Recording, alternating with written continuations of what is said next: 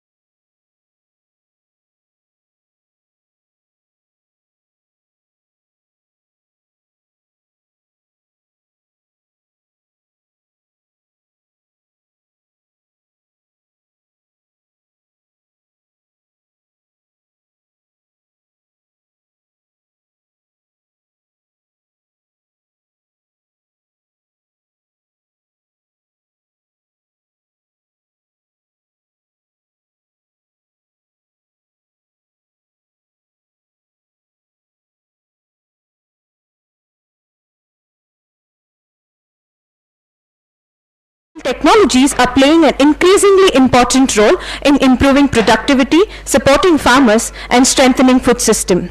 This conference offers a valuable opportunity for experts, researchers, and policymakers to exchange ideas and explore the potential of digital agriculture in shaping sustainable future.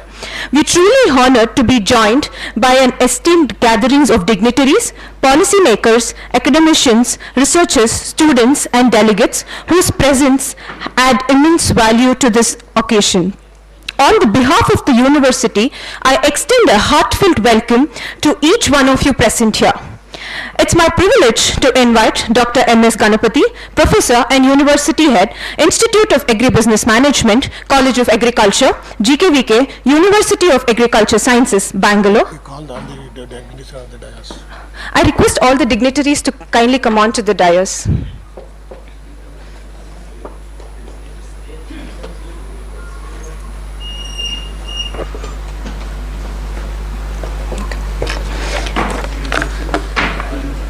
Sir ಅದು ಮುಂಚೆನೇ ಕೂರಿಸ್ಬೇಕಿತ್ತು sir.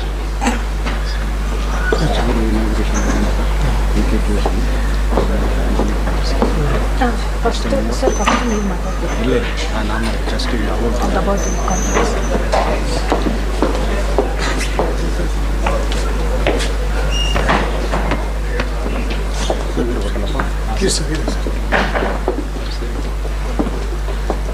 ಒಂದು conference Anjali Kumar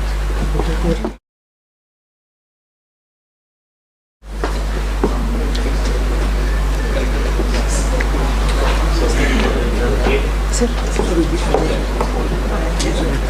ಇನ್ನೊಂದು ಸತ್ರ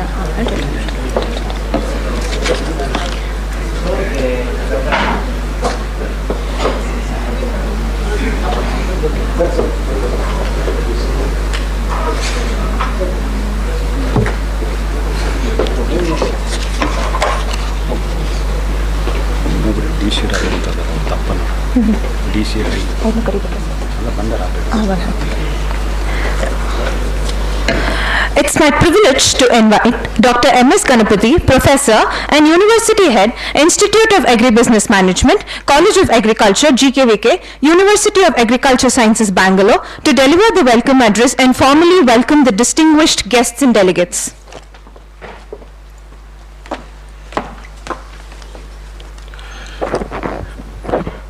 ಎಲ್ಲರಿಗೂ ನಮಸ್ಕಾರ.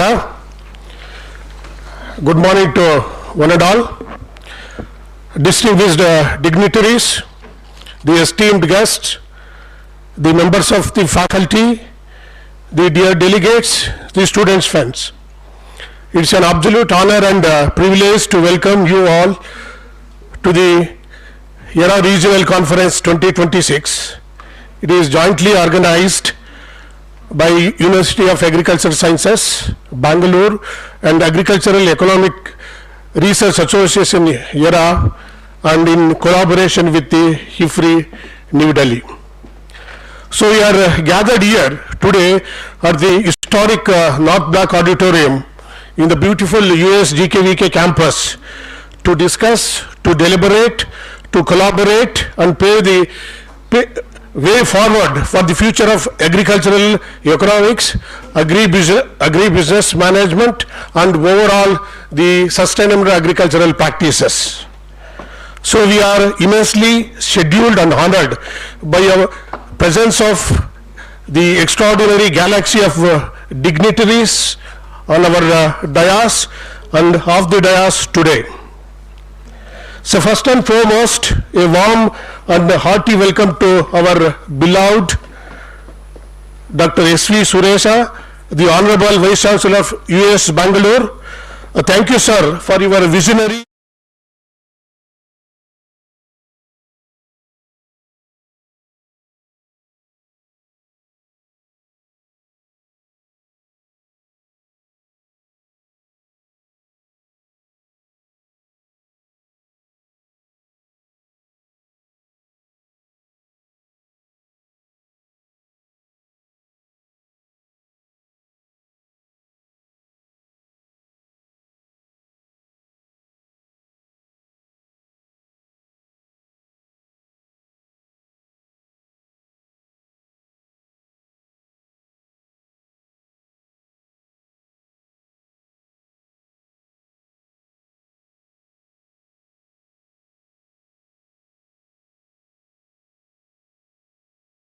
He joined Professor D.C.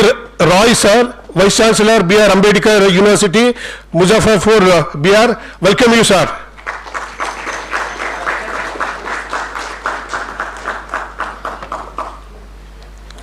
Dr. S. Senthil Vinayagam, Director, IIPM, Bangalore. Warmly welcome you, sir.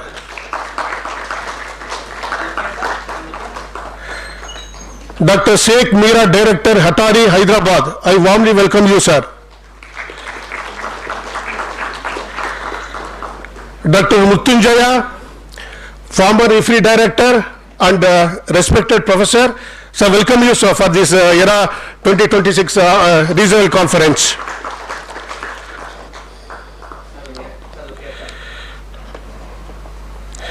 Dr. Anjani Kumar, Senior Research Fellow, IFRI, New Delhi. I welcome you, sir, for this workshop. Mrs. Josna Duha, IFRI, New Delhi. Madam, welcome you, warm welcome you for this function, madam.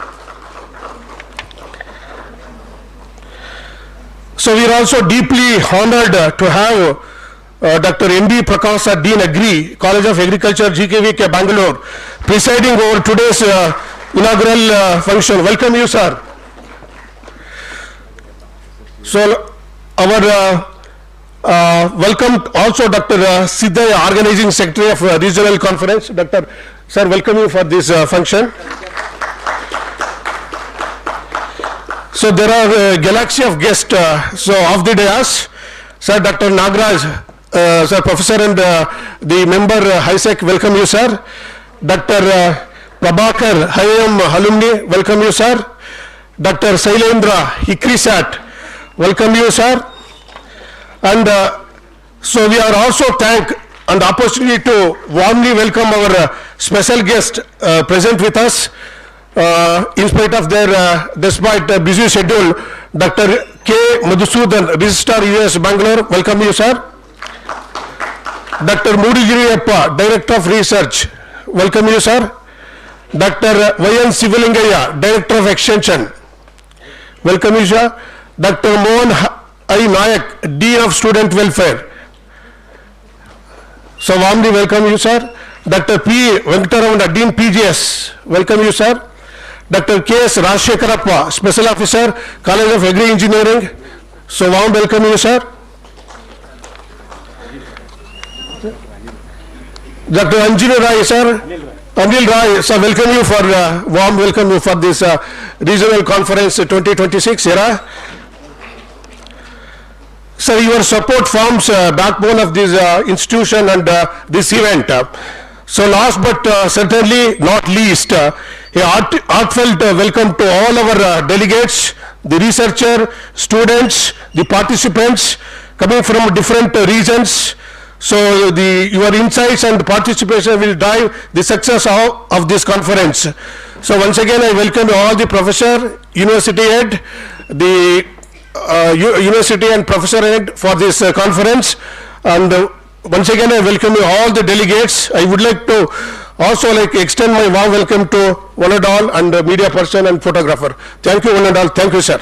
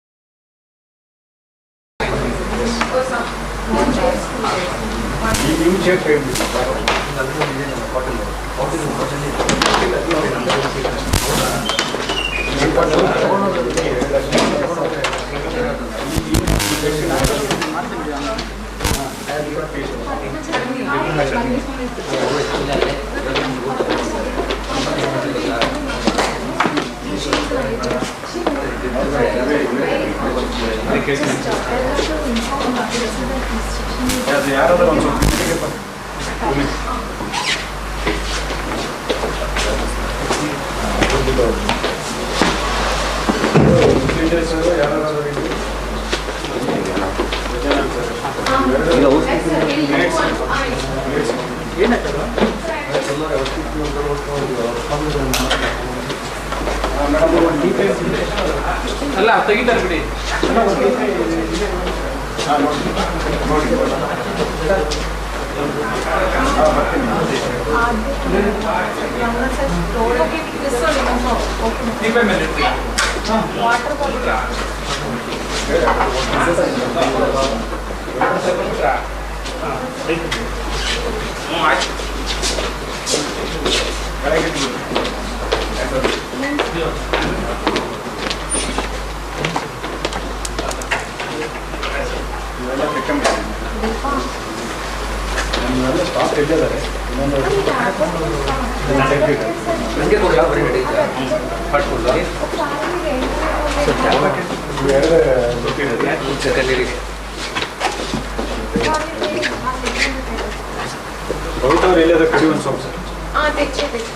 ಇವೆಲ್ಲ ತೆಗೀರಿ ಇವನ್ನ ಅಲ್ಲಿ side ಇಟ್ಬಿಡ್ರಿ ಅಲ್ಲಿ ಒಂದು ಕಡೆ ಹಂಗೆ ಹಿಡಿಬೇಡ ಅದು ಉಚ್ತದೆ ಅವ್ರಿಗೆ ಹೇಳ್ಬೇಕು ಇನ್ನು ಮುಂದೆ ಈ ಥರ ಕೈ ಮಾಡಬಾರ್ದು ಅಂತ ಕೈ ಕೆಳಗಡೆಯಿಂದ ಹಿಡ್ಕೋಬೇಕು ಸರ್ ಡೀನ್ ಸರ್ ಅದಂತ ಕೊಟ್ಬಿಲ್ಲ ಸರ್ ಡೀನ್ ಸರ್ ಕಳಿಸಿದ್ವಿ ಅಲ್ಲಿ ಅದೇ ಯಾರೋ ಇದ್ದಾರೆ ಸರ್ ಡೀನ್ ಸರ್ಗೆ ಒಂದು ಸ್ಟೂಡೆಂಟ್ ಜೊತೆ ಕಳಿಸಿದ್ವಿ ಅದೇ ಹೇಳಿದೆ ಸರ್ ಅವರು ಇವೆಲ್ಲ ತೆಗೆದು ಬಿಟ್ಬಿಡಿ ಇವನ್ನ ಆ ಕಡೆ ಹಿಡಿ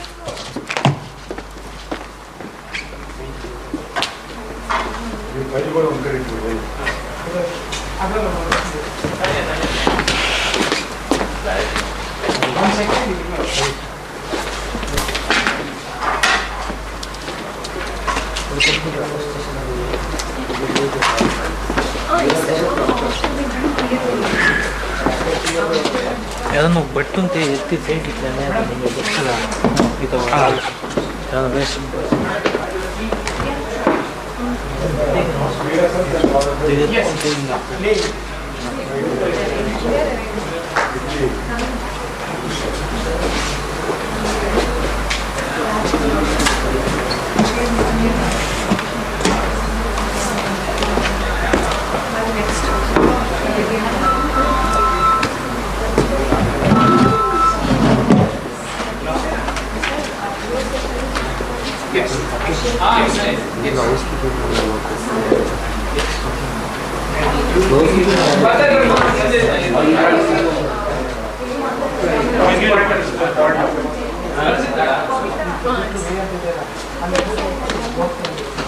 ಇಲ್ಲಿ ಏನಮ್ಮ ಇದು ಜಾಗ್ತಾ ಇದೆ ಅಂತ ನೋಡಿ. ಎಸ್ ಸರ್ ವಿಲ್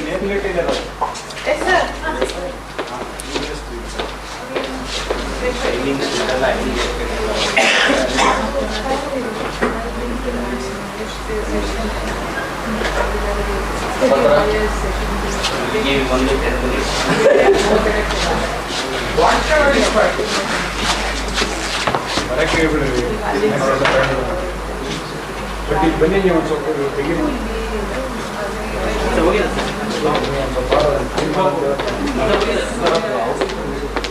ಬೇಗನೆ ಯಾರು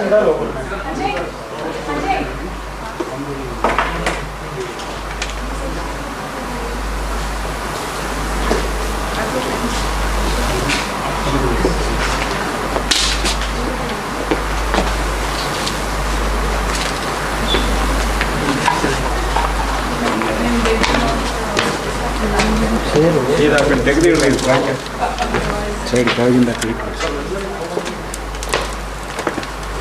ಚೇರ್ಸ್ ತೆಗಿಬೇಕು ನಾವು ಹೋಯ್ತು student yes ma'am What happened is vertical change.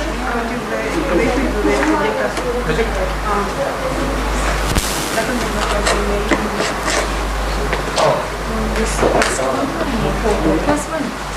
But he's not here. This one is not here. Then Manita, somebody else.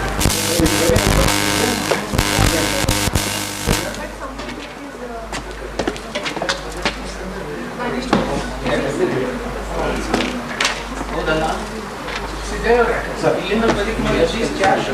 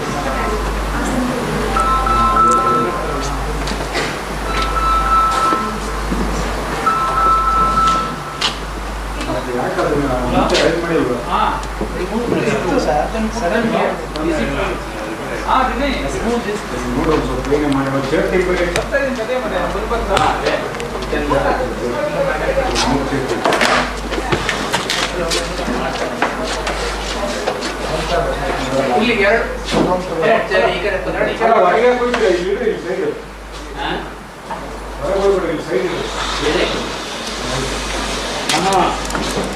ಬಂದ್ರೆ ಇಲ್ಲಿ ಅಲ್ಲಿ ಇಲ್ಲಿ ತಗೊಂಡೋಗಿದ್ದ ಅಲ್ಲಿ ಎರಡು ತಗೊಂಡು ಇಲ್ಲಿ ಸಿಗ್ತಾ ಇತ್ತು.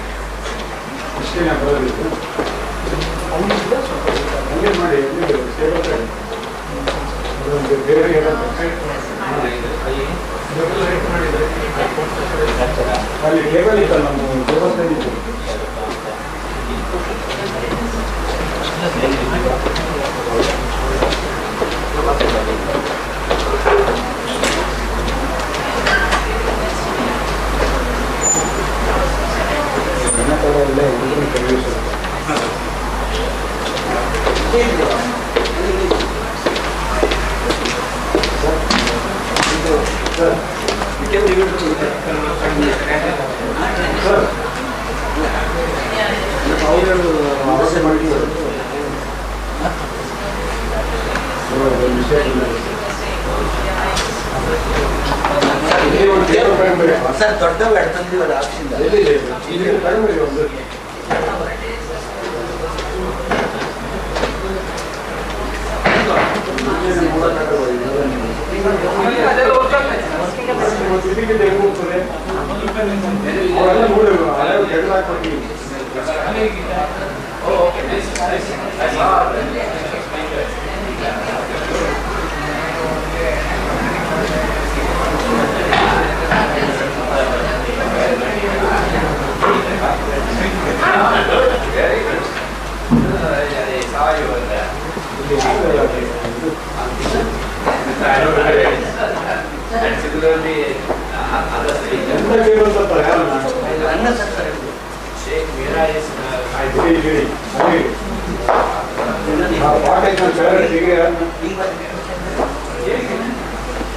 Thank you.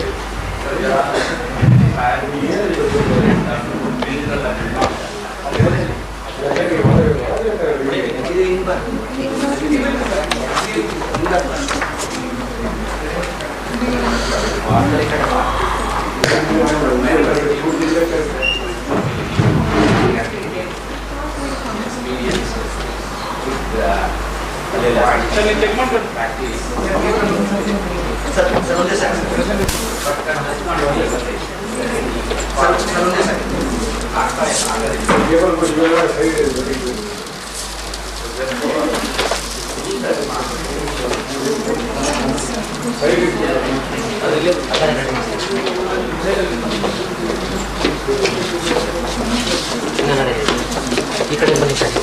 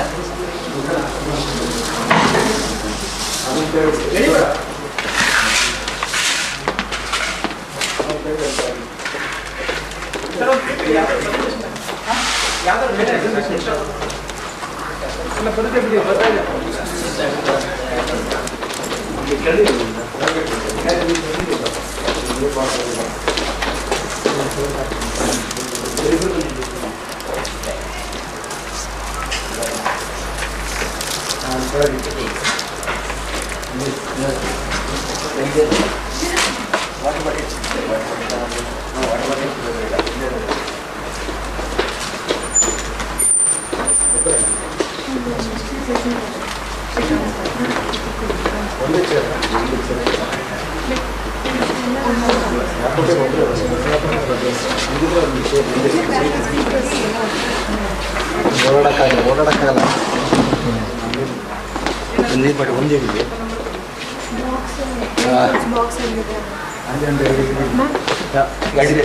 ಶ್ರೀಲಕ್ಷ್ಮಿ ಇದ್ರ ಮೇಲೆ ಗ್ಲಾಸ್ ಮೇಲೆ ಹಾಂ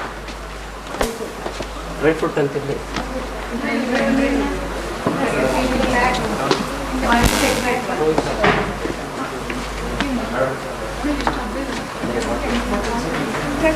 ಹರ್ಷಿತಾ ಹರ್ಷಿತಾ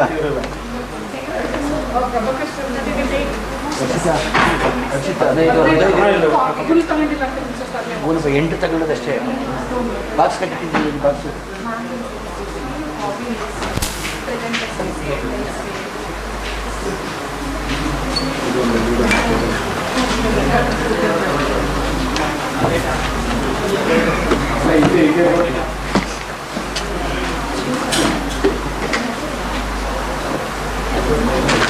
ಡ್ರೈ ಫ್ರೂಟ್ಸ್ ಇನ್ನೊಂದು ಕೊಡಿ.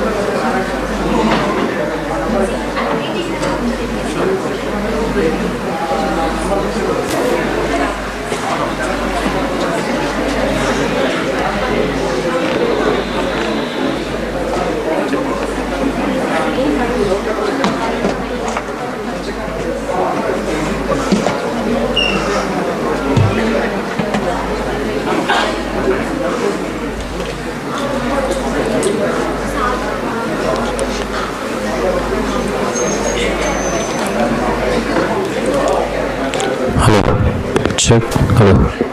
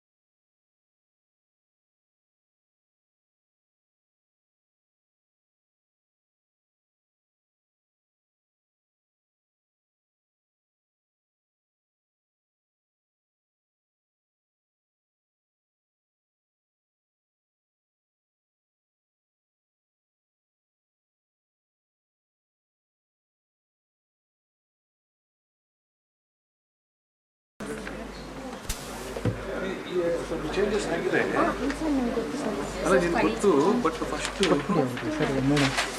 ಅಲ್ಲಿ ಕೊಟ್ಟು ಬನ್ನಿ ನೀವು ಫಸ್ಟು ಸ್ಪೀಕರು ಇದ್ದಾರೆ ಇದ್ದಾರೆ ಬಿಡಿ ಡಾಕ್ಟ್ರು ಇದ್ದಾರೆ ಬನ್ನಿ ಓಕೆ ನಾನು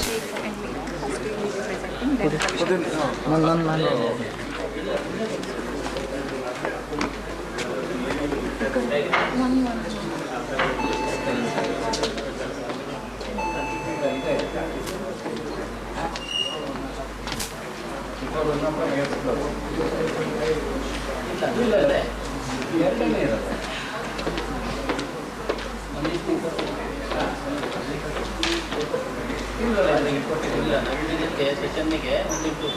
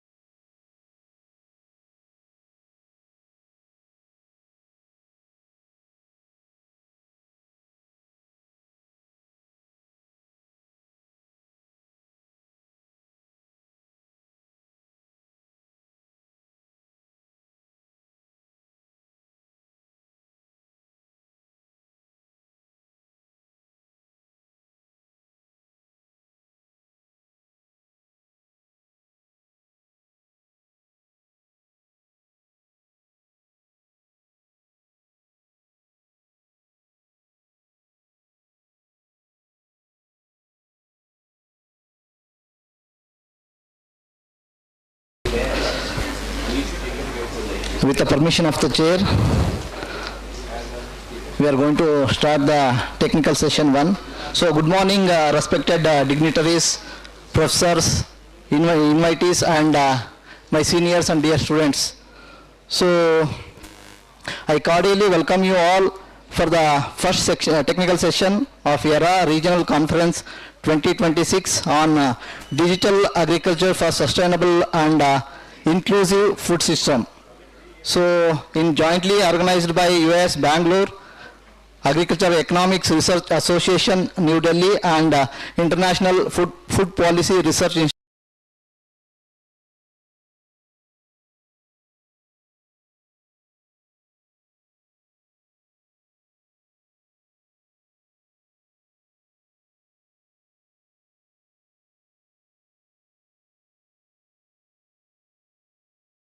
Dr. Shaikh N. Meera, Director of Atari, Hyderabad, and invited speaker is Dr. N. Ravi Shankar, Founder Director, Gram Patshala and Bharat Mandi and Mentor for AI Startups. So the session was chaired by Dr. Mrutyunjaya and co-chaired by Dr. Gajanana TM.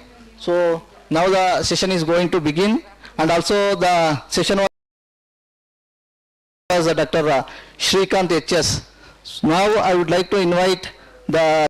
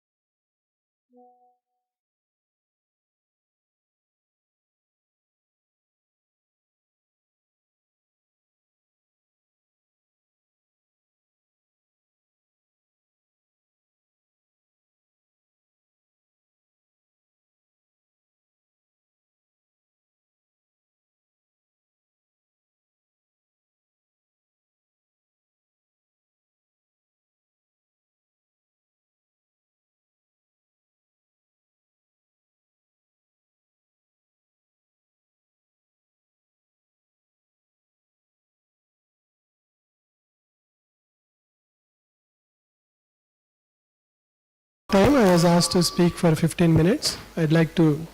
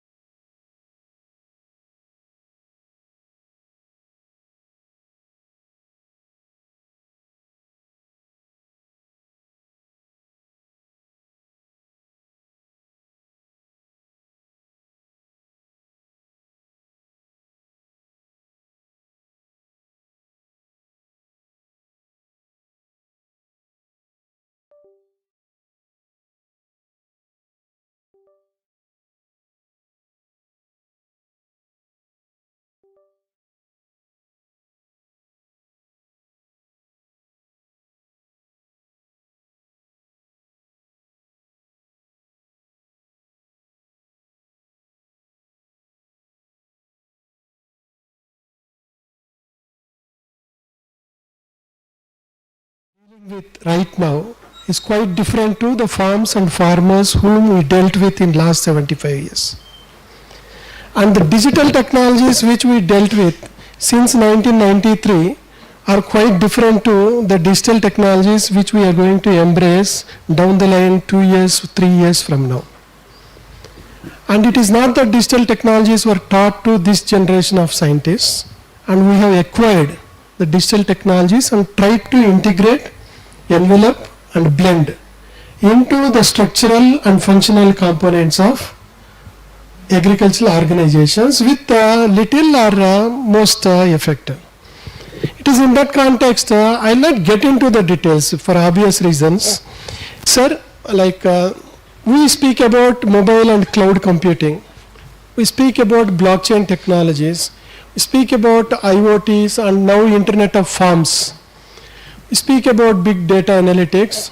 Of course, the pet word is artificial intelligence and machine learning. I'll not get into the details, but the World Economic Forum 2018, I just collated the entire digital transformation data which trickled down to, with mobile and cloud computing, if we can reach out to the time critical, mission critical services to the farmers, smallholder farmers, to the tune of 275 million hectares, it is quite possible to enhance the production to 500 million tons. And also at macro level, it is quite possible to reduce the wastages to 65 million tons. When this can happen with a simple mobile and cloud computing, we are not even talking about the advanced artificial intelligence and machine learning. What it takes to the agricultural organizations to actually embrace. It is not about what digital technologies can do. The capability statements are gone. Last 25 years, we say that digital can do this, IoT can do that, blockchain can do this, AI can do this. From the capability statements, we need to actually build the competence of the human resource and the organizations wherein which this kind of humongous task and opportunity can be grabbed. I happened to work on digital agriculture way back in 1999-2002 when I was doing a PhD work in AERA, far before the AI wave has come into agri-food system of the country. At that time, 256 Mbps leased line happened to be the most fast track internet connectivity. But the point is, when there is a potential, when you wanted to blend, envelope and integrate digital technologies into whatever pain point that exists in agri-food system in the country, are we prepared for that? If we are prepared as organizations, as an agri-economist, what is that our role going to be? That is what I just wanted to highlight. If you see like the digital technologies growth, people say like for radio it took more than 40 years to reach out to an average Indian village. Television it took less than 20 years. Telephone booths took less than 11 years.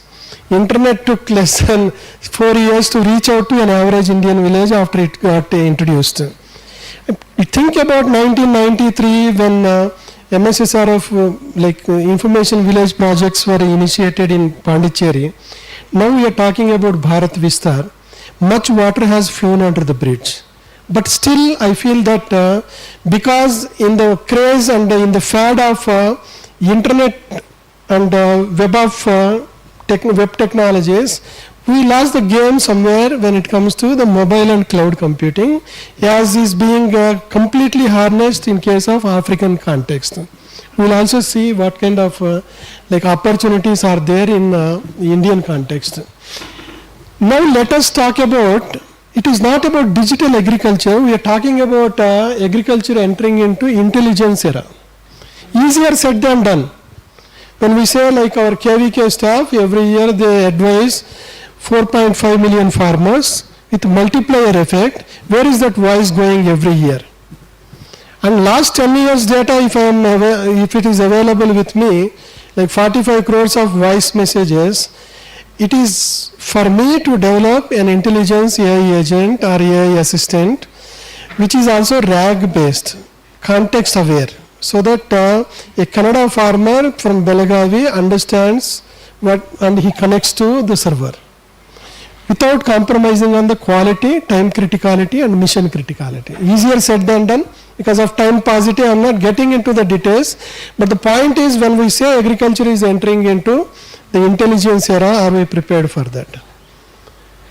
And towards that extent, if you see like few examples, as was mentioned by our inaugural speakers also, we have umpteen number of case studies and also the nation level rolled out plans, whether it is M-Kisan or Kisan Suvidha, IVRS system, which we don't downgrade, but the USSD is doing wonderful job in case of financial inclusion in African continent, Voice First and AI chatbots.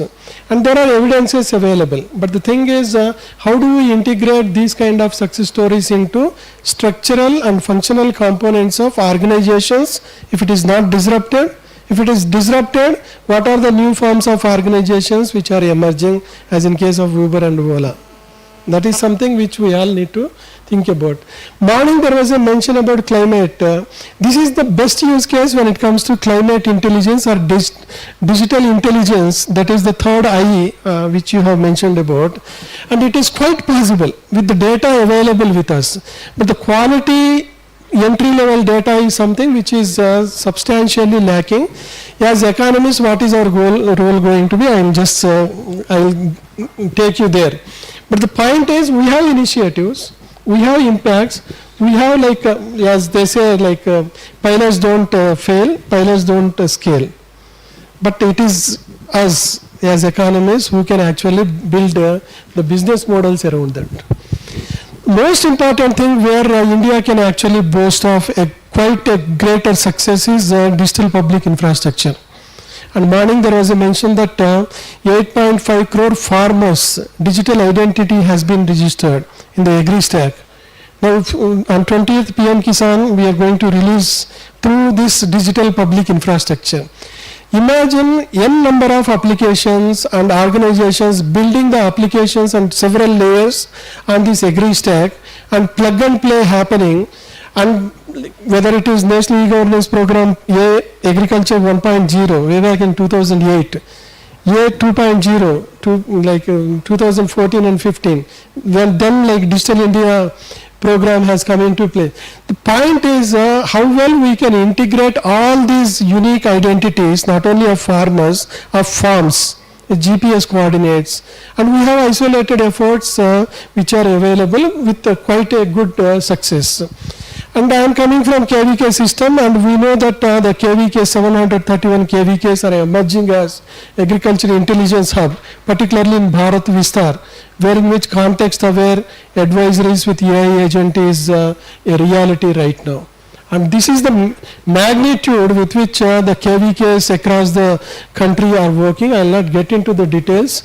And when it comes to the digital transformation, I just wanted to flag this idea that it need not be our pocket heavy. Deep pockets are not required. Even with QR codes and barcodes, we can do wonders. We have done in our 72 Krishi Vigyan Kendras, farm science centers across 4 states. I would request the organizers to share a copy of my presentation so that you will not.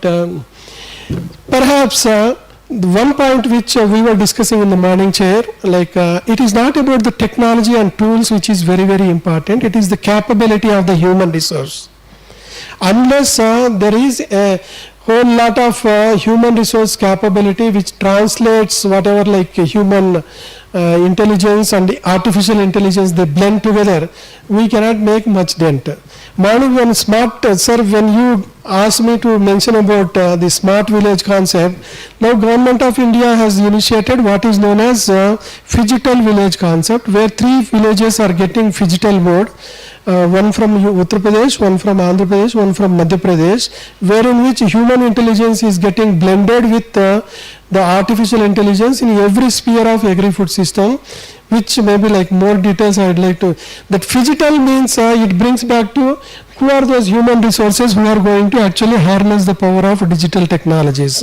Keeping in view that, sir, like for the first time perhaps in India, with the cooperation from Australian government, we built a 480 hours digital extension promoter course, which is going to be rolled out across the KVKs and stakeholders. Sir, like perhaps India can also boast that there is no other public extension system or agri-food system wherein which 300 drones, way back in 2019 it was planned, with 75,000 hectares of drone demonstrations, with more than 12 crops standard operating procedures worked out, with Kisan Didi, drone Didis and DGCA approved RPTO licenses, and KVKs working on building the entrepreneurial opportunities for batteries and maintenance and year-long use of drones. And it is said that there are more than 26 applications of drones. We are still talking about only spraying, sowing, surveillance, and high throughput phenotyping, which Vahan Engine University has initiated way back in 2014 and 15, is something which is worth mentioning. The point is, nevertheless, ours is the first public system which has embraced the unmanned aerial vehicles into that. Perhaps in digital transformation, we end up stating that we are doing very good when it comes to digital advisories, but when it comes to financial inclusion, much has been done in African continent, but not in India. For example, think about insurance, germination insurance, covered with maybe risk-taking ability, and also there is a German company Yapu, like app, if you want to just browse through. We also introduced from International Fund for Agriculture Development, while working with IFAD, we introduced the first 28 hours germination insurance with 0.2% insurance the premium which is attached to the seed price. The point is, with this kind of AI and ML and quality level entry data, now what is that we are going to do as far as financial inclusion of smallholder farmers is concerned? I'll just take a pause here. Why? Because, sir, when we speak about blockchain enabled DeFi, like decentralized finances, wherein which earlier I used to go to RBI, I used to go to maybe SBI. Now the very financing of agri-food system is getting disrupted. When we say like if I have 100 rupees, why not I can make it as a climate finance? This is an advanced DeFi, decentralized finance. The same thing would happen, decentralized the extension, decentralized value chains, decentralized expertise and whatnot. That is the new thought process with which we should be actually ready. And if we are still thinking that the digital disruption in agri-food system, a transformation is going to happen in a linear way, we are barking up the wrong tree. In that context, we have beautiful examples coming up in India and Africa, how best we can actually institutionalize and come out with the business models around that. Stopped? Can you click on the next? Is that an indication that my time is up? I think I am just going. Can you please? Okay. Sir, like agri-tech innovation, like how best we are connecting the solutions coming from there, validating and connecting and rolling up. And also, even if I feel that 2% of 3,700 digital agri startups, which I have analyzed myself, but I am sure that majority of the organizations might have done that. as well. But unless these particularly like digital agri-tech and fintech is very less in number in India. But the thing is, how best we can bring that into the mainstream agriculture transformation without losing the context of the science. That is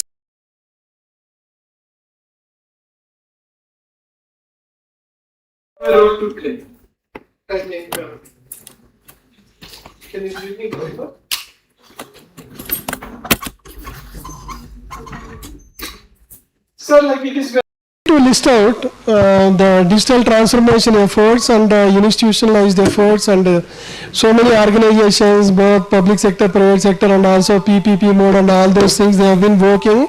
But the point is this is something which you try to go through once it is shared with you. What are those pain points which are being addressed currently by the digital technologies, and to what extent the pilots got successful and while rolling out we are failing? That is something which as economists we need to really work on. Sir, like maybe 4 or 5 slides quickly I will go through. This is something which I really wanted to share with our economics and extension fraternity. In digital transformation, as a core economist or a social scientist, I foresee maybe like 8 areas. One is assessing the economic value going beyond maybe like profitability and productivity. Think about resilience that is built through maybe digital technologies. When you say IoTs and automation and fatigation, you need to bring economics component into that. And financial inclusion, there are so many like best use case studies wherein which economics has actually gone tangentially towards coming out with very good like insights. And designing the policies on digital infrastructure, as was mentioned by so infrastructure not only in terms of the connectivity, broadband connectivity and roads and the digital public good, but also the infrastructure in terms of the data management capability and all those things. And improving the adoption, still like the digital technologies will transform the way farmers are actually going to behave. That is something the social science dimension, and also there is at least 20-25 researchable issues. And strengthening the market, whether ENAM as a digital public infrastructure has transformed the smallholder farmers' lives, we need to really question ourselves. If that is the case, like 1917 I model of Meghalaya, where local aggregations could be possible, where in which as a smallholder farmer I cannot actually sell my produce on ENAM, then what is that virtual aggregation models which are available with you?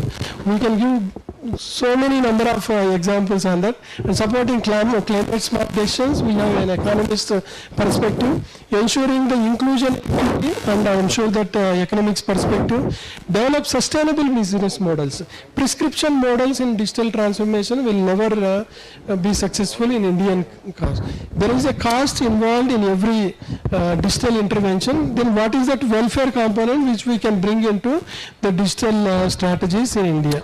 And generating the evidences for scale is something which I don't think a self-proclaimed maybe an agri-tech startup company can do what an economist can do. Yes, sir. And from the age of land to the age of intelligence, we should not remain doing the agricultural economics research somewhere here. We need to move towards the age of intelligence. And productivity paradox and the economics of uncertainty. To what extent the uncertainty of time critical, mission critical activities the digital technologies are addressing. That is something which we used to call it as opportunity cost and many other things, but a new paradigm has to emerge among the agricultural economists. Governance, as was rightly pointed out by sir, wonderful concepts are there which gel well with the agricultural economics like paradigm or invisible colleges and digital platforms. Like when we say digital solution, digital activity, digital solution, digital platforms, but platform-based solutions people are talking about, whether it is AI or ML. We start with maybe like pest or disease incidences and prediction as far as AI. Geopotato in case of 2020 itself, AI was effectively used to understand maybe like week level late blight of potato prediction in every place where potato is cultivated in India and Bangladesh. There are AI and ML n number of cases, but my purpose here is not to give what can be done with AI and ML, but to bring in some thought process wherein which all of us, like agricultural economists and extensionists if you are, and the big questions which should be asked in the agri-food system transformation coming from the digital. Because of time paucity, I am not getting into the details, but the expanding role of agricultural economists, whether it is moving beyond productivity and efficiency, understanding the economics of intelligence. Did you ever think about this? And value resilience and risk reduction. And shaping data governance and fair benefit sharing. And every word has a deeper meaning, sir. I'm sorry, I cannot explain now. And analyze digital platforms and competition and inclusion. And whether we are going to create the monopoly in the digital solutions or strategies among the players. There are very good, beautiful, invisible colleges could be built, very, very challenging. At the same time, very, very thought-provoking. But more maybe lunch or during tea time, I'll be available. I'll be more than willing to contribute to this society particularly in whatever humble way I can do in reshaping the futuristic, the researchable issues, which will perhaps strengthen the agri-food system with digital. Thank you so much, sir. Thank you. I think wonderfully well. Congratulations.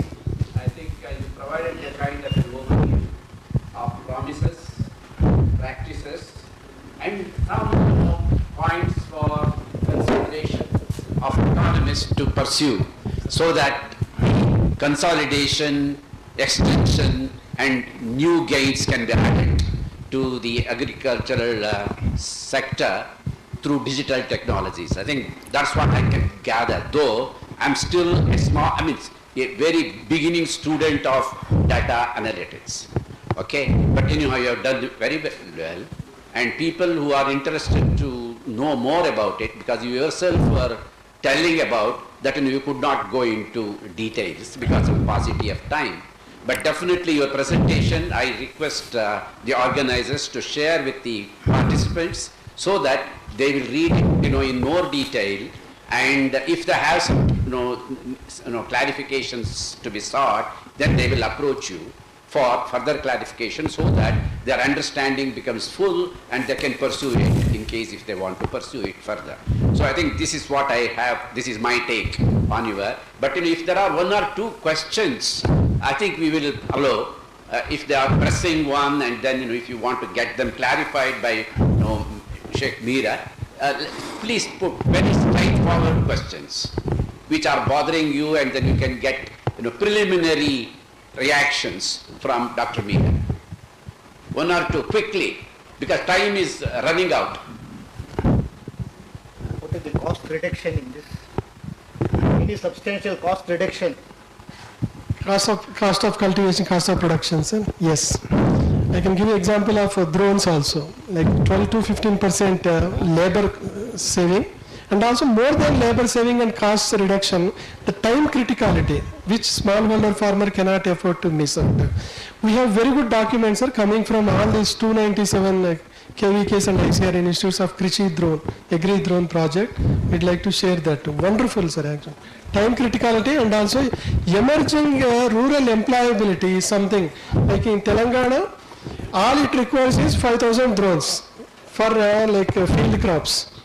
For that, if we can build a rural entrepreneurship, particularly with batteries, spare parts and maintenance, and also Uberizing, we can do wonders. Thank you. Dr. Nagaraj, first question, and then one more question, please.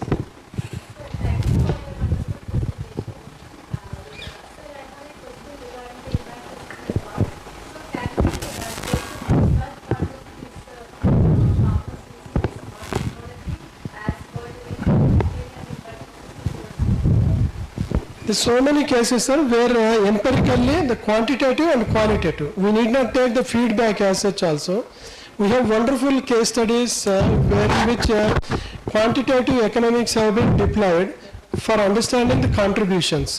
If you are an extensionist, there is a World Bank project paper which was published by Anderson and Feder on agricultural extension, good intentions and hard realities, where they try to delineate the impact of technology from the impact of information that is coming from the extension system. Same holds good with digital technologies. It's not that digital technologies alone are going to make a dent. So the factorial contribution of digital transformation efforts, delineating from the technologies, it is quite possible. There are wonderful studies which are available. Thank you. Wonderful presentation. Congratulations. So let us request Dr. Prabhakar. Pleasure, sir. Thank you. Yeah, we just heard a presentation from a research administrator talking about digital agriculture. Now we will listen to a corporate manager, how he takes us to different fields of management. Moment. Slide more. Good afternoon, everybody.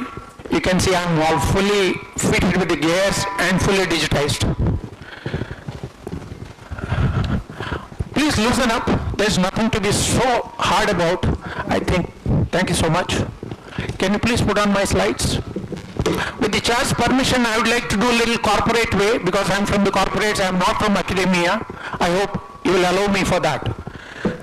You're all in Bangalore. Welcome to the Silicon City, Silicon Valley of India, and how you can escape the startups.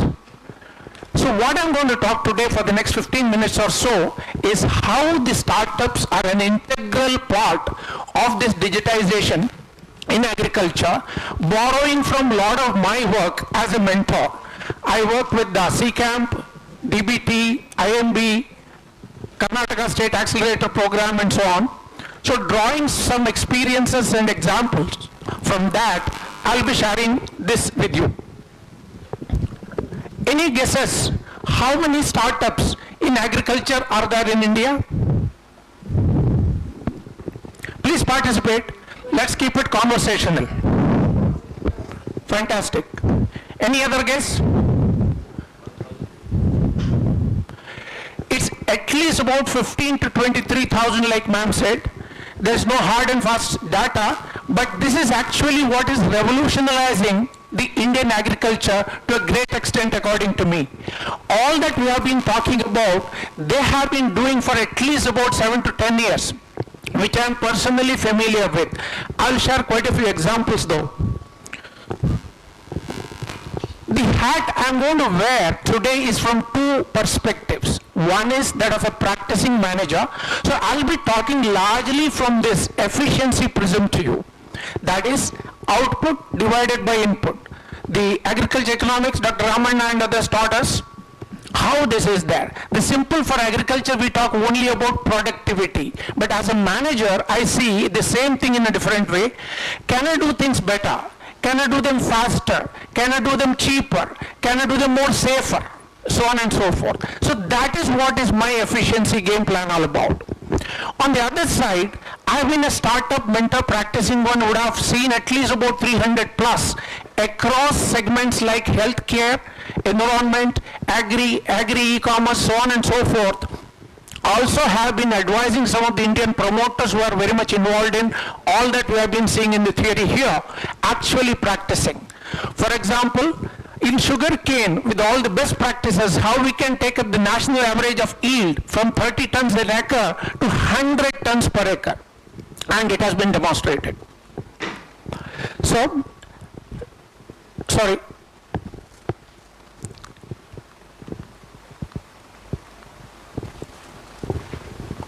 So the farm of tomorrow is entirely data-driven enterprise.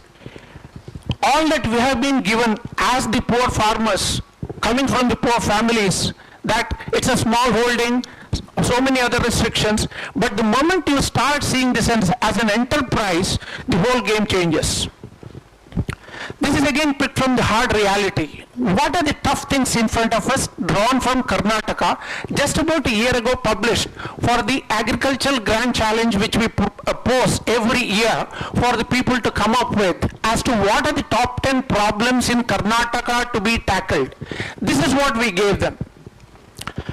I will not obviously read out everything, but things like the yellow leaf disease, where all of us come from, we have the arecanut problem. The arecanut growing areas have this huge problem. This year the yields have been down by 90% or so. Similarly, the stress on the paddy cultivation, dryland farming, or the grading. Sir gave an example of the Nashik-based cooperative by Sri Vilas Sahyadri. Sir, I was also there just end of last year for 2 days as his personal guest. It's a wonderful opportunity for anybody. If you get it, please don't miss it. And similarly, several other farmers of that area in Nashik we happened to visit, how they are doing grading of grapes, mangoes, and a few other crops, especially for the exports. If you want to look at the India's agrarian problems, we can bucket them into 5-6 broad areas, whether it is around the pathology, diseases, resource optimization, post-harvest value creation or the stoppage of the losses there, how one can be more efficient in terms of the resource usage, so on and so forth. What I'm saying is that for the 120 million farm households today, those big issues have remained the same big issues if you look at the past 60, 70, 80 years. What problems we were taught as students in this very college, they have almost remained exactly the same, which means what have we really done so far? So, whether it is in terms of yield volatility, the labor scarcity, I was in Kerala advising some client a few years ago. For 3-4 years I was there. Every other labor is from Bengal. They call them Bengalis. In almost all sectors, including agriculture. My own place near Mangalore, we are all dependent on the people from either Bihar or the other eastern parts. This is a cross. Market facing either a glut or shortage. I'm sure all of you have heard tomatoes in Bangalore going up to 120 rupees a kilo, and in other times it's about 2 rupees a kilo thrown onto the roads. Affordable credit. I think Sheikh Saab mentioned about in India, even today the startups in the financing sector are still far and few. So what I'm trying to get at is, the first revolution has happened, second revolution has happened, the third revolution is where we are in there. We are the anvil of that now. Starting from mechanization to green revolution, almost 6 decades it has taken. Now we are, I think, in the first 5-6 years of the digital revolution. So my premise, my hypothesis is very simple. Digital agriculture is the absolute future for us, absolute need, and having something like 23,000 is not enough.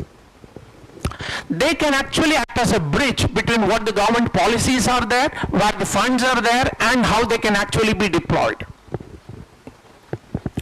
I will not give the examples of all this. Again, the intuition, how we can actually change it to intelligence and utilize that on the ground, that is what is that we are talking about. A lot of these already have examples have been given, whether it is the field level diagnostics, putting a few sensors here and looking at the temperature, the moisture levels, and so many other things, so that you can actually have that insights for your cultivation there. Predictive analytics has been spoken time and again. These are some hardcore examples from my practice I have taken up. On the left, I am talking about the kind of segments we are operating in, a little bit of description and a set of examples of the actual startups. I frankly don't know how many of them are still alive or thriving or not, but at least this. I will not get into each of those because of the time issues, but look at that. We can segment them based on some relying on the data plus analytics. AI ML has been talked about, the sensor and the IoT base, deep tech. In healthcare, where I have been practicing for 20 plus years, deep tech is a big thing. Again, the provisions of this Ayushman Bharat, combine that and how one can go to the wellness in India. Same way, even bigger issues are around agriculture. We can also segment the startups around the things like blockchain, fintech, or digital marketplace. So what I'm trying to say out of this slide is, there are varieties of ways in which we can actually think about starting your next startup. What is a unicorn? 6 months ago, in this very university, when I asked this question, I didn't get an answer. At least today, can I get it? What is a unicorn? Do you think you can start one in agriculture out of Bangalore? I can't hear. Say a resounding yes here, at least for my sake. I think we can, with all the wealth of knowledge and the advice from the seniors. I think somebody should actually get into this and do that. Now, do you want the good news first or the bad news? Bad news? No, I believe otherwise. I do what I want to do, but look at this. This is a message taken just from yesterday. Look at the left. A startup from Bangalore called the Food Stories, they have raised 50 CR from Zerodha. Isn't that good news? Very good news. Similarly, I know of another startup called Agrosperity, which is into the financing and the credit side. They are in the market. They have done a wonderful job with the help of their 29 odd branches. They have already given the touch points of 20,000 farmers, and they have disbursed more than 380 crores of credit. It was a good beginning, I would say. They are in the market right now raising funds. I'm sure they will get it. But now the bad news, madam. 23,000, she said. You know, the failure rates are like 90% in the startups. Shocking, isn't it? Yes or no? So if this is shocking, you should ask me why this is happening and what can we do to overcome this. On one hand, I'm saying the startups are the real bridges, but here I'm painting a dismal picture. They are not surviving. So, jocularly somebody said, ये ज़्यादा लोग IIT IIM से आते हैं. I'm also from IIM, so I'll not use that. ये लोगों को पता नहीं है. They sit in the AC rooms and make all the plans for the agricultural fields. I don't go to that extreme extent, but a lot of IIT IIM enterprises have also succeeded, by the way. Now, 3 examples I will give you, 3 or 4 examples how the startups have failed. Without getting into too many details, there is one which started here in Bangalore a few years ago from the IIM students, 2 of them incidentally. Gourmet garden, direct to customer, high quality, organic produce, direct to homes. This failed. I don't think it needs a rocket science for you to see why this has failed. A lot of perishables there, and the margins are tight, and they could not actually compete with the kind of quick commerce of the Zeptos and the Blinkits as we are seeing today. Everybody is onto that bandwagon. Bharat Agri, on the finance side, again the monetization was the issue. Third, another company I was advising, I was closely involved with, agri e-commerce and so on. That promoter actually had some beautiful hardcore products, but he got into too many things there and there was a defocus. There's another example, if you like. This is of the B2B credit gap and the trap which actually pulled down Resha Mandi. Incidentally, my master's topic was around sericulture. This is way back 40 years ago. So we are again having the same age-old problems. Can we give them the new age solutions? My answer is a resounding yes. This is one of my critical slides as I come to the end. There are 4 areas in which I would suggest that we need to look at in order to help the startup ecosystem. One of the things is how we can enable a knowledge sharing among the accelerators, incubators. There are quite a few in Karnataka itself, for example. In Hubli we have Deshpande, we have multiple here, and also the private enterprises and VCs. So how we can actually ensure that there is no duplication of efforts. If somebody has failed actually, get those learnings quickly and share those learnings and see that we do not again waste a lot of time in that. I do not know how much of encouragement the universities like UAS is actually giving to the startups, especially when only one person is telling me what is a unicorn. That is not a good sign to me. I strongly request Dr. Satisha and all the other faculty here, see if you can encourage these students here, because Bangalore, as you all know, is the Silicon Valley of India. Second big one is push for the market validation. It so happened that today morning walk, I bumped into literally a friend of mine who is actually a venture capitalist. He has already funded a drone company out of Bangalore, which is actually doing the survey of the field crops, not just for the pesticide application, but also in general. Also, I was telling him there's already abundant satellite data available, both for public consumption and on a paid basis. Any idea how much of precision that data is? Anybody knows? Government satellite data publicly available without paying, how precise is that? 30 meter per? This is some two different things. Anybody? Guys, this is something hard data I'm talking about. 1 by 1 is available, even centimeter is available on a paid basis. On a free basis, 10 meters per pixel. That is the kind of a precision. 10 meters is this much area. Where else can you get?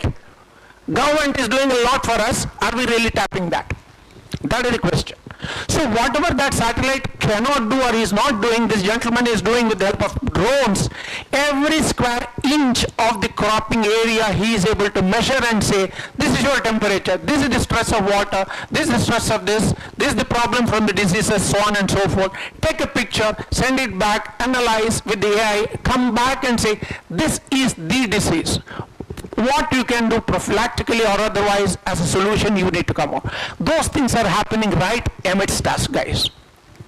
The only question is how we can actually get these IITs, IIMs to go back to the rural areas, get grounded, do not chase valuation, bring value. That is the way forward. India is known to be a jugaad country. The other day only I was talking about a 24-year-old person from Dharwad, where he studied in our Dharwad campus. He has done a startup for 2 years. Now he wants to go back because of the family pressure. He cannot sustain. He has come out with a good product. I strongly emphasize people should look for hardcore products and where the IP is, intellectual property is, more than just going after the services. Third one is incubate more. Accelerate more, so that create the kind of infrastructure. Try storming means trying out actually on the field, not just sitting in the air-conditioned offices. Help for them to bring out the prototypes and so on. Last and the least is how we can actually see there is a zero friction system from the lab to the land in terms of these startups idea to execution. To summarize, I've been talking to you about this opportunity that is in front of us, where the Indian agriculture can benefit tremendously by a phygital solution, a little bit physical, largely digital, something like a 25-75 by and large. The startups are really integral to this opportunity to be tapped, and how the startups need to thrive, they also need a climate, just like our agriculture. So in that, some constructive policy frameworks and the addition of programs, incubators, all those things could help. Thank you very much. Thanks, Dr. Prabhakar. I think it was a wonderful presentation from the point of view of startups as a partner promoting digital technologies in agriculture. Very good presentation. I think we have provided the points which are required to be considered to look at startups as most promising and therefore need to be extended and then replicated. But certain startups which are ailing need to be addressed in terms of providing solutions for them to revive, survive and succeed. I think these are all very good points for consideration by us. And I think it was a very good presentation. Congratulations. Thank you, sir. Let us invite one or two questions as we did it in the first presentation. Very, very brief, but very, very much important. Any questions?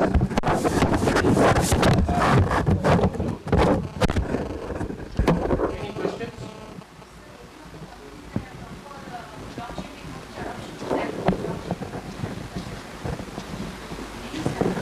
Quite a few are there already. I may not have the names readily. there are quite a few already working on that, and successfully so.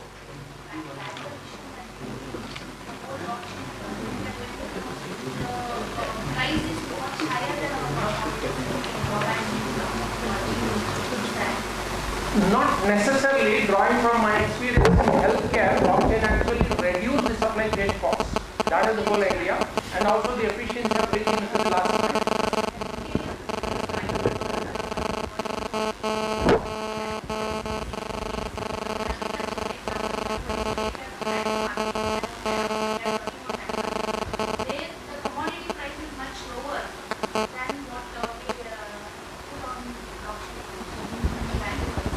We can discuss this offline because it may not be interesting to the others, but I am more open to have a chat with you and see what best support we can give you.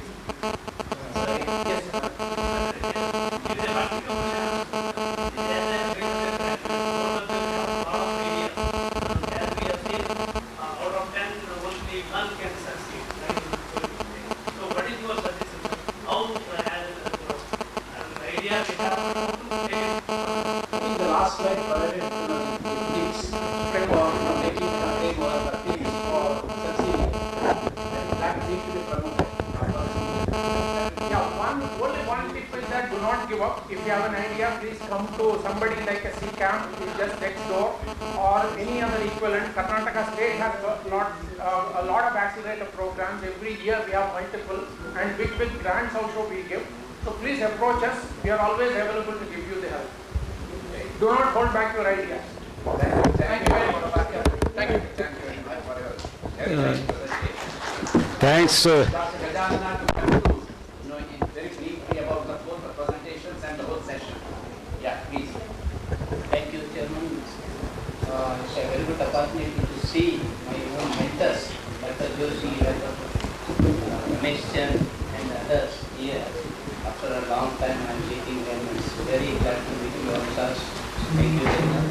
And then coming to the presentation as such, I think we heard two contrastingly different presentations. One by the research administrator who has worked in the field and also now is administration and managing and then administering the in the field with a network of KVJs and then the farmer pro. And then all these are useful to the farmers because ultimately benefit to the farmers. So that is a field bottom level approach what by and then another corporate version of this by Prabhakar. He is a technocrat because he has agriculture background as well as the managerial background, and then he has worked in corporate sector, and then now we know how exactly a digital agriculture can be managed, and then both of them have given some tips for sustainability because two issues are important here. Coming to the digital agriculture for sustainability and then inclusiveness of food system. So I think if we combine this administration and then corporate management, I think will be able to manage the food systems sustainably, and also the inclusiveness will be a part of this. So with this, I think the permission of the chair, I'll conclude this session, and then maybe we'll look forward to these presentations will pave the way for fruitful discussions in the subsequent sessions where there will be subsequent sessions where the papers will be presented and discussion will be. Thank you, sir. Now we will break for lunch, sir. We have a quick lunch at Institute of Agribusiness Management. I request everyone to join back here at 2 o'clock because a very important session will be held at 2 o'clock. We have 45 minutes time. Kindly join us for lunch at Institute of Agribusiness Management. I request our volunteers to take all dignitaries to the second floor of our department, and students will have at ground floor. Please proceed to the IIBM, please.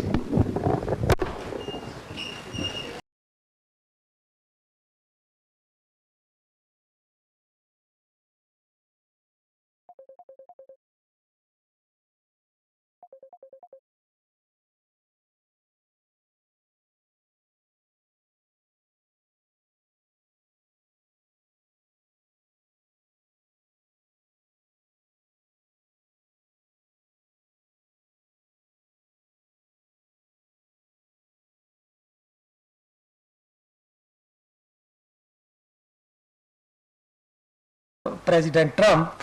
People knows that the dice have all been cast. Things are moving in a direction very difficult to change them. Even in India, we are taking position. We will not talk of what is that, mitigation and? No, there are two aspects. Huh? Adaptation. That we will not talk of mitigation. We will talk of adaptation only. That is only a reactive approach. That is not an active approach. Mitigation is an active approach. Adaptation is a reactive approach. So if we do not change our attitude, I think this is also something which is going to happen. And I just read a piece in Economist of previous week, 6th June.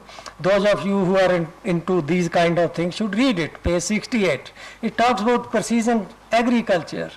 It gives us the hope that through AI and combination of AI and genetic sciences, we can address the challenge of climate change also. He's not saying okay, don't address it. He's just saying, but that combination of these two sciences help us in addressing this challenge of climate change. He also takes position that it is anyway going to happen for many, many more years. So these are the things through which we can happen, but that requires interdisciplinarity.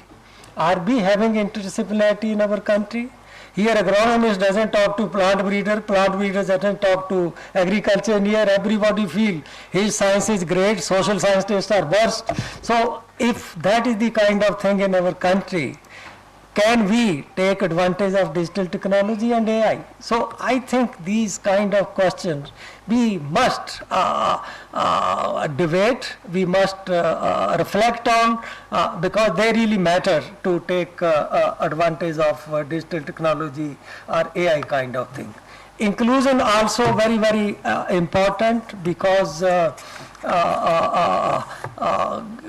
as such, especially in a setting of small holdings, the scale is against use of AI, even drone. Somebody was talking about benefit cost of drone in the previous sessions. But you just look at what is the cost of drone. How much it costs to operate drones, what kind of skilled labor charges for operating the drones. Those things become economical and viable if there is a scale. If we have average farm holding of only 2 acres, now it is 2 acres. It is 1.1 hectare, 10% of it is not under agriculture. So I calculated it is only 2 acres. And there are 5 fragments. It's not that all 2 acres is at one place. One parcel is here, other parcel is there. So in this kind of situation, how you bring scale? So I think without scale, it becomes costly. Even otherwise, it is very capital intensive kind of situation. AI itself is now being debated that AI is posing a threat to water. To keep the data center cool, you require billions of gallons of water.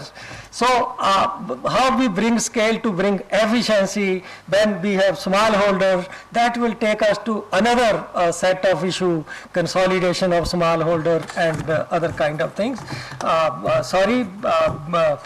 Since my professor always, professor in me becomes active, so I just am taking from one thing to another, but I think I should not do it too much because we have time limit within which we have to complete this session. So finally I conclude that as far as relevance, as far as usefulness and the requirement of digital technology and AI is considered, no need for any debate. They are well established. The question which we need to debate is that are we moving in that direction? Have we just only finding it only one person left his job in California, Silicon Valley, started his farm near Bangalore, he is using AI and digital kind of things. I think these are rare success stories. We have to think how we can mainstream it. Success stories do not represent a society. They indicate possibilities.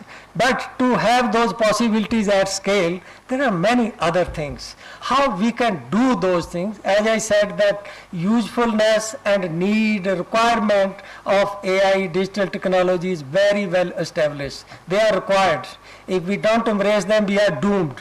So we need to debate that how we can, the speed at which we are going, how we can fasten that speed, and biggest thing is how we can adapt it to agriculture.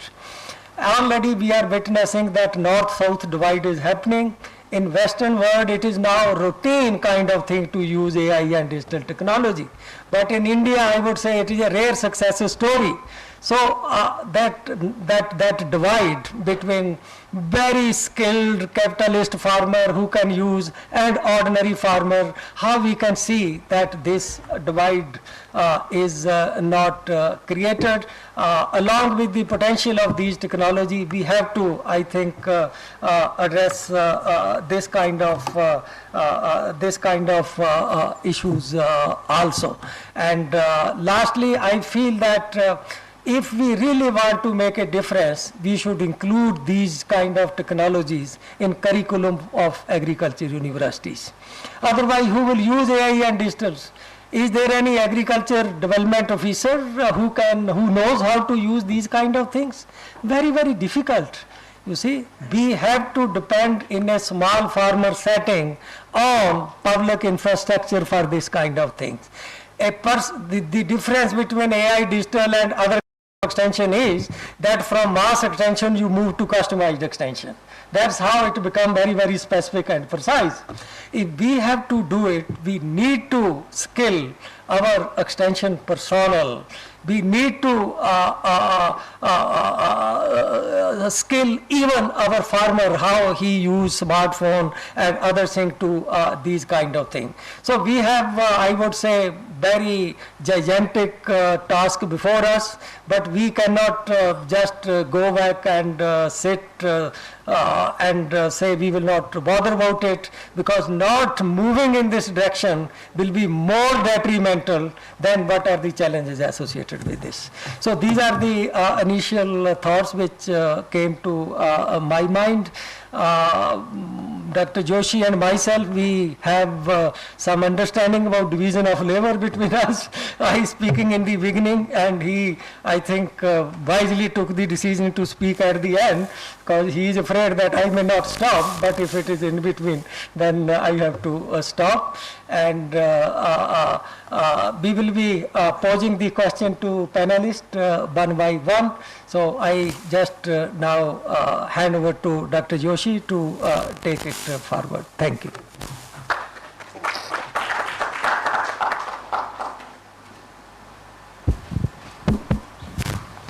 Thank you, Professor Ramesh. I think all of us wish to continue to listen you. You were, flagging very, very important issues on digital agriculture, food system transformation. But since we have to start our session, so I also welcome all of you in this post-lunch session, which is in fact very, very difficult. But we have a very eminent panelist. The panelists are experts on digital agriculture. Many are startups from academy, they are from agribusiness, and they have lots of experiences.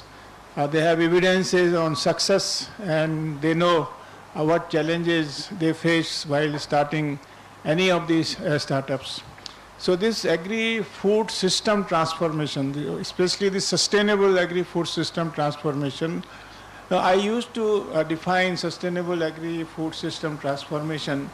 It is promoting production and consumption, both production and consumption of nutritive food, safe food, healthy food, and affordable food without compromising our natural resource and environment. Now, under this, how digital agriculture will contribute both in terms of producing as well as in consumption, and in between production and consumption, so which is linking production and consumption. So there are technologies available at the production side or in between as well as at the consumption side. These technologies, especially the information, which in the morning we were mentioning that the information has to travel from one location to another location, and for that we need these iWays or eWays.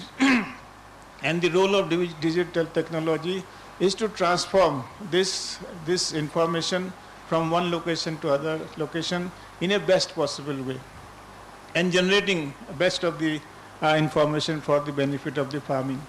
So we have, as Dr. Ramesh Chand mentioned, he has already set the tone, or in fact set the questions for the panelists. But we have a separate questions given by the organizers to us, to both of us, that we have to raise so that they can develop some sorts of successes and failures, conditions for successes, what drives for success of startups, what are the lacuna in the several of the programs, how we can further promote this agri-business transformation. So we will start the panel discussion, and I will request each panelist to give 6 to 7 minutes. It will be enough, 6 to 7 minutes each panelist. And we will start with Mr. Siddharth. Mr. Siddharth is founder of Socket AI Labs, and they are foundational reasoning AI and multilingual intelligence, safe advisory systems. So they have a very, very tremendous task, very able task on digital agriculture. So Siddharth ji, the question to you is that Socket AI is working on foundational reasoning AI models, and in agriculture, what are the conditions of successes you feel? To the farmers, you can provide any kind of recommendation in local languages. But important issue is that we have to provide him at what crop stage, what kind of soil situation he is facing, what are the weather forecasts, pest risks, how to integrate all these information to the farmers.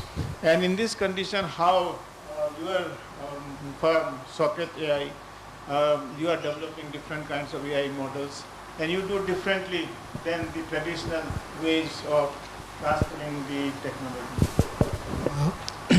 First of all, thank you, sir, for inviting me here. It's really a privilege to be amongst esteemed colleagues in the agricultural domain and to be here to give my thoughts regarding this.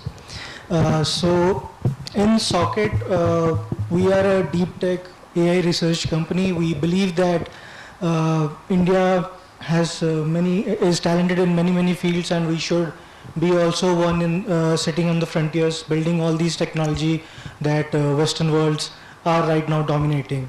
And with that vision only, we started doing research, developing these models, sovereign models for India, that can be used in many sectors for good of Indian communities, like agriculture, like healthcare, like education, etc. So in the same aspect, we also collaborated and we started talking with AERA, what can we do in this field. So based on that discussions and some of the input from other colleagues, we found that maybe we can start a small prototype thing. So when we started to understand the problems in solving such a critical topic around agriculture and the access for it to all the farmers, we believe AI could be helpful in two fronts mainly. One is the AI models. They need to be trained. They need to understand the agricultural ecosystem that is in India. So the various soil conditions, the various agroclimatic conditions, understanding the data that are all the digital infrastructure is producing, like in connection to rain, the weather patterns, the crop types, the diseases present, etc. That is one. And second is, when a farmer, they go to somebody for these sort of advisories or guidance, they need expertise basically. They don't necessarily know how, have the know-how to what to do in these cases, but they seek some sort of expert guidance. So how can the AI system provide these sort of expert guidance, right?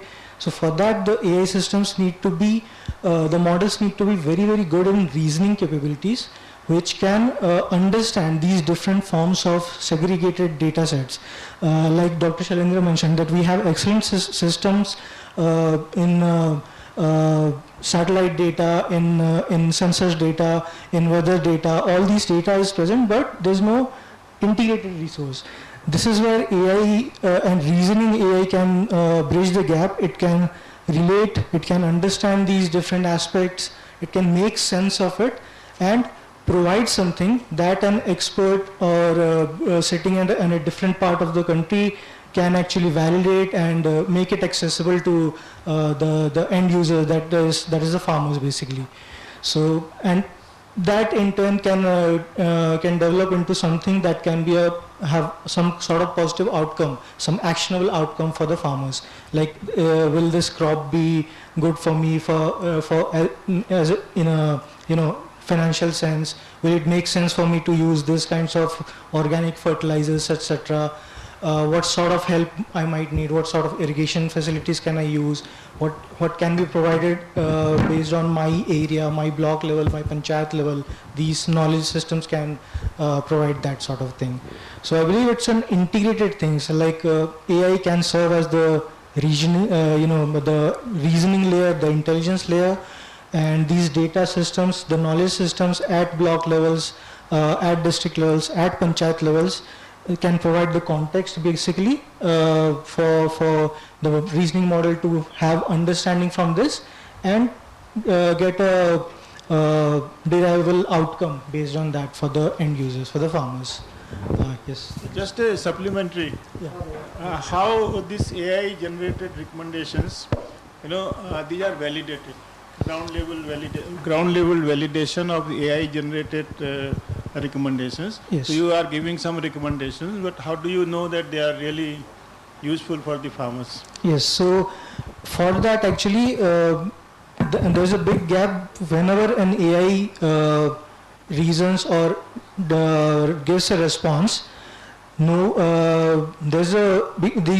all probabilistic systems. These are not deterministic systems. So there will be some gaps. Is this the accurate answer? Is this somewhat less accurate or not?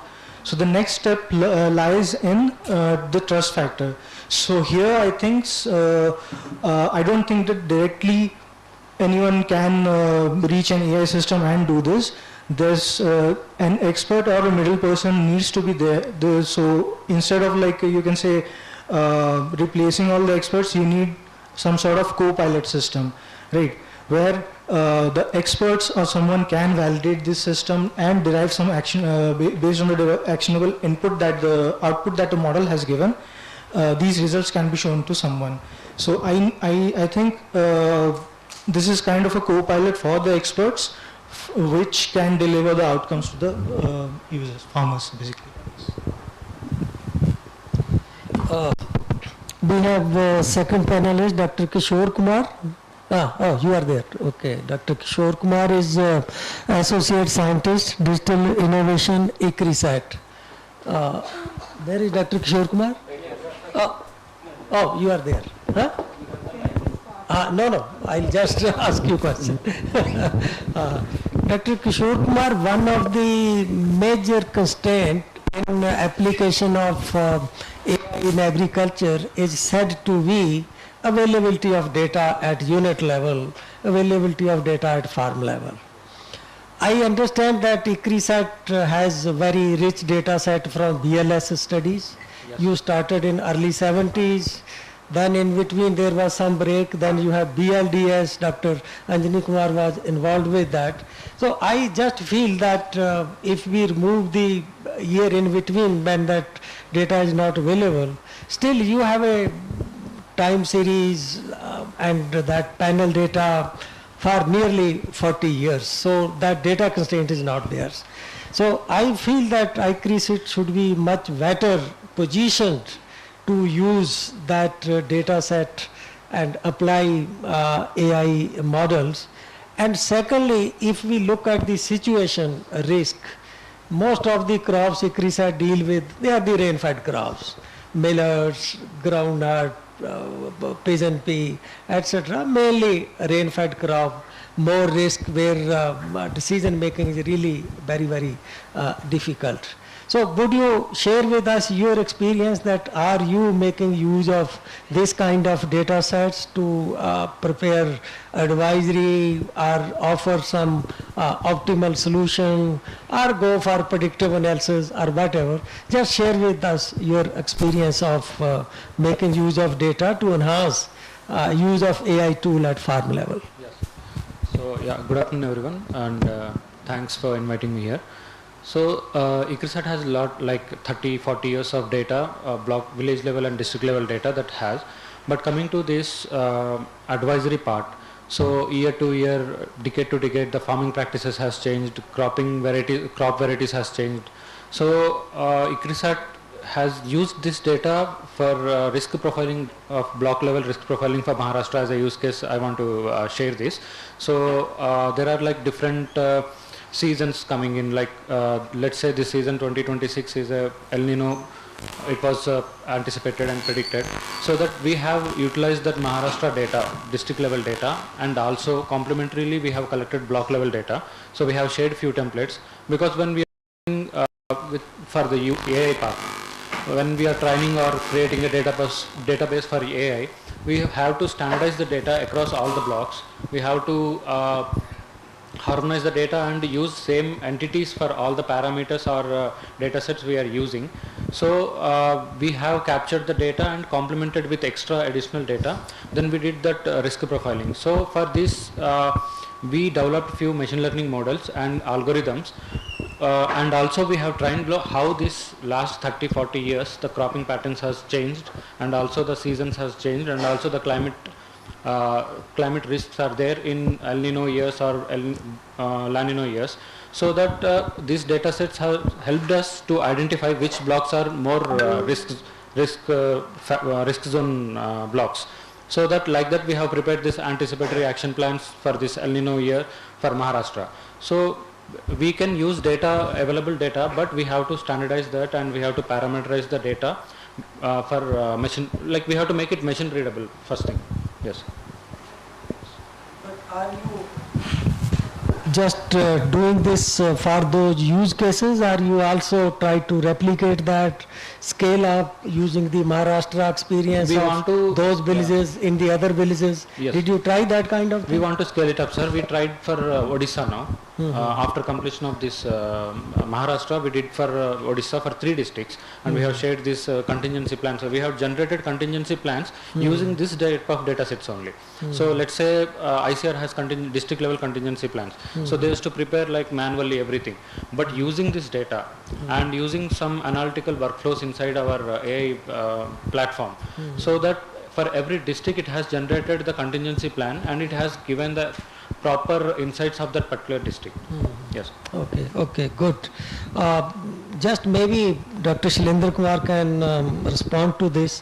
What is your data policy?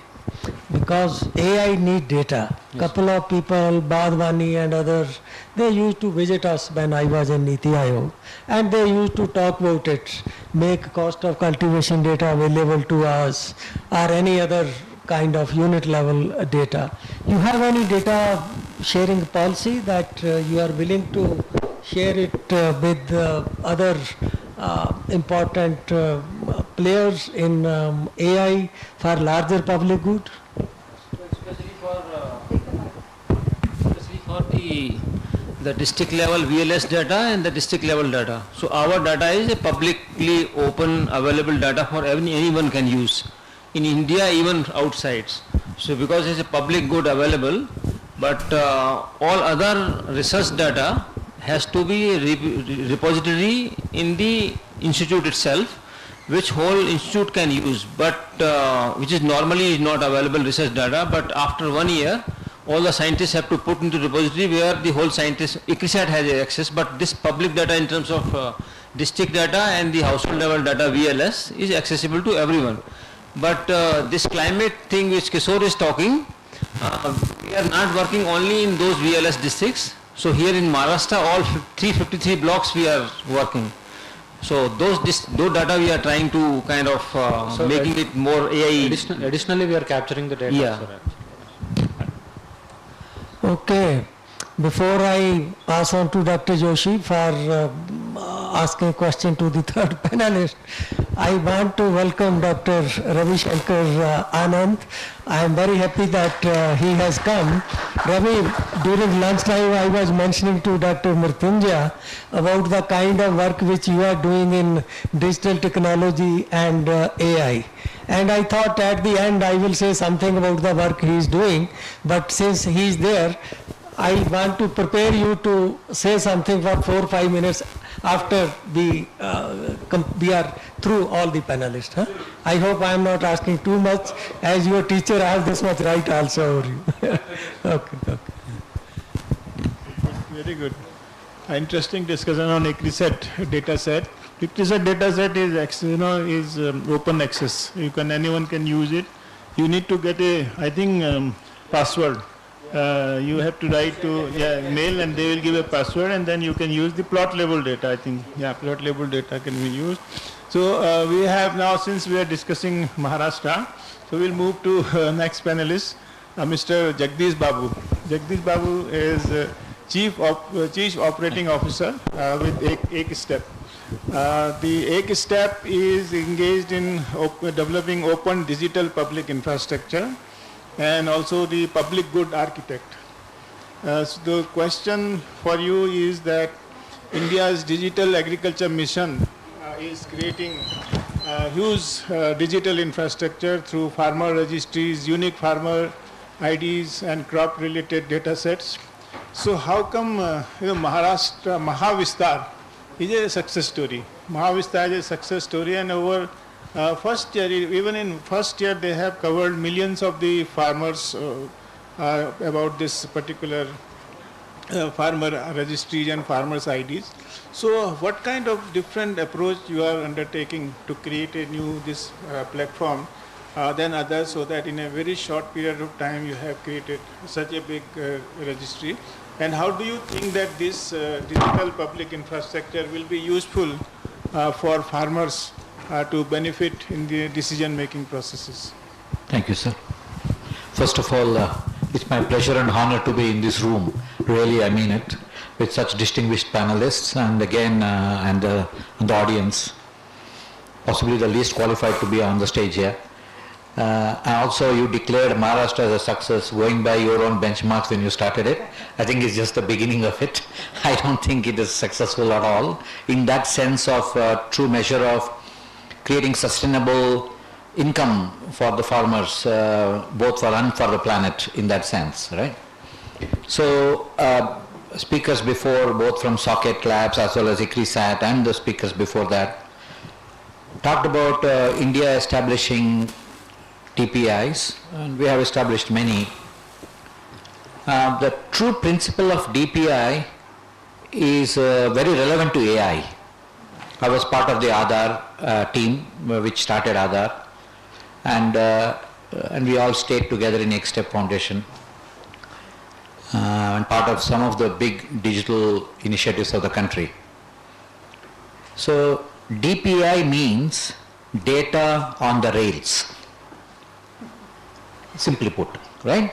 You put data on the rails with all the safeguards. My identity on rails for others to access, of course with all the safeguards, consent and so on, in the truest form. So is our money on the rails, UPI. It can move between anybody, right? Think about it that way. When you establish DPI in the agriculture sense, AgriStack is an example of data on rails. Farmer data, land data, crop zone, simply put. Right? And rest of the additional registries that standardizes the nomenclature, the data formats. And I was talking to Kishore and Professor, and weather now, the weather block data that they have created. When you put all of these on rails, first time there is a possibility for AI to combine. AI needs data. All right. So what Bharat Vistar, Many of you have heard the Vistar story from last 3 years maybe. That's what I was explaining to sir, that before Vistar became launched, we have possibly been speaking about it for 4 or 5 years now, more or less, right? When Ms. Samuel Praveen was there. So first establish a data grid that brings data together in a standardized form, and then bring a layer of AI on the top. That's what Maharashtra has done. So they have brought market prices together. And all of those are not systems coming together, they are institutions coming together. Think about it that way. It's not ICRISAT data. It's ICRISAT as an institution with reputation coming and joining a data grid. Because data will always change. Data will have to improve. Data may not be suitable for the purpose. So data has to change.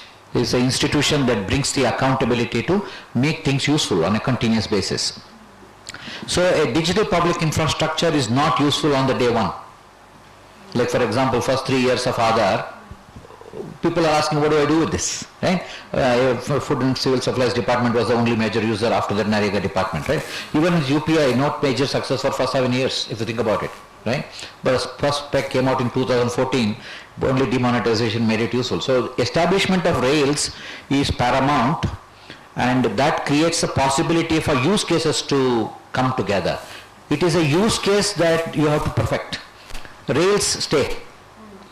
Yeah? Rails stay, and rails keep getting better and better and getting scalable and scalable, and the use cases start showing up. And so Siddharth talked about how do I mix things together. So what Maharashtra did first round was establish the rails, sir, and then brought AI on the top. But the first point that sir asked was, how do you know it works? So the first focus was not to reason, not to be ambitious and say, now I'll give you the magic pill to grow the best crop and gives the best price. It's not that.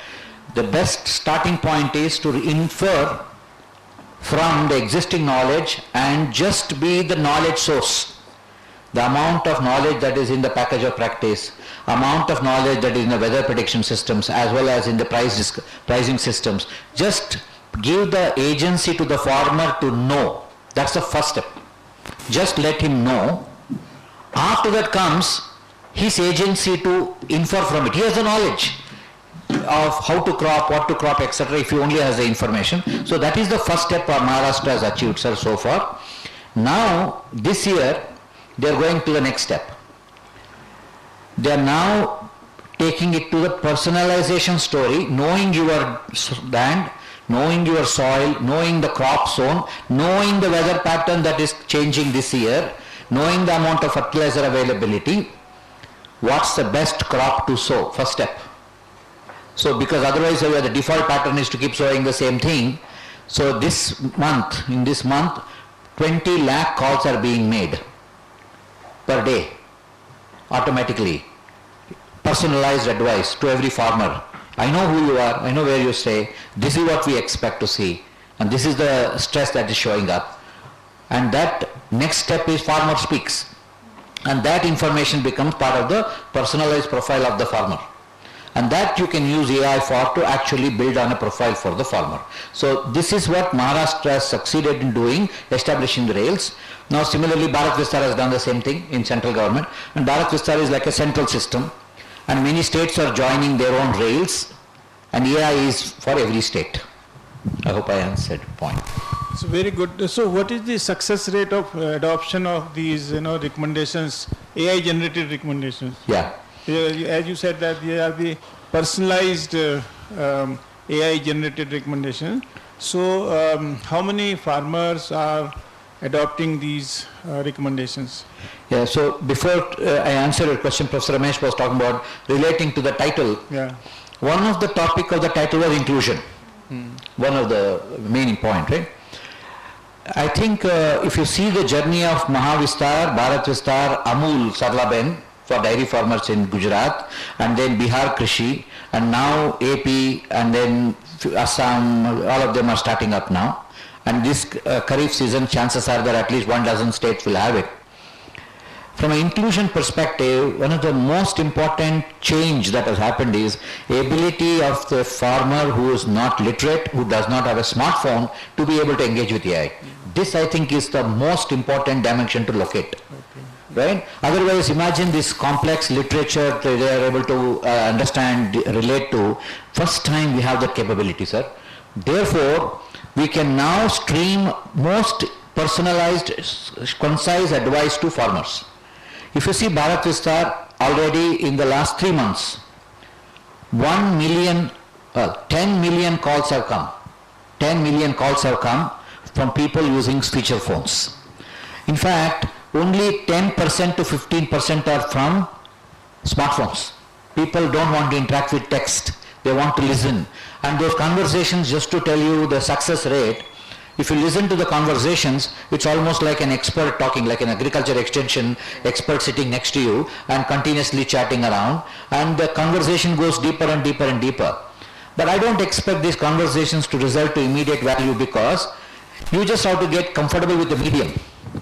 First, that there is a medium possible that I can get to. For example, day after tomorrow is an installment release. So we are gearing up for double the load just for the next 1 week, because we have seen that I saw PM Kisan E-Mitra as one of the slides. So when I did that first time, we introduced voice, first time in 2023. But now we expect pretty much everybody to call to say what's the status of my scheme, why am I not getting, etc. So this has become a big success. One thing is, with PM Kisan as well as Bharat Vistar, scheme status, scheme grievance has become very easy. Very, very easy now. And now we have to move to make it advisory easy without going into too much of reasoning. Reasoning is a dangerous territory, sir. Right? Especially at scale for marginal farmers who may not be very literate. Right? Who may not consume with lot of care. Right? So that journey is a slow journey. The puzzle for oldies is that, how do you get this technical information you get from research organizations, is it? Sir, so that you integrate this, the farmers' information with the technologies which our scientists are recommending. So this is an oldies question. We are all on the same line, sir. We'll just get there a little later. So it's not. So, sir, it's not like us do. XSTEP actually provides the framework for state governments to work, and we also help them with technology with the state government. So all university advisors have been coming into the data grid Maharashtra has established. Okay, number one. AERA has joined the Bharat Vistar in Delhi. Now think about those two data grids connected. So when a farmer asks a question in Maharashtra, Ratnagiri, first the system looks for the hyperlocal KVK advice. Then goes to state government, state universities. Then goes to AERA in Delhi, the Bharat Vistar, and then gets all the information and provides the most relevant information in less than 2 to 3 seconds to the farmer on feature phone or on smartphone. Right? Thank you, sir. Very good, very good. Since they use the information available with NARS, let's come back to NARS. We have Professor C.P. Gracie with us. She is an old colleague. We were somewhat contemporary. She worked as a senior professor of agriculture economics in this university. Just related to her work, I was just thinking that farmers have two types of risk. One is market risk and other is, we say, climate risk, but mainly rainfall risk. So you have papers on asymmetric transmission of prices, that market risk is partly created by market, partly created by the market players, that when prices fall, they are very quick to lower the price for the farmer. But when it goes up, they are very slow and very partial in paying that price to farmer. So this is a phenomenon which has been widely studied, asymmetric transmission of prices. And in case of Karnataka, Dr. Gracie has spent adequate time on it, and she has also published it. Can we do something to prevent or check this kind of exploitation of farmer due to asymmetric nature of transmission of prices. Related to this, you can take your second area of work on climate change, rainfall, sowing time kind of things. Those uncertainties remain, okay? Because now there is a lot of improvement in the forecast by IMD, and also the scale has come down. Earlier it used to be very much aggregate, but now it is at grid specific. So one can see even in the mobile some parameters. So do you think that can be used in a more intelligent manner using AI tools to give the specific information to farmers, that what he need to do if he or she is sowing tomato crop, growing mango or paddy crop, like that. So these are the two questions which I would like you to give your perspective on these. Thank you, sir. Regarding the price information asymmetry, we can think of this as a behavioral asymmetry, because generally in agricultural economics we say it is a rocket and feather. So when prices go up, it's like a rocket, but when the price is increasing, the information dissemination is like feather falling from the sky. So that way, if you look at traders, they are middlemen, they are harnessing everything. They have the storage capacity, they have the transportation, they have the buyer network, everything is available for them, and they make use of this kind of asymmetric information. But whereas for farmers, nowadays we have the AgMarkNet, we have the FPO Connect, everything is there. They are getting the information, but where do they go? They have to again go to middlemen only. So do they have that kind of storage? Do they have that kind of credit? These are the questions to be addressed in this situation. And also, if we look at individual farmers, with this kind of data, what do they do? It is not possible for them to use these tools and then come up with the decision making. So therefore, now the thought is FPO can help. Therefore, instead of giving to individual farmers, it may be a good idea to have the FPO Connect and then help them out. So even in FPO, when we look at, it should be possible for us to have, the kind of aggregation and related to that, how farmers can make use of. For example, whatever information given should be, trustworthy, in the sense they should be able to act on it. And secondly, regarding the FPOs, if I say, the information that we give, it should be, nowadays multilingual in database and voice message, just you said, that's very important, because reading and looking at is difficult. Third is always farmers need a bundled service. If you look at individual data, startups giving, nobody is going to use. Yeah. Or if you look at DHAT and many AgriBazaar and the Ninja Cart, all those things, it's very popular because they get the input, they get the market, they get the technological advice. This is what we have to look at in terms of helping farmers. And finally, you also know, sir, regulatory framework.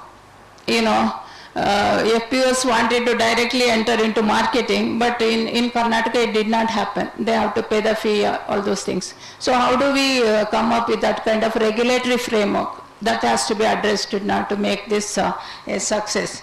And we have to look at whenever we tell even price forecast, we should know to what extent it is certain, because we are giving the point forecast.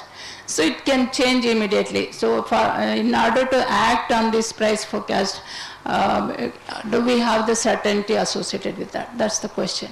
Markets are volatile. all the time. And most of the time traders are playing a big role compared to the farmers. We also have in our own illustration, we have seen how the price forecasts were used by traders more than the farmers. So that's the situation we have. Yeah. Regarding the, the uncertainty associated with the rainfall, other things. So especially universities who can't do, because as of now, what research we are doing, we are not like ICRIS had, we have the village level studies, long-term research.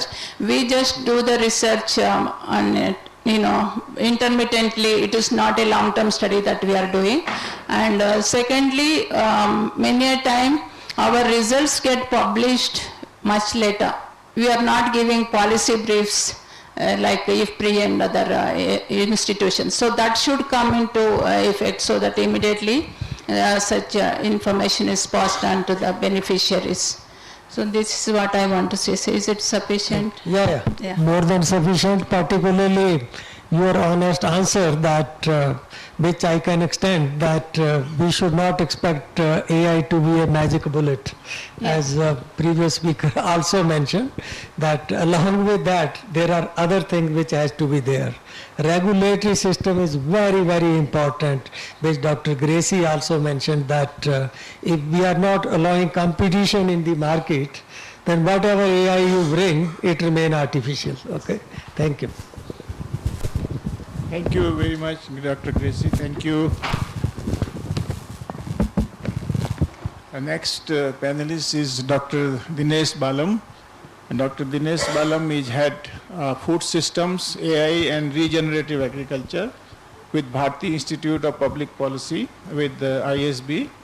So Dr. Dinesh Balam is engaged more on policy related issues and also working on climate smart and regenerative agriculture claims.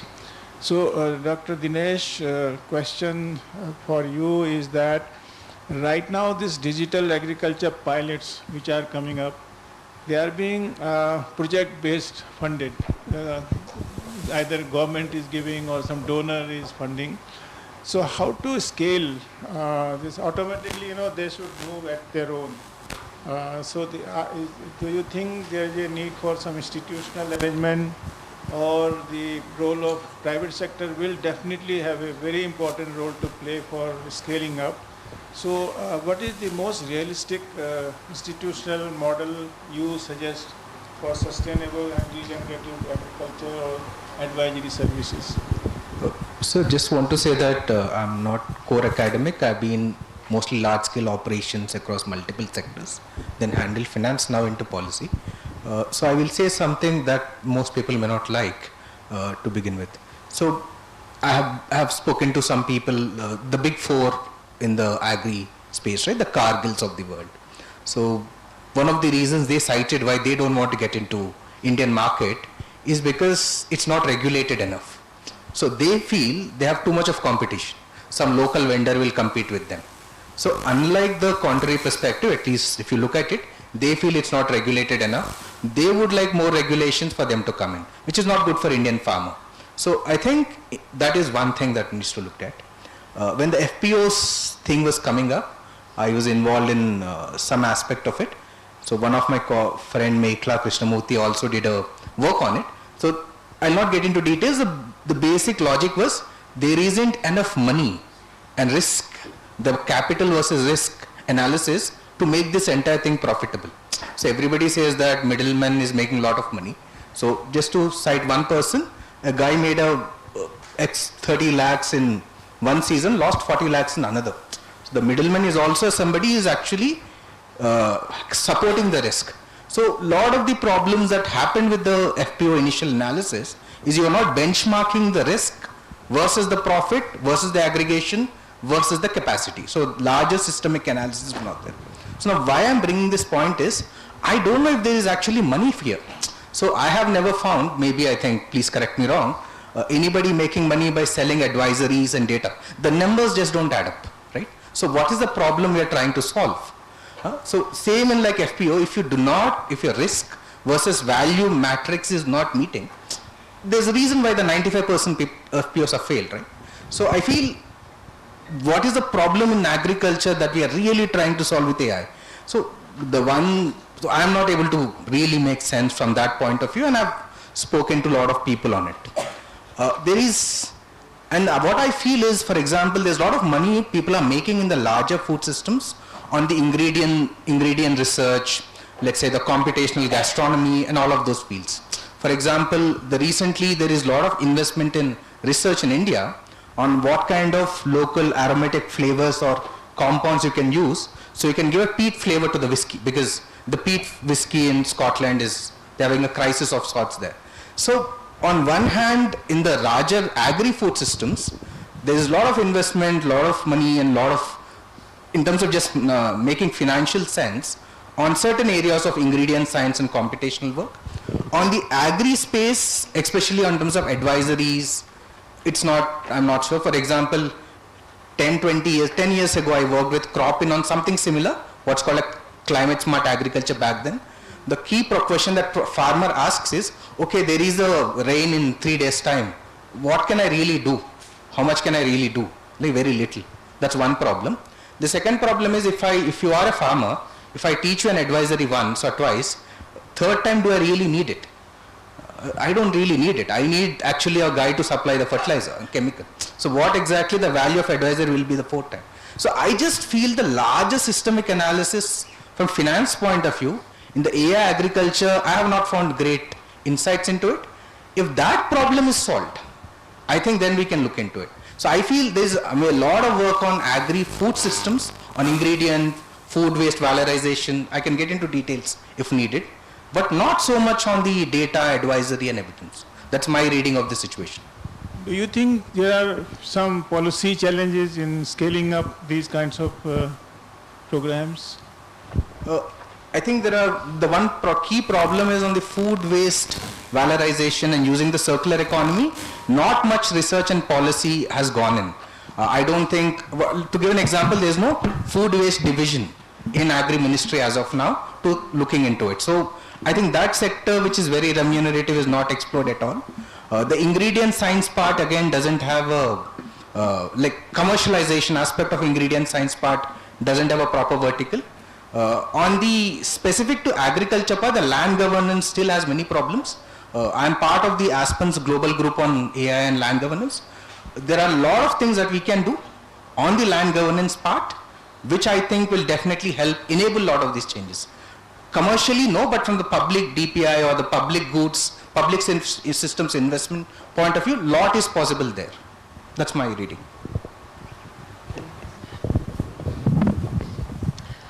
So we now move to next panelist, Dr. Anil Rai. I know. Dr. Anil Rai superannuated as Assistant Director General ICT in Indian Council of Agriculture Search, but before that he was Principal Scientist at Indian Agriculture Statistics Research Institute, which was a neighboring institute of the institute where three of us and Dr. Anjani Kumar worked. He is a very, I would say, a person who prefer to keep low profile, but really very high thinking, a pioneering kind of thinking started by him in AERA on data sciences. Anil, I somehow used to feel that if you had not gone to ICR, probably you would have made real headway in the area in which you are working. But still, I find that you shook the sleeping tigers in ICR. You know that ICR is a wealth of data, wealth of information, but we say that it is like an ocean. Everybody cannot dive deep into its surface to get the information. So he really tried to bring those things out of their manuals, PDFs.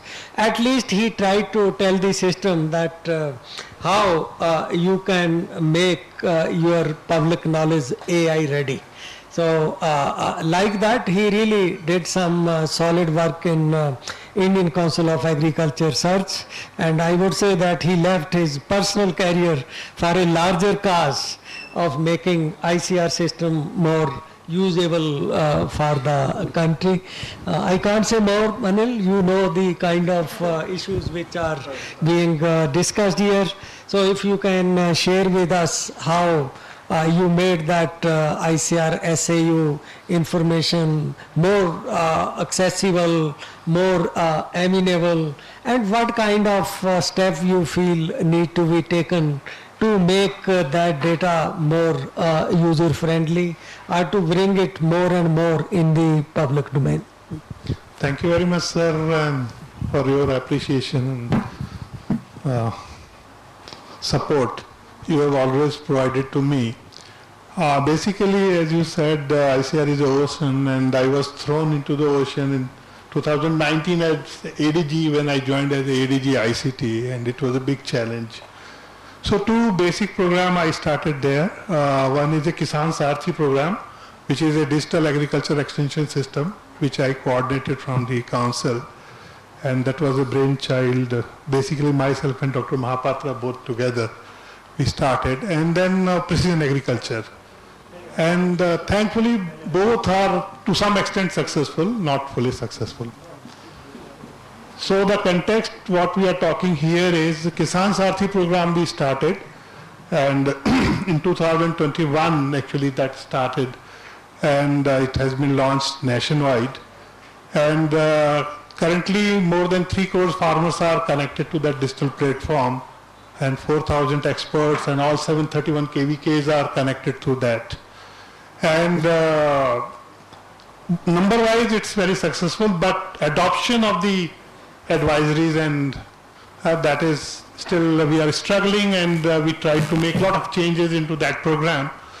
And that is a multilingual, multimedia, localized advisory based system, that whole program is. And we have made a lot of modification into that just to address the issues what we are talking today here.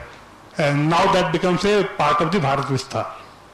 So there's the main struggle is that building a trust with the farmer. Although we provided advisories through our KVK experts, which are local there, because agriculture is a very localized problems are there. We have to address in the local way, and that their own language. Then only they follow. So under this program, all communication channel now we integrated. WhatsApp messaging is there, Zoom type of calling is there, video systems are there. We connected with Common Service Center to make it phygital, because 4 lakh Common Service Centers are mapped into this program, so that farmer has number of ways to connect to this particular program. We developed the farmer apps also, expert apps are also there. And now Ghostis can be arranged through this system within the district, because there is a jurisdiction of everything. So KVK has a jurisdiction within district to communicate in any way they want to communicate with the farmers. But still it's not that successful which it should have been. So now it becomes a part of Bharat Vistar, and Ek Step Foundation, Dr. Girish Babu is here. So we are working together, we work together how to make it more successful. So now it is connected to Kisan call centers. So now all the first call of the farmers come to the Kisan call center.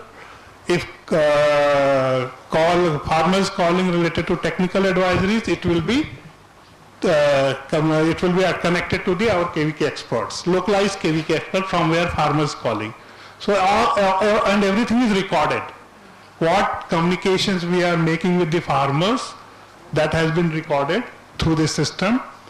Even telephonic call, videos we are sending, all advisories which we are sending through KVKs, that is being recorded now.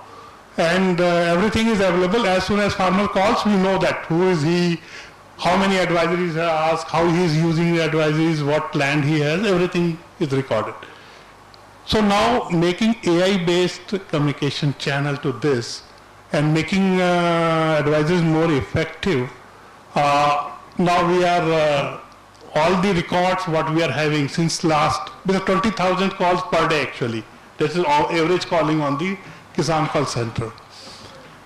So now we are giving it to for AI-based customization of the advisory as soon as the Bharti AI we connected to Bharti, which is Bharat Vistar, we have now connected, and Ek Step Foundation is doing that integration.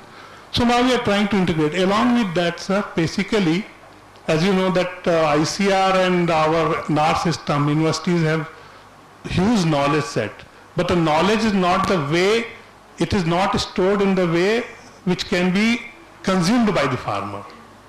We have a lot of research papers, we have a lot of templates. So in this system now, through KVKs and through SAUs now we are requesting, we are connecting SAUs, and without the state government department also we cannot be successful for this. So now we are trying to put all the stakeholders for the farmers through this system, and then we are trying to collect a knowledge through agriculture advisory management system that is being developed, digital platform. So the way it should be communicated as that has to be digitized in a digital form. So that's what we are trying to make it, and we are also connecting all digital platforms which are available with the state government. SAUs also have different platforms. So based on the location of the farmer, based on that communication can be given to them. Of course, integration is through AI systems we are trying to inbuild. So that's what is our effort, to consolidate all the knowledge base which are there with the NAR system to put in a farmer consumable format. Regarding this, problems are so many problems. Like first, basic problem is trust. How can you build the trust with the farmers? Ki what I am saying is correct and how he can consume it. So that is the basic problem. And second is interoperability of the systems. Standardization, and for that we have, I think I myself have conducted at least 10 workshops, national, international, how to make it system interoperable, how to make, we have done workshop with International Telecommunication Union for standardization. BIS also we are working with the standardization of this whole system. So that is, and there should be a layer of governance, because otherwise farmers can be manipulated very easily through systems. So there are a number of issues, if you wish I can tell you, but there are a number of issues which is still has to be done. This is a very minimum thing what we have done till now. Thank you very much. Thank you very much, Dr. Rai, for sharing insiders information about how ICR can move in this direction to facilitate graduation towards digital technology and AI technologies. Well, we are now coming to the end of this session. Co-chair Dr. Joshi will make concluding remarks. But before he make concluding remarks, I wanted to invite Dr. Ravi Shankar. But I find 1 minute back, maybe he just went to take some call on his mobile. So we can have some question from the participants. If you want to ask any question to the panelist or want to make some important suggestion or comment on things said in this session, please raise your hand and ask the questions. Yeah, Dr. Manjunath? Mm-hmm. Can anybody pass on mic to him? Sir,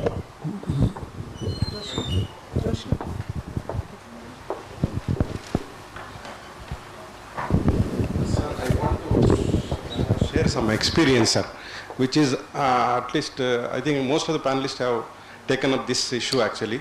And I agree with you. Experience sharing, very brief question asking you can take as only well. question asking, sir. Only question asking. It is something like, Yeah. see, Karnataka is having Varnamitra service, weather-based advisory service, where approximately 5,000 calls per day, actually, around 11,000 calls per annum, actually. And if you look at that, actually, this is helping farmer. It gives 3 days forecast every 6 hours, and it is helping farmers for farming operations. And if you take farmers' benefit, if you per acre, roughly around 5,000. Per household, it will be around 18,000. It is also published in AERA, this one. But the only thing what I feel is, there is lot of scope. It is 24/7 interactive help desk, followed by even, like voice message, as well as even the messages they send.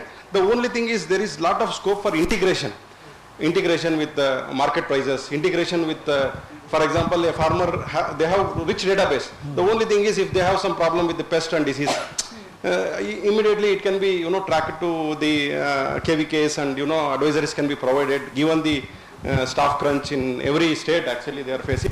I think this integration is not happening effectively actually. There is a lot of database, but the only thing is integration with the existing networks, whatever available, universities, KVKs, then government, all those things. So that is where I think I feel some focus should be made actually. Very useful information sharing, very useful.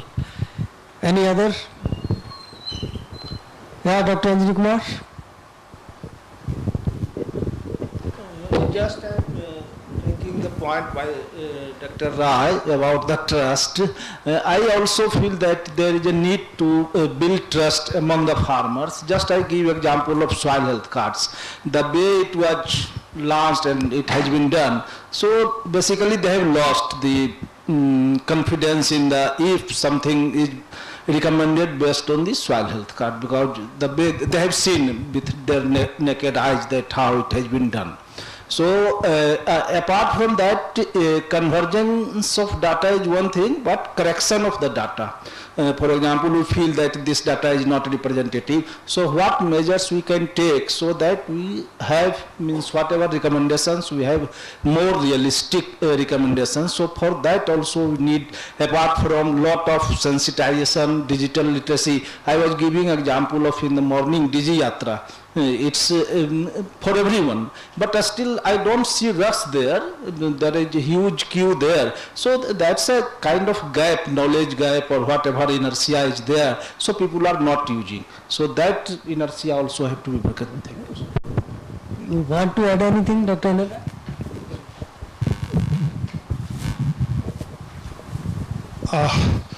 So as you already said that I already told about that, there should be a mechanism to be set up by the government.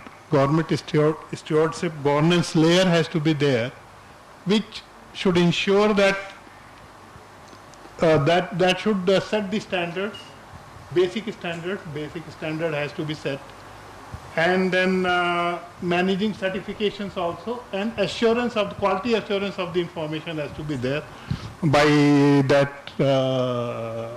layer.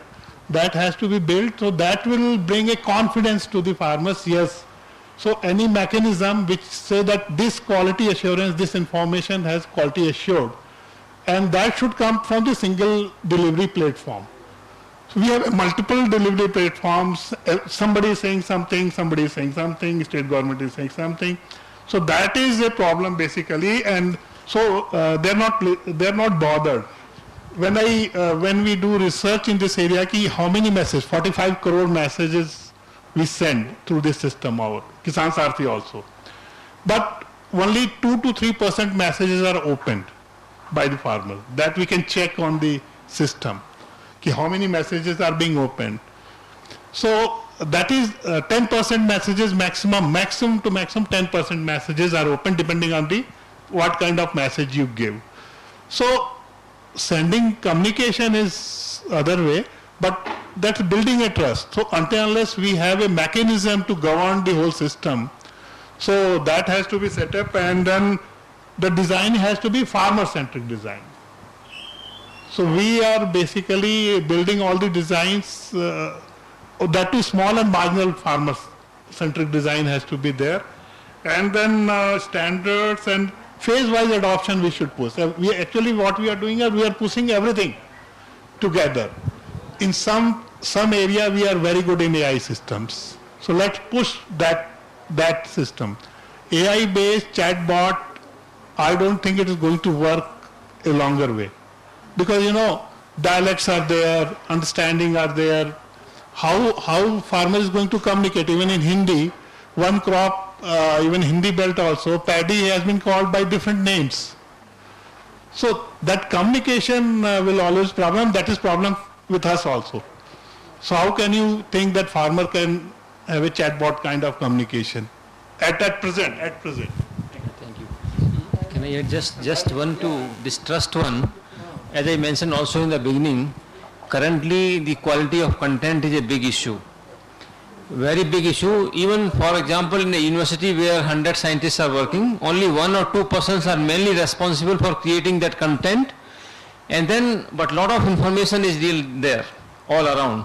But the AI can help slowly the best expert can keep building and improving this whole content, contextualized content. So maybe after 1 year, 2 year, 3 year we will have the best content which can continue for next 10 years also. That has to happen.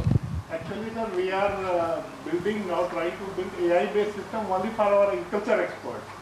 So they can search the content to AI and then communicate to the farmer in their own language.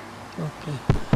Good. I think as we move ahead, these kind of issues will crop up, and they are not so serious that the solution to those could not be or cannot be found. Well, friend, I do not want to take you as a captive audience. We have to come to an end. But as I mentioned in the beginning that we have Dr. Ravi Shankar Anand with us, but I would like to give you the reason to set the context why I thought of inviting him to share his perspective on this. In the previous session, Mr. Prabhakar shared a slide with us where he just mentioned that more than 90% startup in agriculture do not survive. They just are created and they just vanish, and mortality rate is higher than even FPOs. So why it is like this? My own understanding of this is that those who understand agriculture well, they don't understand AI or digital technology well. And those who have very good knowledge of AI and digital technology, they do not understand agriculture. So here is a person whom I see as blend of both. Though he is a student of, I think, this campus, graduate alumni of this campus, then he did PhD from AERA. He worked in diverse area, but what fascinated me most about his work is that he recently published 5 volumes on digital technology, AI and agriculture, and honestly speaking, till then I was bit dismissive of these kind of things. There was a reason why I was dismissive, because a lot of people used to come to Niti Yog that we have some magical AI-based solution for agriculture problems, but when I will ask them 3-4 probing questions, that solution will evaporate. So then I thought that they have not yet reached a stage where the solution can go to the farmer field. Therefore, we did not support or institutionalize whatever support or measure they were suggesting. So after reading his work, I have not finished reading all 5 volumes, Ravi, I am just in the middle. I find it is so easy to understand what does AI mean for agriculture, how it can be applied in agriculture. And these days I find from his social profile that he is even addressing some of the functions where he even guides the startup in agriculture and those areas. So Ravi, if it was entirely in my hand, I would love to listen to you for hours and hours, but today I would just invite you to share your perspective only for 5 minutes, okay? Yeah, come here. You can take.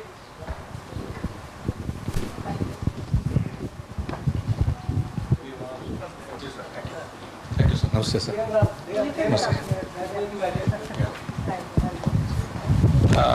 First and foremost, I want to thank the association. It's deja vu for me because exactly 30 years, in 1997 was when I last attended AERA, when I was a young, freshly minted PhD, and I had taken up my job at NCAP. I don't know, NCAP is now the rechristened, whatever the name, National Center for Policy Agriculture Research. I also want to acknowledge, I see a lot of my teachers. First and foremost, Professor Muttunjay is like my guru. I lost touch with him for various reasons, be that as it may be.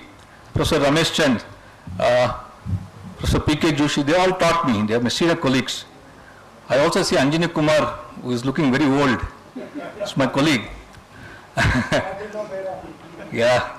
So, but this is my alma mater. I did my BSc from 86 to 91. My master's in economics here, Professor Gracie taught me. She was just a young research associate then, I remember. I did my master's here in agriculture economics. I did my PhD from AERA. I joined ICR and I resigned within 2 years. It's a long story, but I'm really privileged to be here. I took some time out. I should acknowledge Professor Changappa. He just underwent a minor surgery because of which he is recuperating and not be able to make it today. He pushed me, he told Ravi, you have to come and deliver a talk. When my teachers ask, I cannot say no. So I thought it's a good idea. Dr. Siddhaya also was helpful. Anyway, I think after this session, I have a 15 minutes session presentation on responsible explainable AI in Indian agriculture. I was just sitting for the last 15-20 minutes. I heard the word trust, 5-letter word trust 15 times. I have a solution for that. Whether it's 8-step, Jagdish Babu, or it's our own Bharat Vistar, ICR, our own system, I think we are missing a layer, which is explainable responsible AI.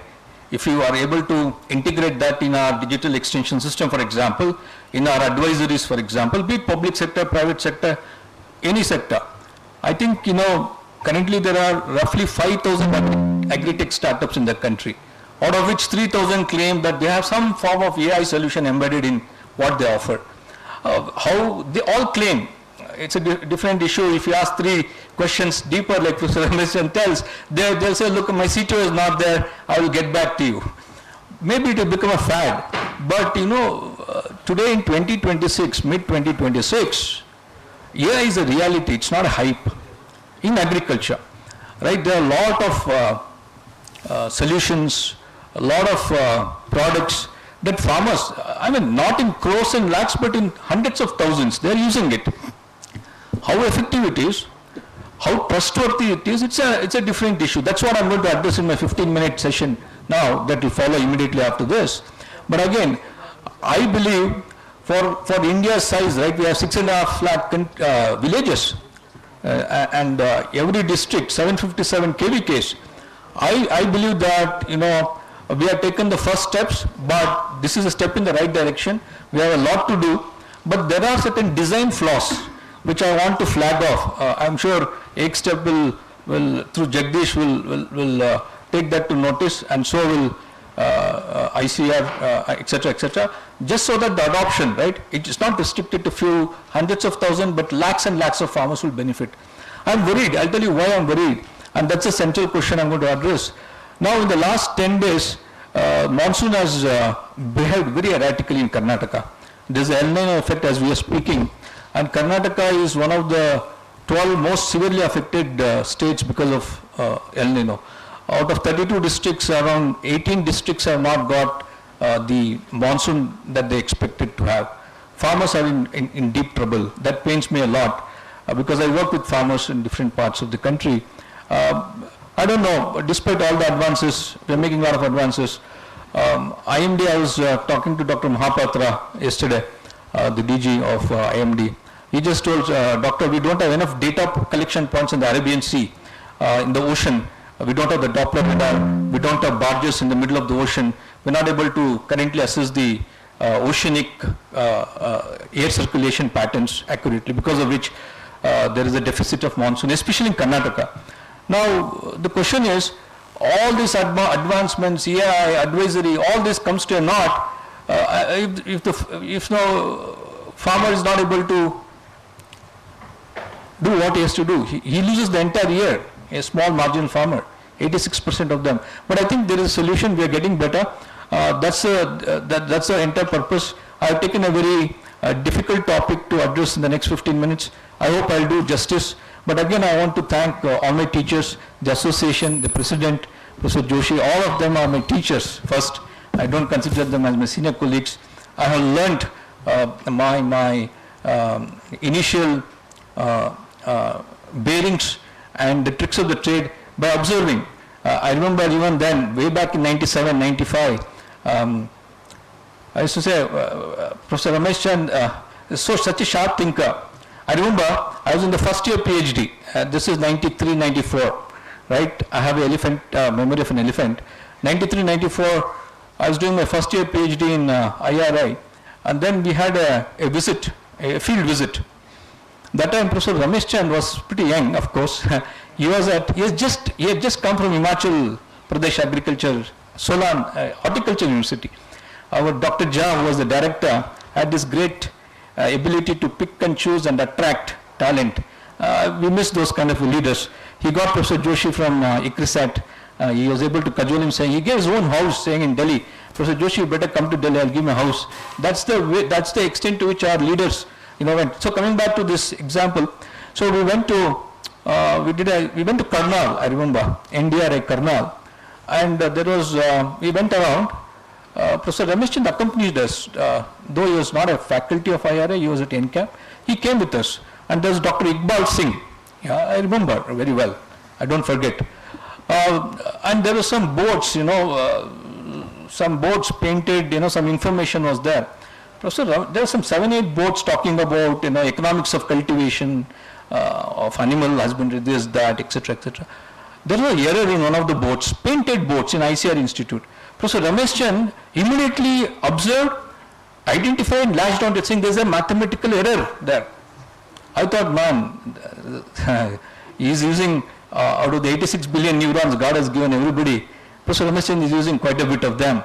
But again, one of the sharpest thinker, I remember those days, Dr. Pradyaman Kumar was our HOD also, a very sharp econometrician, Professor Ramesh Chand, Professor Jha, they used to have a very good debate on profit function. And I remember Dr. Ramesh Chand had done some yeoman work. And of course, these are all dogmatic issues, but long and short, I don't want to take too much time. I have another 15 minutes to talk. I'll talk about responsible, explainable AI, which will address the most difficult and the most uncomfortable issue, which is how do we gain trust among farmers using AI. Thank you so much, Professor Ramesh Chand, Dr. Joshi, Dr. Mrityunjay, sir. Thank you so much. Thank you so much. Yeah.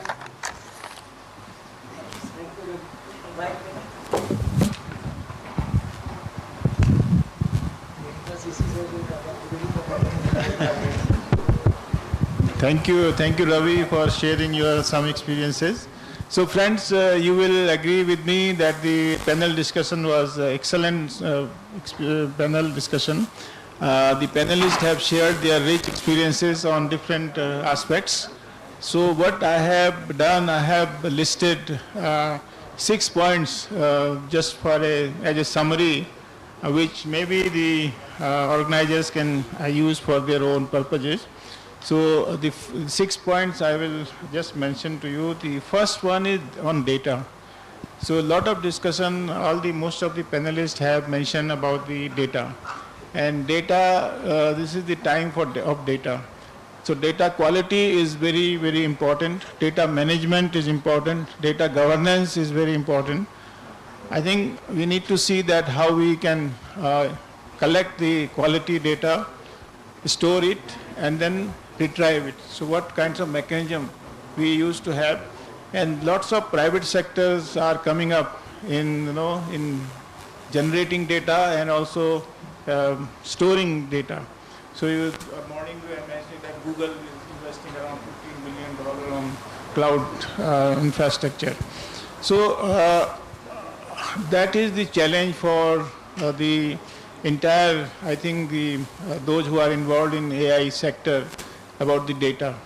So on data, the privacy and the trust is also important. These two things are also important, that we need to see how we can win the confidence of both who are generating the data and who are giving the data and who are storing the data and retrieving the data.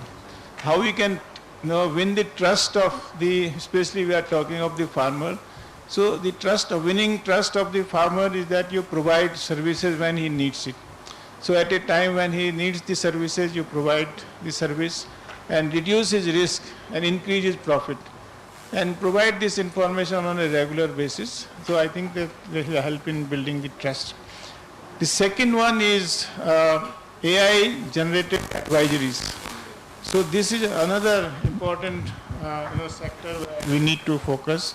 Here we have mentioned that the advisories are going, farmers are getting the information, but the acceptability and scale depends upon the awareness of the farmer, access of that particular technology or particular recommendations which have been given, and then affordability.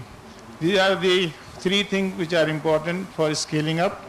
Here comes the role, we need to see that accountability. We can provide the information, but what is the accountability? For example, if AI advisory is being given and it is, it could not succeed on the farmer's field, so who is accountable? So what is the regulatory mechanism? And there are several advisories are coming up these days. So which one is right, which one is not? I think that is also, we need to see that how we make it regulatory. Third is we need to learn lessons from the success story. There are several success stories, especially for Bharat Vistar. We need to, the success stories like Mahavistar or Bihar Krishi is a silent revolution of, having land records. So we need to see that how they have made it success, how other states can take lessons from their success stories, how AgriStack, which recently this Bharat Vistar says that AgriStack and ICR knowledge base will be integrated. So that how it can be done.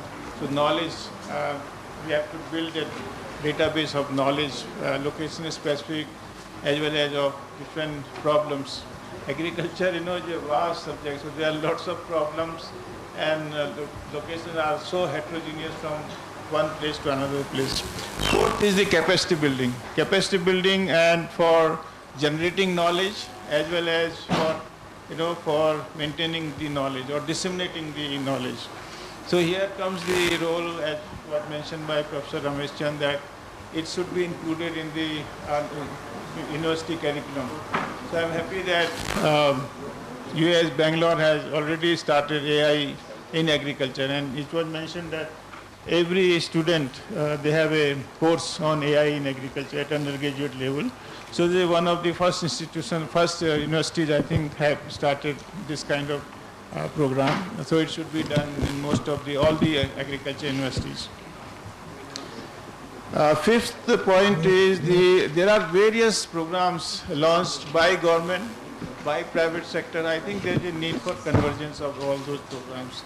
Convergence is simple to say but difficult to implement. That we have to evolve some mechanism that how convergence of various programs linking with AI can be done, I think is important. Why some of the startups are successful, some are failure, I think this needs a lot of investigation. But what I understand that we provide technological solutions, but technology is to be converted into product, and product is to be converted into business model, and then business models must have the branding and then finally scaling up.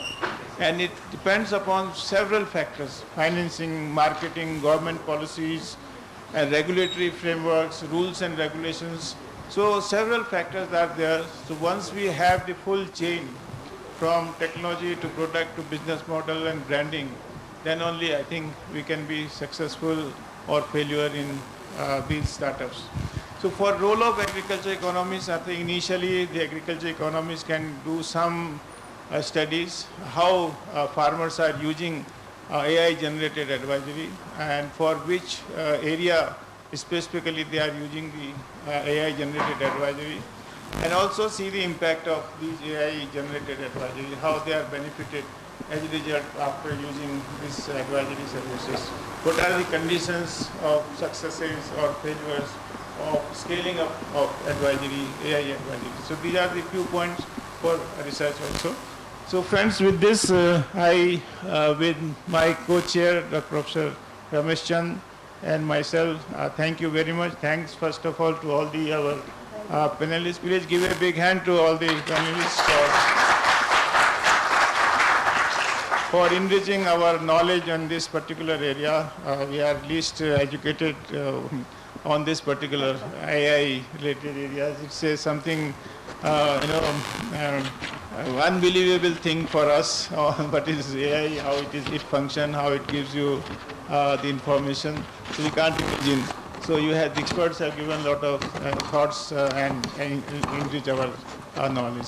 So with this, thank you very much for this panel discussion, and thanks to organizers, IFRI and ICRISAT, especially Dr. Sarinder, Dr. Mamta, for giving Dr. Ramesh Chan and myself this opportunity to co-chair. Thank you very much.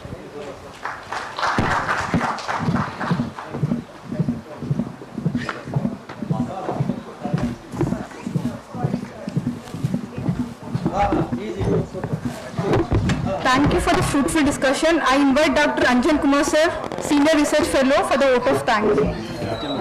Already, I think we have exceeded the time. Thank you very much.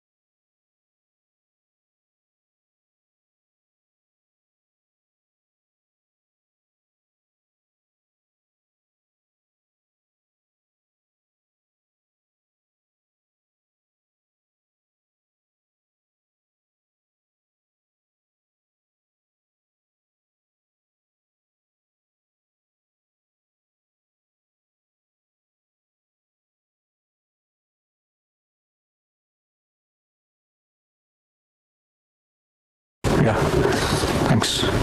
So while the PPT is being pulled up, I'll just give some background and context why I chose this topic. Today, AI is not a buzzword anymore, right? It's a reality.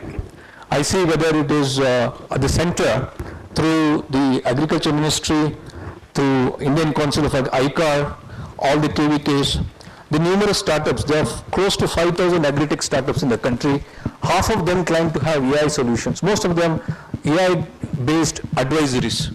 Plant this, buy that, sow this, irrigate this, buy that fertilizer, all advisories. Even KVKs give advisories. And most of them are AI-driven. So I thought it's important that it's one thing to give AI advisories, but what if things go wrong? What if the advisories fail? That's my major topic. And is there a solution? Good news is there is solution. Bad news is nobody is thinking in our country on those lines. And agriculture is such a vast, we all know this, right? All sectors have to come together, the private, the public, the non-for-profit. Only then we can even address even 30% of the problems and the farmers. So with that, we'll get started. So my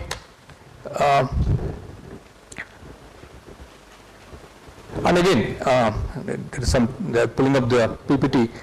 If you look at the entire farm cycle, from land preparation to sowing to post-harvest, there is no part of the value chain where AI is not embedded. You have AI embedded in all aspects of the value chain, right? I'll give some examples. Still they're pulling up the PPT and the slides. If I want to know, even before sowing, I want to know the nutrition state of the soil.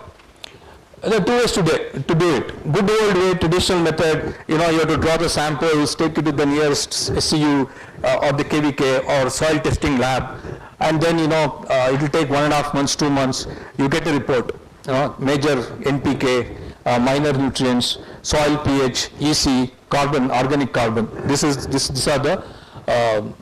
the ingredients that the report will show. But today, just using satellite imagery, in a fraction of a second, wherever you are, whether you are a small farmer in Karnataka with 0.5 acres, or you have 3 acres in Shillong or 2 acres in Himachal, doesn't matter. In a matter of a second, literally, it will give you all these parameters. Maybe the accuracy is slightly lesser. It may be 80 to 90%, it's fine. But you get instant soil health status using satellite data. Now, satellite data is free today. Now, ISRO is still getting reformed. But I know startups which have been using this from the last 7-9 years, using European Satellite Agency data. ESA data is free. It is more accurate also. So therefore, if you can put it on the full screen mode, please. Thank you. Thank you. So I want to make this a black box into kind of a white box. So how do you get responsible, explainable AI, which will address this trust? The question is this, right? The central question I want to start, and it will remain throughout the remaining 7 slides, is if a farmer asks why, what happens next? Now, advisors are going to the farmer through KVK, through ICAR, through Bharat Vistar, through the 3,000 odd startups, right? But if a farmer asks, why should I sow this? Why should I do what has been recommended, whether on a feature phone, whether on a smartphone? That was the question I had for Jagdish. Jagdish told that, yeah, thank you, that he will. Anyway, so I'll go back. I'm still in first slide. Yeah, that's a central question. I'm a farmer. I have 5 acres. I'm in Belgaum. I get advisory from the KVK. Now the rain has been delayed. Monsoon is weak. Go for a late sowing variety of chickpea. If pH is 7.5, I get that recommendation. I have no way to ask the KVK or the private agri-tech company or the SAU or ICR or anybody in the system why. There is no redressal mechanism to the advisory. He has to just take what advisory he has got. Now that is a very frightening scenario. But that's the question we're going to ask, okay, and address this. There are some solutions. Question is this, right? In medicine, finance and credit, healthcare, finance and credit, explanation is a standard feature. Whereas in agriculture, it is not. Why? Is our farmers second-class citizens, third-class citizens? It's not going further. If you could just tap it, please. Yeah. So keep going, I will tell you. Yeah, maybe this works, doesn't work. But the thing is this, right? Very simply put, the summary is from this slide is that asymmetry of explanation. Clearly, right? We treat agriculture separately in medicine, finance, and credit. Explanation is a given. For example, way back, 10 years back in US and EU, if a personal loan or a mortgage loan application is rejected, then the bank is obligated to explain to the consumer why the loan application was rejected. And remember, in the US, from JPMC, Citibanks of the world to the credit unions, all underwriting models are underwritten by machine learning algorithms. Even in India today, from SBI to HDFC, except cooperative banks, all banks use machine learning to underwrite the loans. But now in India, RBI has formulated a sandbox regulation where they're saying that we are getting to that in the next. SEBI has made some fintech rules for RBI has made some rules for NBFCs. Similarly, IRDAI insurance, they have made it mandatory if a claim is rejected. There are 52 insurance companies in India, public, private, digital, etc., etc. If any claim is rejected, whatever, it could be agri insurance, health, motor, whatever health insurance, that claim, rejected claim, has to be documented and submitted to IRDAI. So they're getting there in India also, but agriculture, nobody is thinking about it. Why there's no explanation in agriculture for farmers? Right? So the problem is this, right? There is asymmetry of explanation. But this asymmetry is also of welfare. It's not only limited to information. But asymmetry information results in asymmetry in welfare. Welfare of millions of farmers. 86% of the farmers are smallholders. What if the advisory is wrong? What if for a district, let's say you're an IAS officer and you're the district administrator, DC, right? And for whatever reason, by private company, mostly the advisories go wrong by private agri-tech firms. Public sector, I'm still confident because based on research. If there's some error and monsoon fails, what is the solution? Well, does the farmer have a redressal mechanism? If he asks, why should I sow what you're asking me to do, then what next? There's no answer. So this is the problem. Moving on. Next slide, please. Having said that it's not easy, compared to healthcare, finance and credit, agriculture is hard.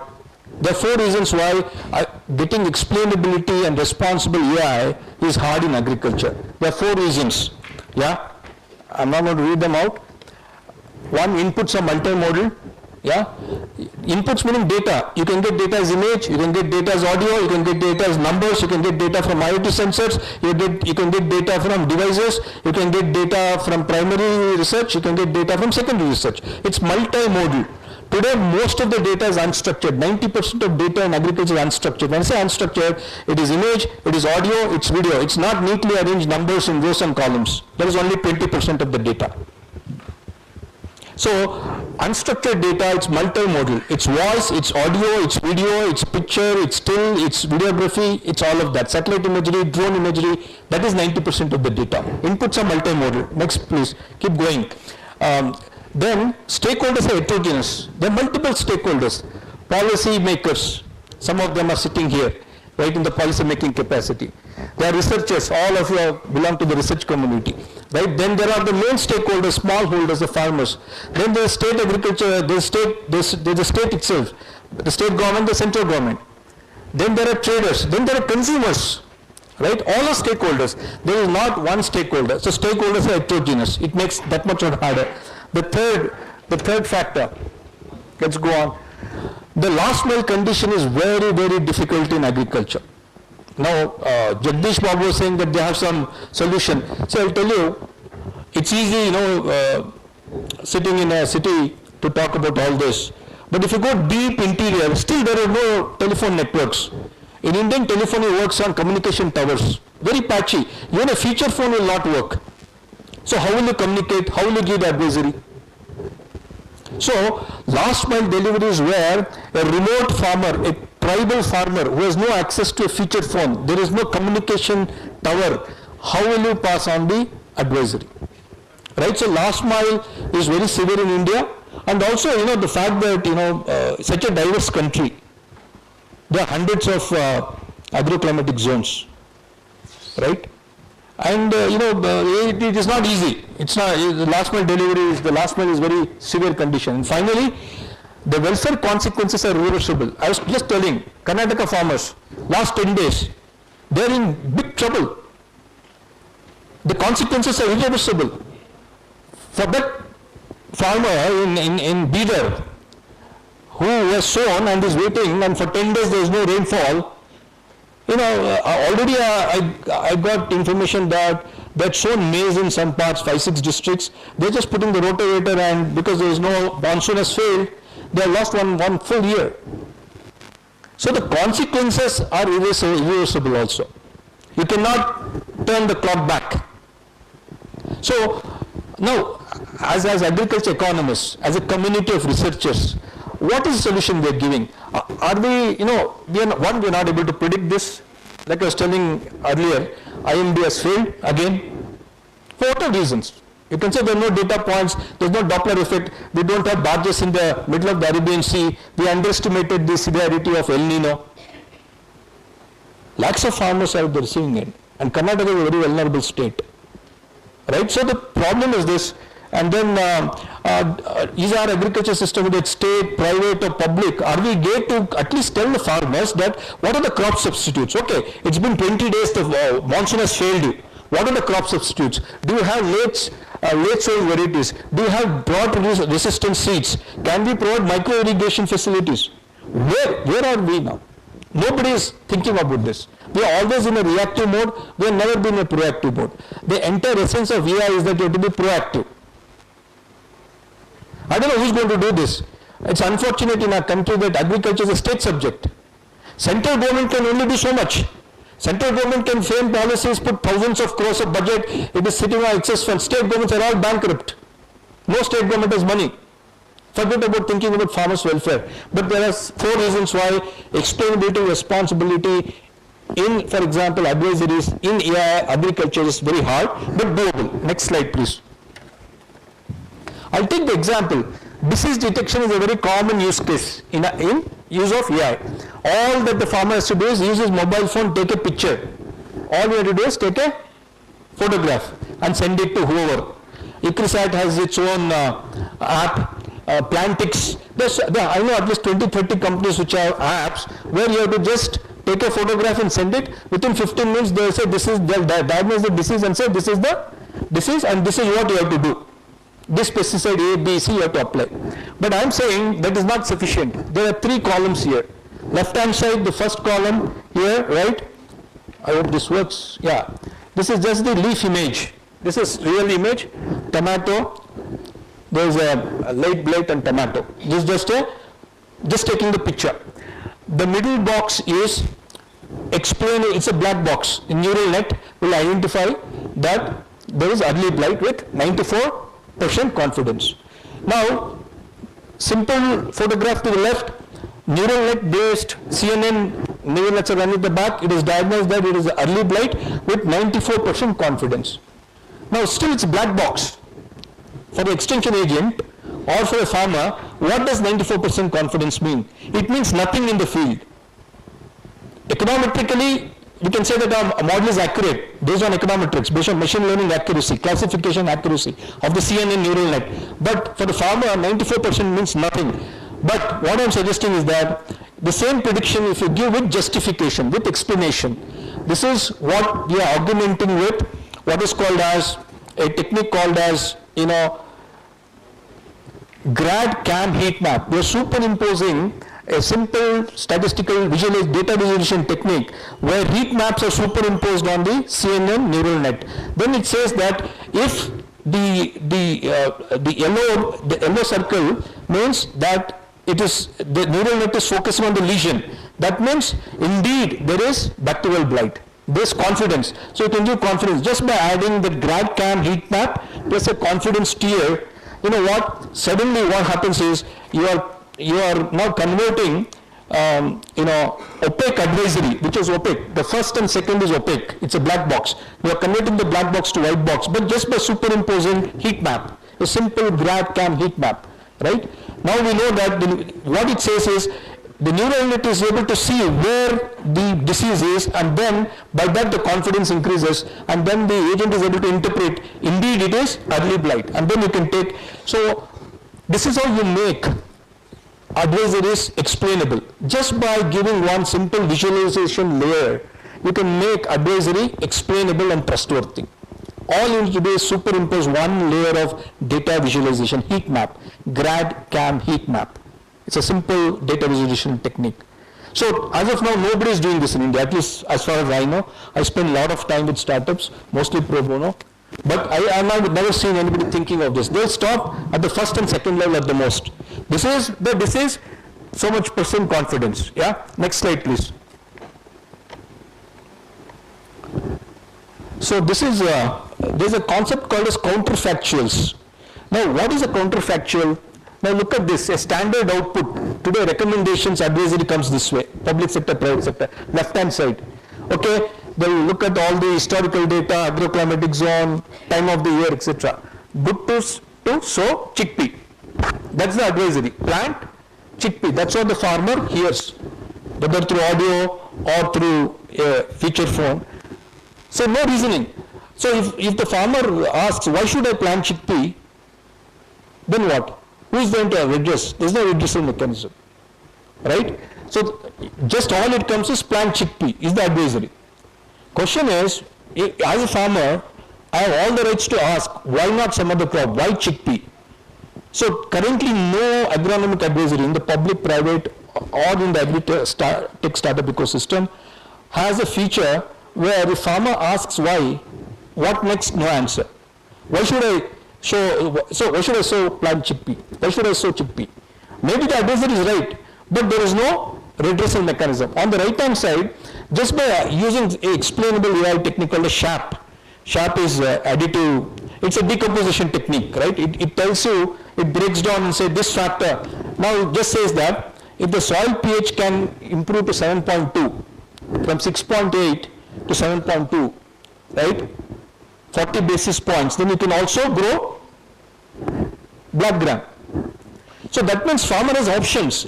Farmer needs to have options. It cannot be a single one trick pony saying do this. Now advisor says do this and leave. It stops at that. Where is the agency? Where is the option for the farmer? You have to give options to the farmer, right? So by using a simple explainable technique like SHAP, which is a decomposition technique, you can give an option. Then you are giving agency to the farmer. Jagdish was talking about giving agency to the farmer, giving options. So these are counterfactuals. So counterfactuals are important. Remember, on the left hand side you have predictions. Predictions is like fate.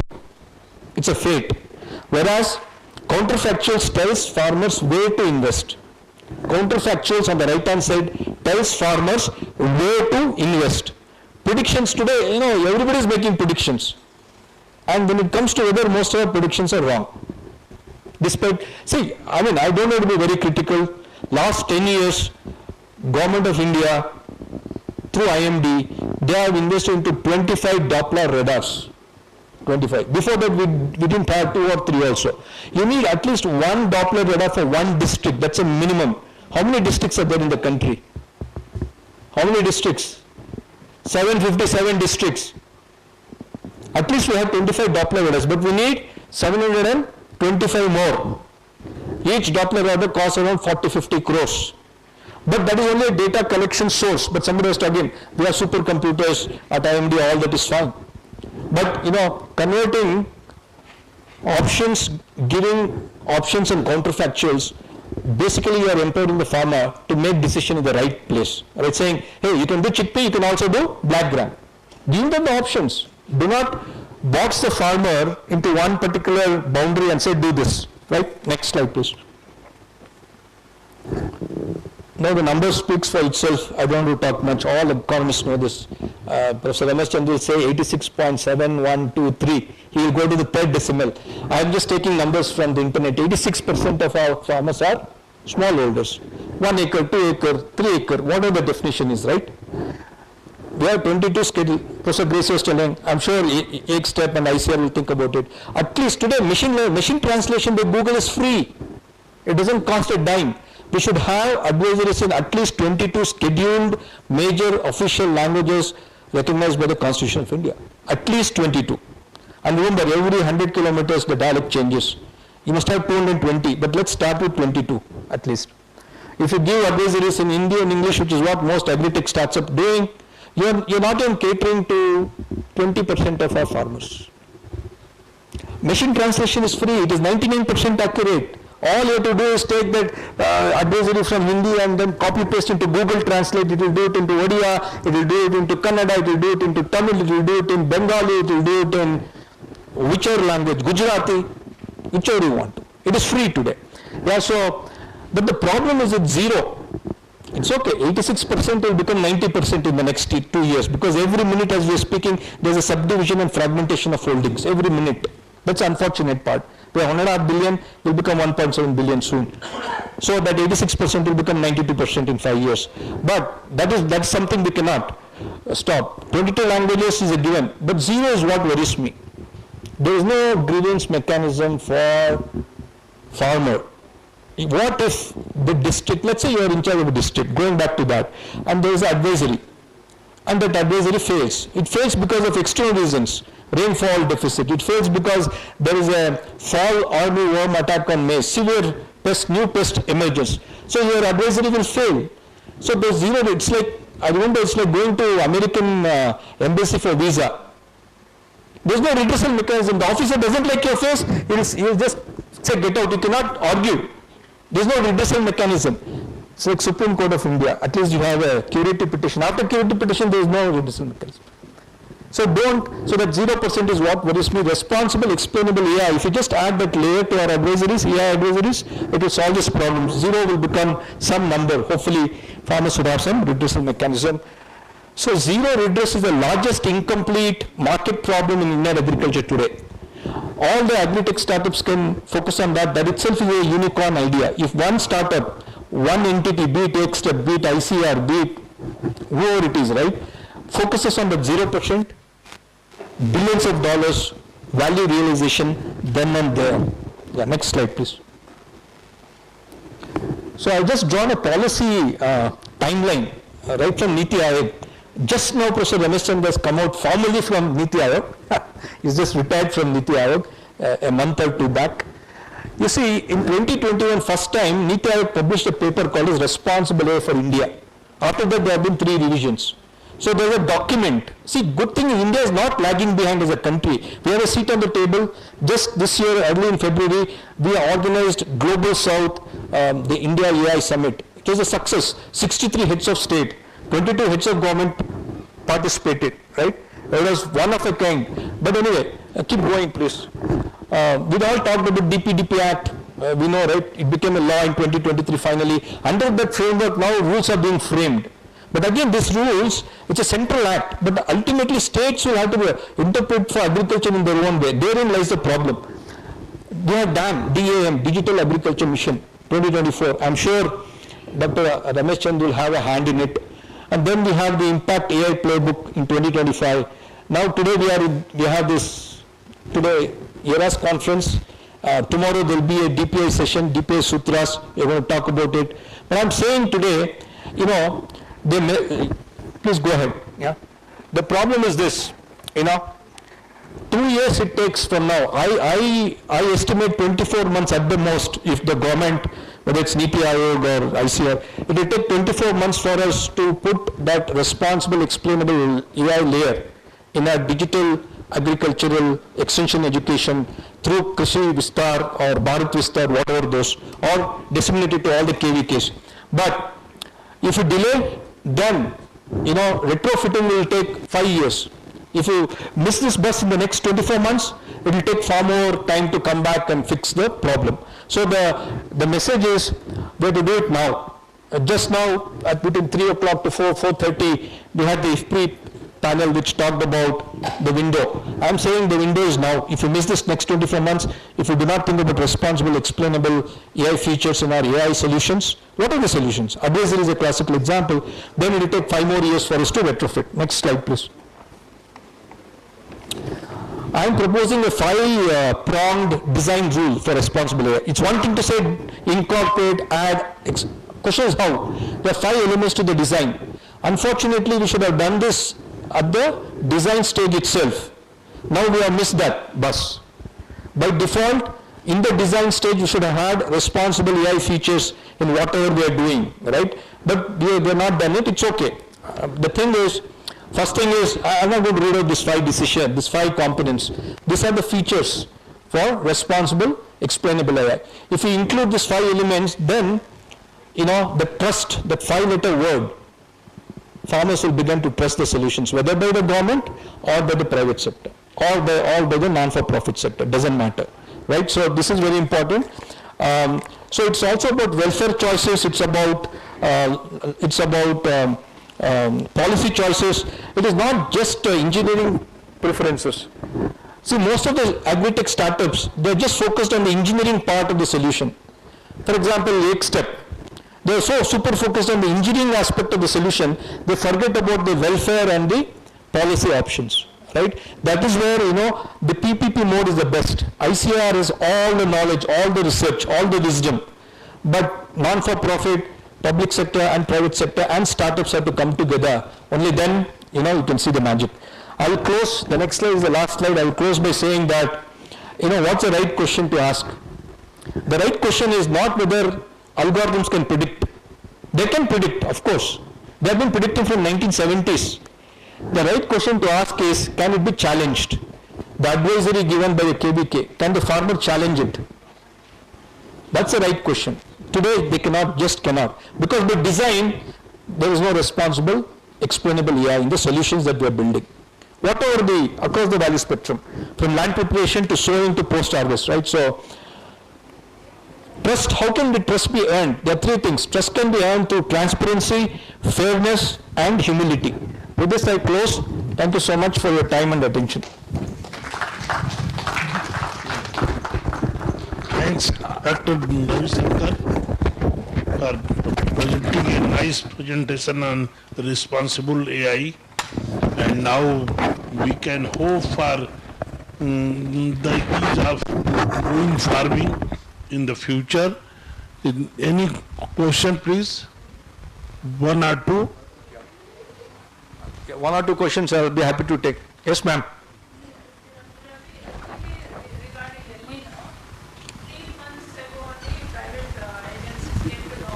Yeah. But it was not publicized. There was a bit of opportunity to harness it. So when private can do, why not from the government?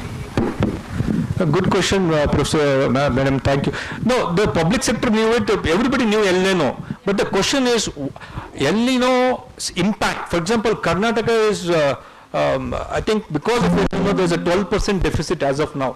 And the window is gone, 10 days is gone.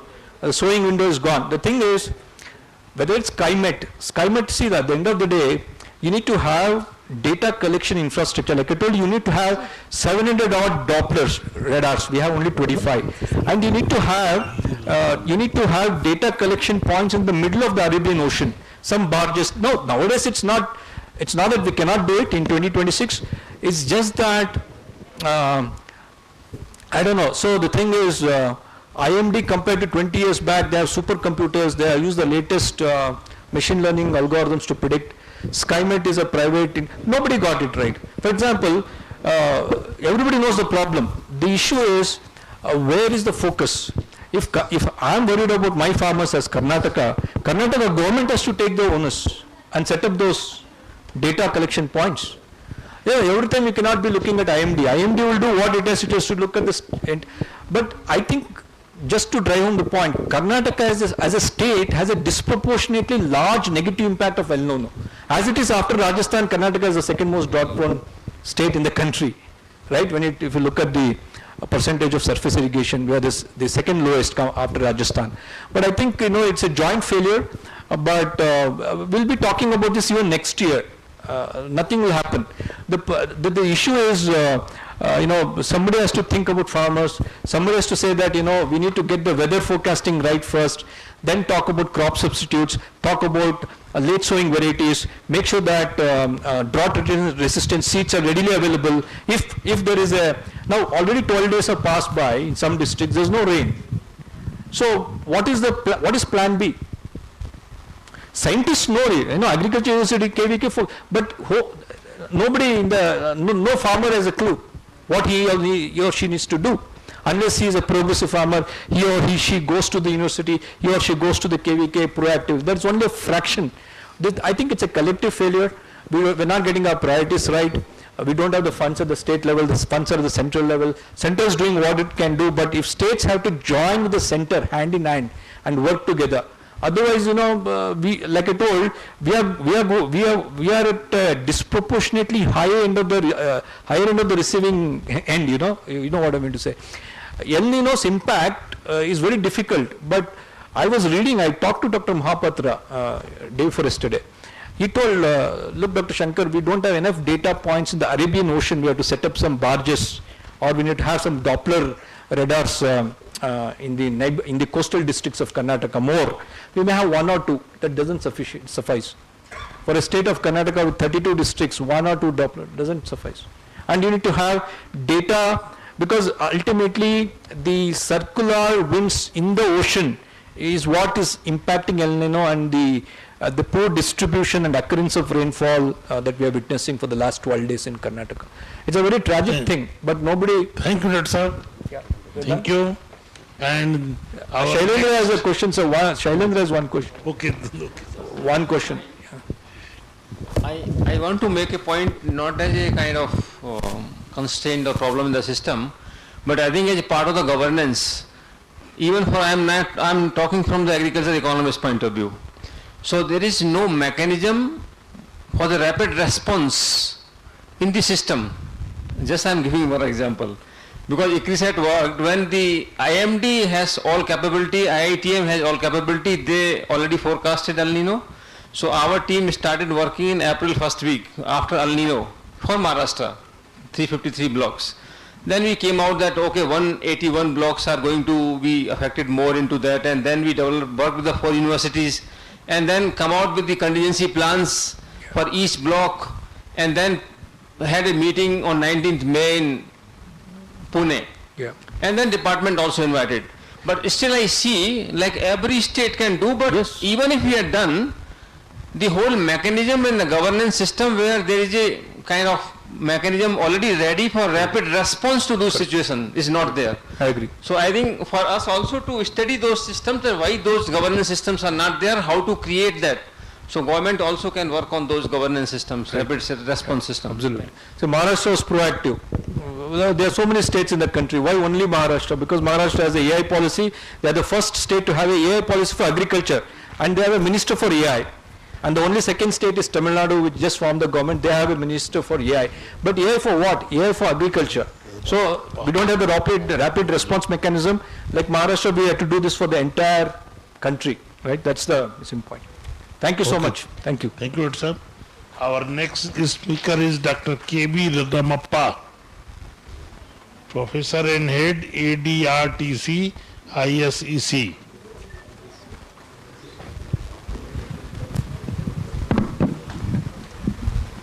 Good afternoon, everyone. Yeah. So after listening to a practitioner, it is really difficult to talk for an academician like me. Okay, still, I have tried to draw attention to this, like what happened with the farm to market, digitalization happened within the farm to market.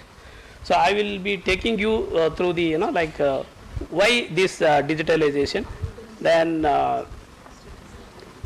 importance of digitalization, then what are the key technologies which are used in supply and value chain, then how these key technologies are applied in different aspects of the agri supply chain, And I will be talking about some case studies. Okay, then coming up with some policy framework and future directions. Yeah. The first and foremost thing is, see, as we all know, like no, so suppose a farmer, how the technology can help. I am trying to give explanation in my own example. See, suppose a farmer going to a market. I gone with my own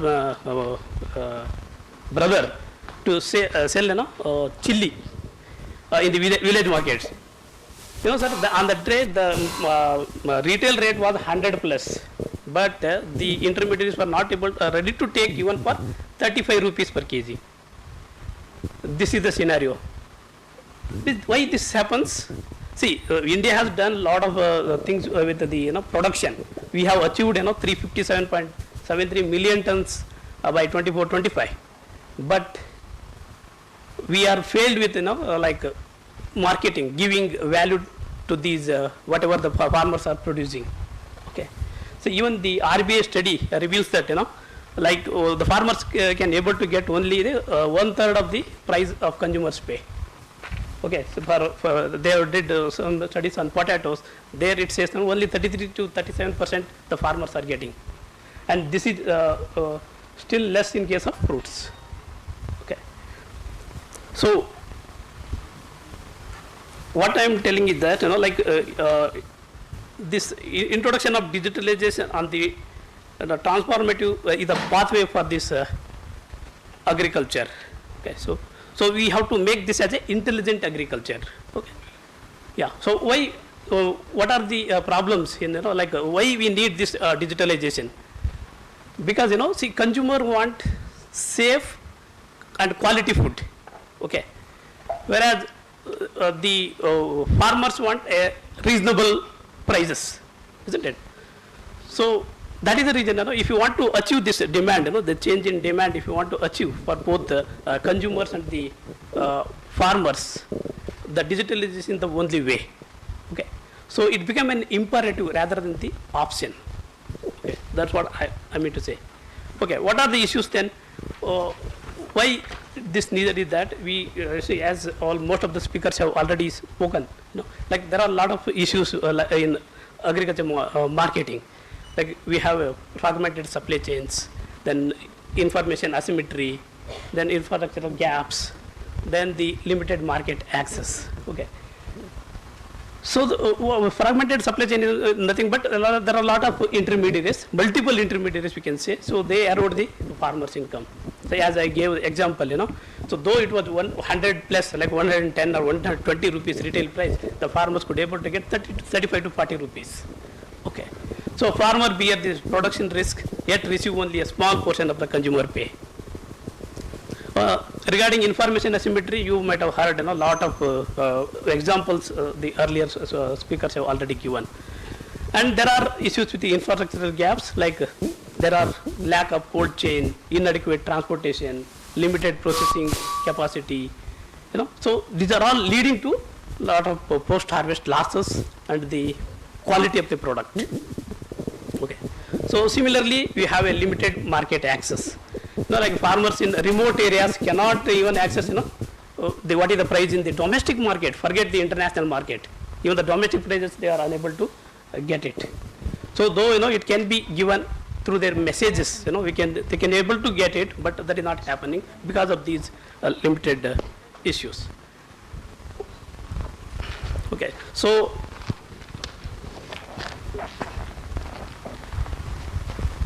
what I am saying is that consumers want trust, but farmers want fair prices.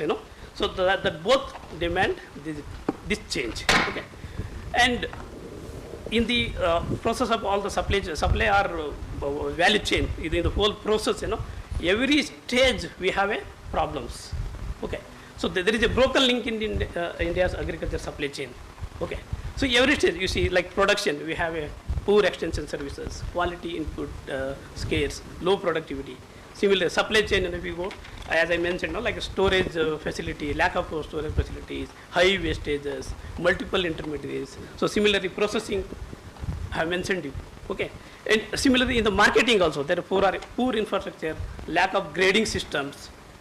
So see, there is only one marketplace for rice. Okay. Though there are 100 varieties of rice. Okay. But farmers, when he want to sell, he can sell only as rice. But as a consumer, if you want to purchase, there are varieties. Isn't it? And each variety is having a different prices. Isn't it? So this is the problem with the whole supply chain system. So every link in the chain is broken from soil to shelf. That's what I am trying to bring.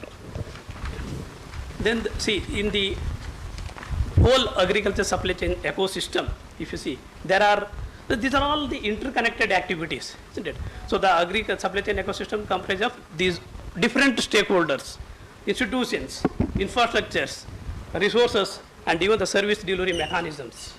Okay. But there are three important pillars, we can say, like institutions.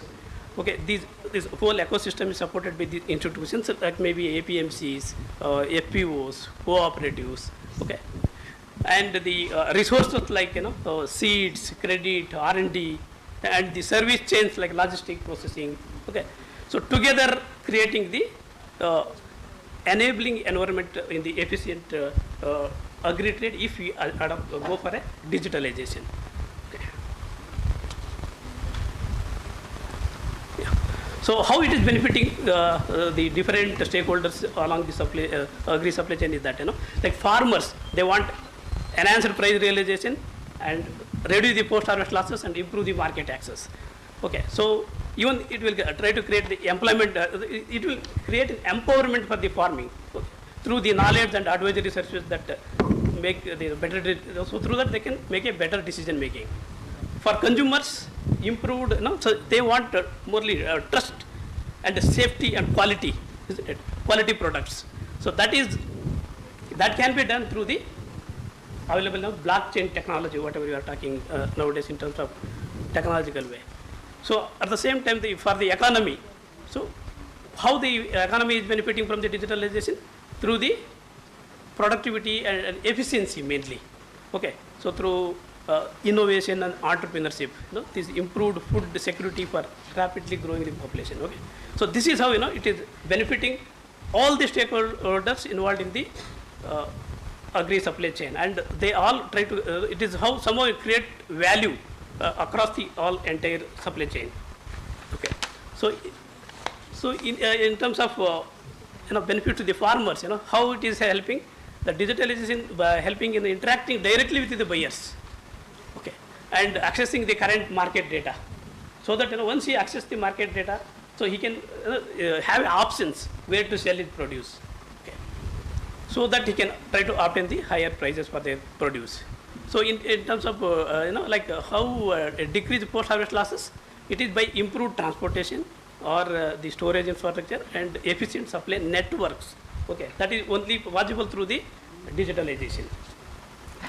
So enhanced market access. So this is particularly by helping gaining the access to the new and expanded market.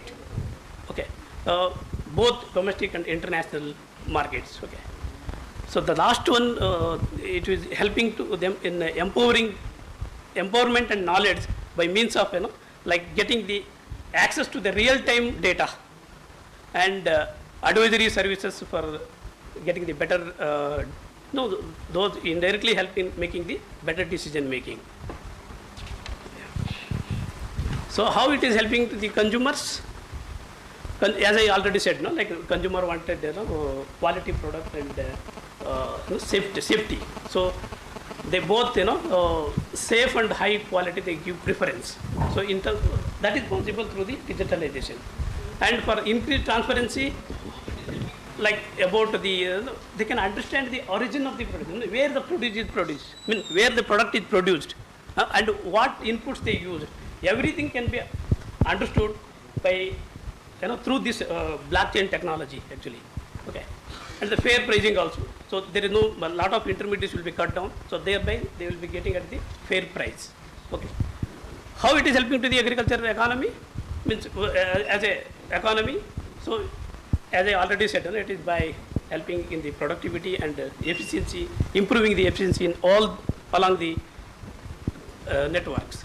Then innovation and entrepreneurship is possible by stimulating the environment, this whole ecosystem. Okay. So thereby they can generate new jobs and creating a new business model, as our speakers were talking about. That is possible through the digitalization only. So the enhanced food security is also ultimately, it will end up in achieving the security. Then what are the problems then? What are the problems, like which hinders the digitalization process in the agriculture digitalization? As you know, most of the previous speakers also mentioned. So these are all the important infrastructure gaps. Like and no need to explain. I think everybody can understand. Then what are the different key technologies at different levels? You'll see farm level we have a precision agriculture, drones, mobile apps. For manufacturing we have intelligent informations, IoTs, and even the robotics have come up. And in the case of distribution, there are a lot of e-commerce and online meal delivery systems. Okay, I will be giving how these performed against our ENAM.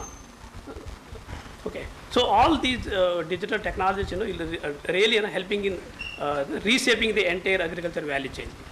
Okay, so at the farm level, as I already explained, so I no need to explain since we have been discussing all the things from the morning. Yeah. So regarding this fintech, especially if you are talking about digital market, we have ENAM for agriculture produce at the national level, and there are some private players. They are really doing wonders, especially DHAT and AgriBazaar, I should mention. Okay. For fintech, there are not much competition, but there are some companies. They're really helping in finance related, agriculture credit related things like digital banking, mobile payments, insurance. You might be seeing, like nowadays, hardly we'll see the cash transactions.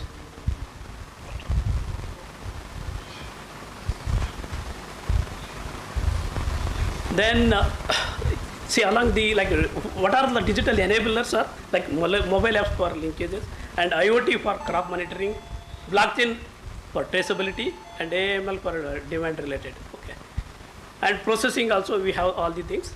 Yeah, what I am trying to explain is that I think this table is very interesting. If you see the progress of ENAM and other private companies, I try to compare with the available data. So wherein you see how the ENAM is performing over the years in terms of the total quantity traded. It is hardly at the rate of 14.7%. Whereas you see the Swiggy, Instamart and Blinkit, they are growing more than near to 100% and above within 3-4 years. So this is the power of the digitalization, which really help our farmers to get better prices in the future. Okay. So this is the data in terms of internet users in the country. Okay. See, we are next to China only. So more than 62% of the population in India are using the internet. So we have a lot of the scope, and so definitely I can say that digitalization can really helping in achieving at least 50% of the consumer pay in the next coming years. Thank you. Thank you, Dr. Ramappa. I think, dear dignitaries, distinguished speakers, and delighted participants, both presentations had some kind of complementarity between each other. And if you take Dr. Ravi Shankar's presentation, you could see how asymmetric information, given lot of challenges when it comes to digital divide, irreversibility, then infra problems, how this even whatever available information can be used for problem solving with 70 to 80% accuracy, and even whatever inaccuracy is there also, how you can change this inaccuracy situation to a very positive situation, and how it can be used for decision making, how farmers can benefit out of it. And the one more, most of the technologies or most of the AI based, they had only one kind of one linear kind of approach, but in case of whatever he has explained actually, it is kind of feedback also, mechanism is also there. That is where I think from black box to white box predictions, how we can use for decision making. The second presentation reminded us that how digital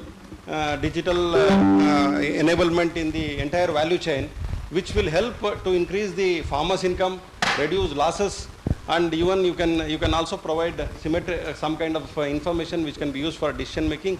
And what I feel in any of the conferences, usually I tell we had green revolution, we had yellow revolution, we had all kinds of revolution, but what we need is data revolution, and that data revolution should be used for data analytics and evidence-based policy making.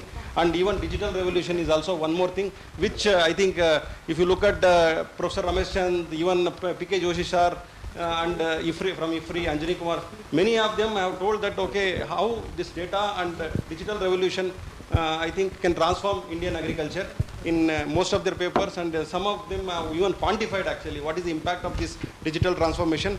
And some of the examples which Ramappa clearly given, that eNAM, Flipkart, Blinkit, how I think they are increasing their market share. I think now the green revolution has to produce more food. The digital revolution must help our farmers earn more from the food actually. That is what I think now the tagline. And with this I think I close my remarks. Thank you for giving this opportunity.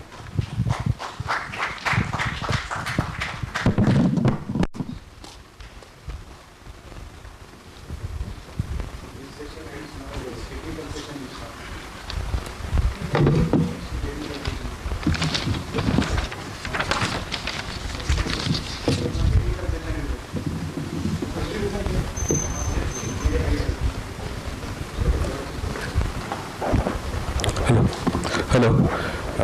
Thank you, sir. Dr. DC Roy, sir, and Mujnath, sir. You are sparing your valuable times and give a critic comments on presentation.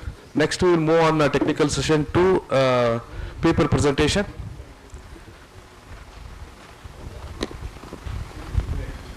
Madam, you people. Here in the bro.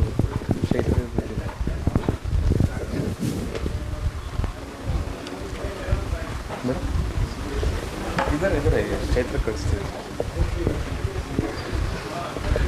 Sir, we have a tea break or shall we continue?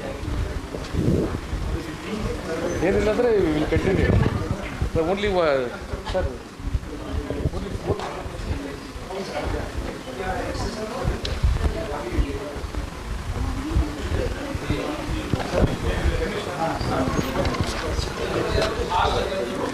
Okay, shall we, can we move on technical session 2, that is paper presentation.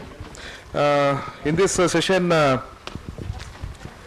chaired by Dr. Ganapati sir and co-chaired by Dr. C.P. Gressime. And here we have 6 presentations, out of which we received only 3 presenter slides. Remaining we request you kindly provide that, or else we will skip on that. Madam?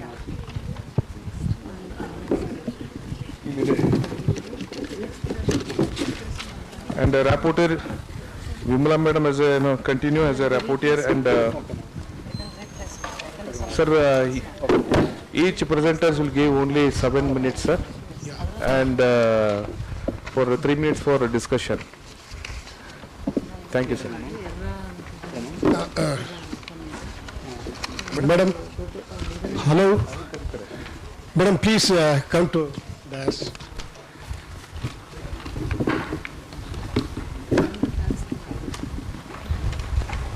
So the printed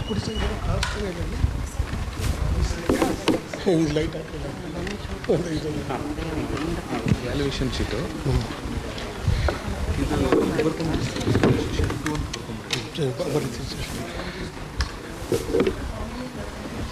ಗೊತ್ತಿಲ್ಲ ಇಲ್ಲ total 8 listed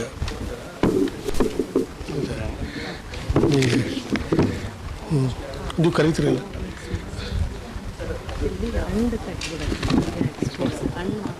evening to all. The technical session 2, that's the paper presentation time. There are, first of all, I welcome for all the respected dignitaries, the delegates, and the paper presenter, and all student friends for the technical session 2. Here there are 8 papers listed for the this session. It is late. I call upon this is the time allotted for you. It's 7 plus 3 minutes.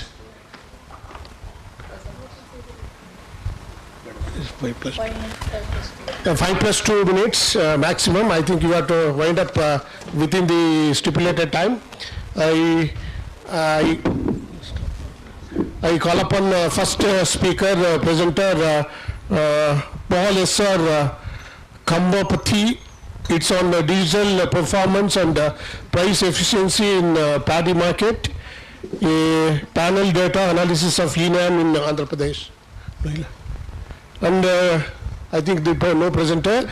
I will call upon the next presenter, paper presenter, Dr. Mamata Girish, optimizing value chain for black pepper in Wayanad district of Kerala.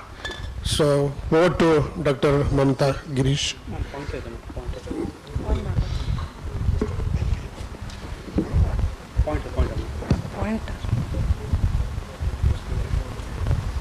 Yeah, good evening everybody. Today I am going to present a part of my students' research work, Sona Jaj, which she did on optimizing the value chain for black pepper in Wayanad district of Kerala, and the other authors or the advisory committee members. Coming to the introduction.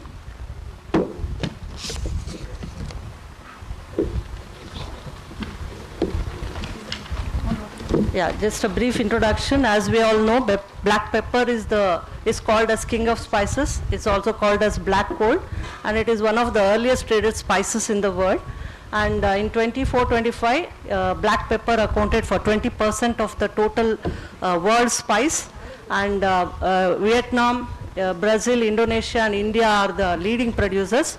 Although India has got large area under cultivation, 70% of its pepper production is consumed domestically, and we rank only fourth with lesser production of 75,000 tons per annum, and we export around 20 to 25,000 tons annually, mainly to Middle East and USA and Europe.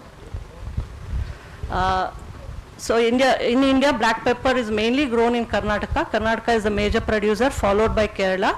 Karnataka has got some 57% of production, stands first, whereas Kerala is second, followed by Tamil Nadu.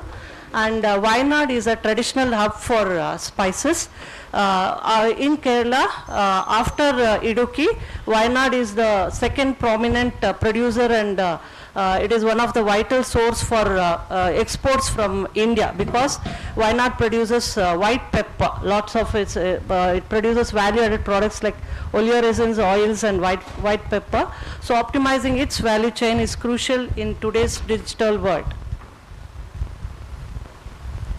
So this is just the details. As I told you earlier, Vietnam, Brazil, and Indonesia are the leading countries. Although India is one of the prominent player, we have more domestic consumption.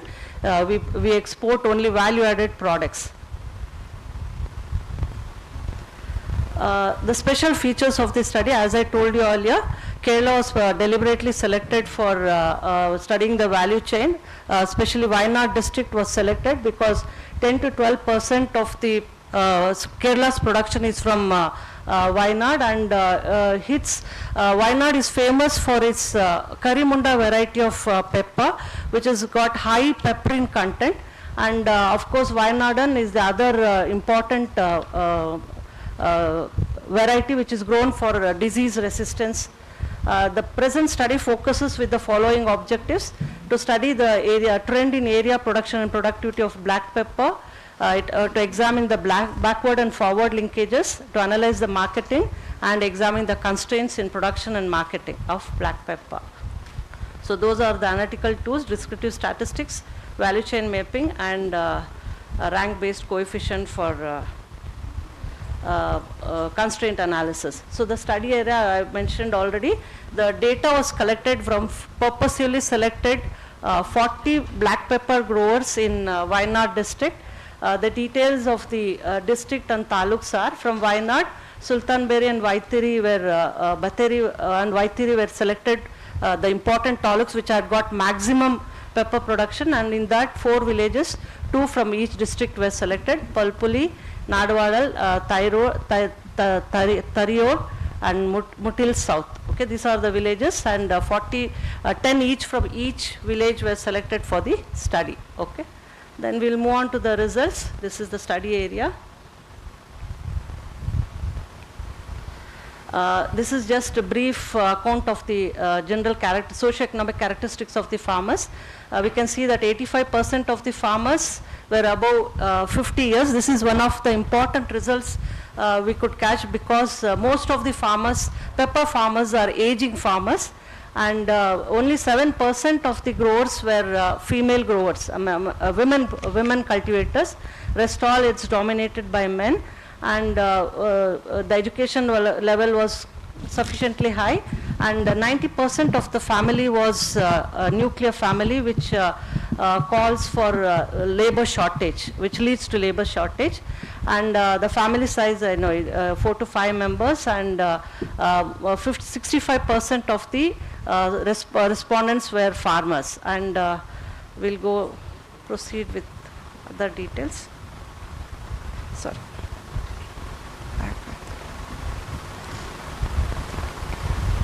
Yeah, see, at the national level, the trend in area production and productivity was analyzed for 20 years, from 2002 to 23.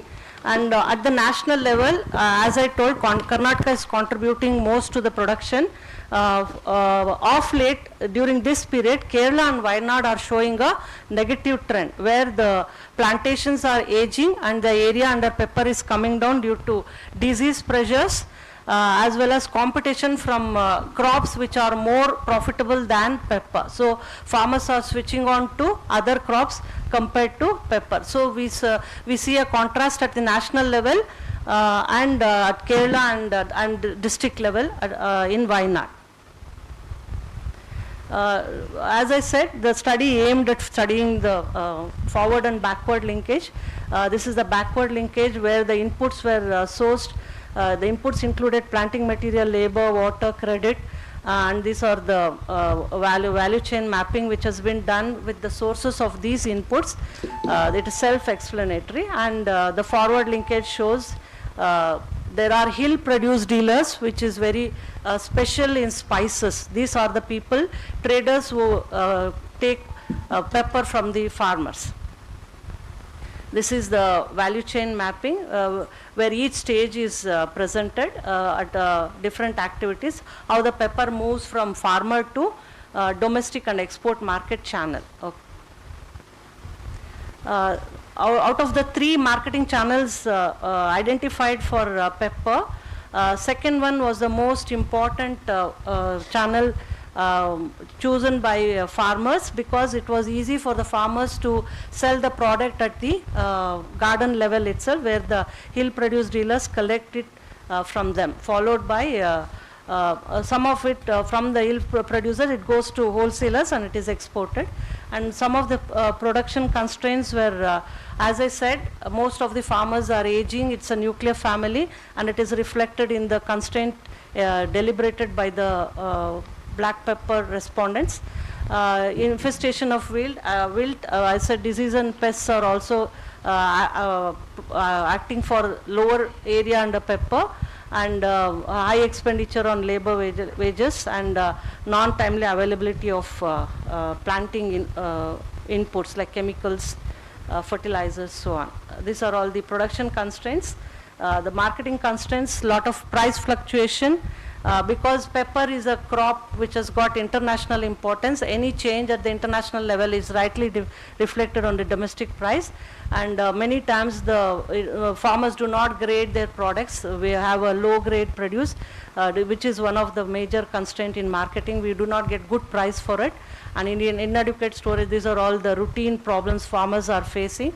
Even though we are talking so much about digital world, at the ground level, farmers are still having the same old problems, which has to be attended to. Conclusion, as I said, I did not want to repeat, most of the farmers are aging, youth should be attracted, and women participation is less, hence there should be some massive program where women should be promoted in pepper cultivation, because most of the value added products fetch higher price and income, so women can be promoted. And as I said, spice companies are also playing a role in collecting the pepper from farmers, so government and FPOs may strengthen direct linkage from farmer to consumers. They can make it stronger, and institutions may promote the dyeing wines of pepper by having promoting some mechanization, climbing aids, custom hiring centers to ease the labor drudgery. As I said, the labor is one of the major constraints as reported by the respondents, and price fluctuation also can be attended to in case we have any digital markets connecting them to the higher channels.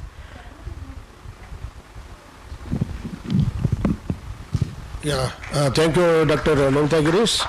Now it's open for any queries, question.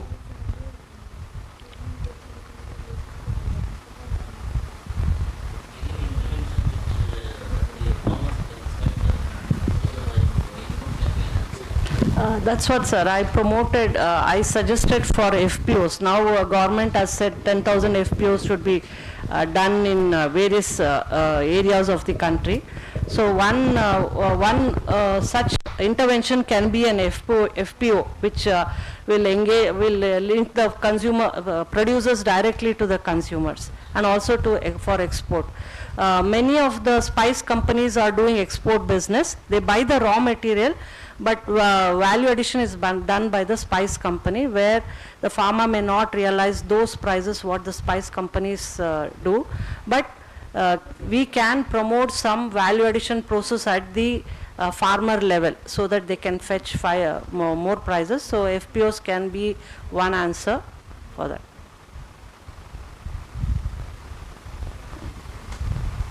Thank you. Thank you. Next presenter, Dr. Akshata Nayak. It's on GIS based analysis of price transmission and market casualty in Indian onion market. So I request Akshata Nayak to come occupy the dais and present. So I think we have given the time for 10 minutes. So because of only 3 presenters, so you can go ahead. Already you've given time for the previous presenter. 10 plus 3 minutes. Yeah, please go ahead. Thank you, sir. Good evening, everyone. Now I will be presenting my study on GI-based analysis of price transmission and market causality in Indian onion markets. As we all know that, onion is the one very famous commodity which brings tears in all of our eyes, right? So when price rises, what will happen? The farmers, will be happy, but the consumer will cry. But when price falls, what happens? The farmers will cry. But when government intervene and try to stabilize the price, who will cry? The traders, right? Traders will cry. But whoever it is who cut the onion, everybody will cry. But the interesting part here is, when everybody is crying, the researcher, he will think, yeah, it is a good, problem we can take to do the research. So in that way, I have taken up this research when government implemented or brought the protection 40% duty on onion prices during 2023 August. So during that time I have taken up small project on onion, and this result is the piece of that project. So now, why we have to care so much about onion price, right? So, but why? Because even though apart from emotional during cooking, onion is also one of the major export commodity. But the marketing of this onion has been always challenging. Why? Because it is the fluctuation. Because onion price dramatically, they will change in a short period of time. 1 year farmers will say, the price is very low, he will complain. And another year, the consumer will say the prices are high.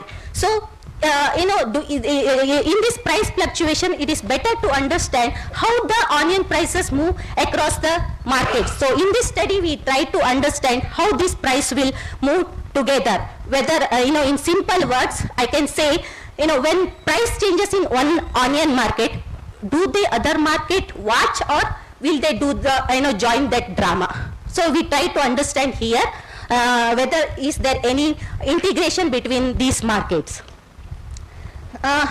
Main research gap. You might have think that there are many studies. Of course, there are many studies like on price volatility and also on market integration. But all those studies, they examined the only statistically, but they didn't map that study on GIS. They showed like, by using some arrow mark. So our study, it filled this gap, by mapping those results in GIS based, and also we combine the econometric analysis with the GIS based mapping, and also we combine with the production. So I fill that gap. Methodology. I have used monthly wholesale price data for 5 selected markets, that is Pimpalgaon, Lassalgaon, Bangalore, Hubli and Delhi. So here we have used the Unitrue test, that for Philip Perron test, and to test the co-integration I have used Johnson co-integration test. This will help to understand whether there is a long run relationship between these onion markets. And after understanding to understand the direction of that price movement, I have employed this Granger causality test. Coming to research findings, I am not presenting any tables because organizer has given the timing, so I am explaining in a live. So first we have to see the data quality and whether data is stationary or not. When I employed the Unitrue test, the data shows they are all non-stationary at their levels, and by first differencing, the data become non-stationary. After confirming the data quality, then we employed the Johnson co-integration test, and this test confirmed that there is a long-run relationship between these 5 selected onion markets. And so and to see the direction, it means who will influence whom, which market will influence which market. To see that, I have employed this Granger causality test. In this map, you can see the color gradient. First, we have mapped the onion production. The darker green color shows that it is the higher production of, where the higher production, and when it becomes the lighter, it is the lower production. After that, then we have map this co-integration. Here you can see few markets, they have shown the unidirectional relationship. It means the price changes in former market will influence the later market, but it will not reciprocate back. But whereas few markets, which I have already mentioned, they show that bidirectional relationship, means price changes in one market will influence the price changes in other market, and again the price changes in that market will influence the previous former markets. To conclude how this analysis is useful. Of course, it is useful especially for the policy makers to stabilize the price. Instead of bringing so many strategies in all the market, no need of chasing all the onion market. They can find one key market where, which is influencing in other markets. He can bring, the policymaker can bring the changes in that particular market. Automatically, the onion markets who are, they want to join that drama, automatically they will change their prices too. And it will help, and also one more policy is that, if you strengthen the market intelligence system, it will help to stabilize the price. And lastly, I want to conclude about the future line of work, which organizer also asked to cover this. Of course, my study covers only, 5 markets. The future researcher can concentrate more than 5 markets, where when we use the arrows, it is difficult to cover more markets to visualize. But if when you are using GI map, you can cover more than 5 markets. And another is, here I covered only the price, but onion price is not only depending on the prices, right? There are other factors like climatic shocks and government protection, so many other factors. If they incorporate those things to see the changes, it will be, good research work. Thank you. I want to conclude by saying this. Thank you, Akshata. Now it's open for questions.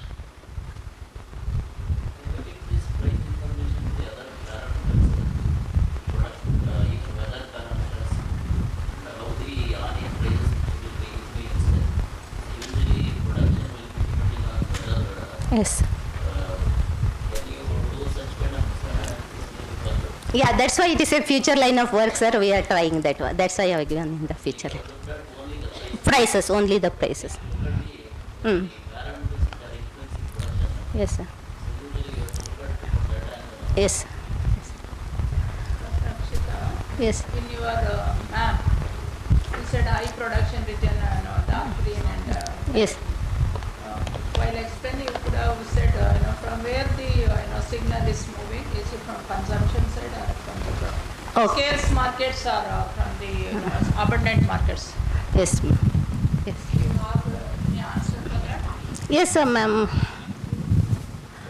Yeah, major is the only Hubli combination. The market, only the Hubli is the major, influence, because it has the bi-directional, whereas others, they are like unidirectional. You can see the color changes also.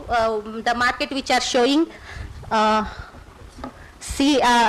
bi-directional are in light green and others are in pink, ma'am.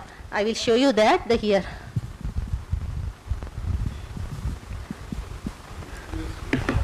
Yeah, I can show you here. These two are bidirectional and remaining are unidirectional. So Hubli is major here, influencing and also influenced by other markets.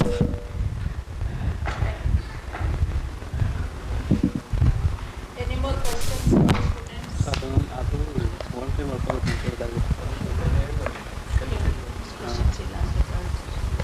Yeah, if there are no questions, we'll move on to next presentation. Thank you, Akshata. Thank you, sir. Now we'll move to third presentation. We'll call upon Neetha Roche. It's on transactional cost in accessing the improved rice variety seed by the small world of farmers of Kerala in India. Over to Neetha Roche.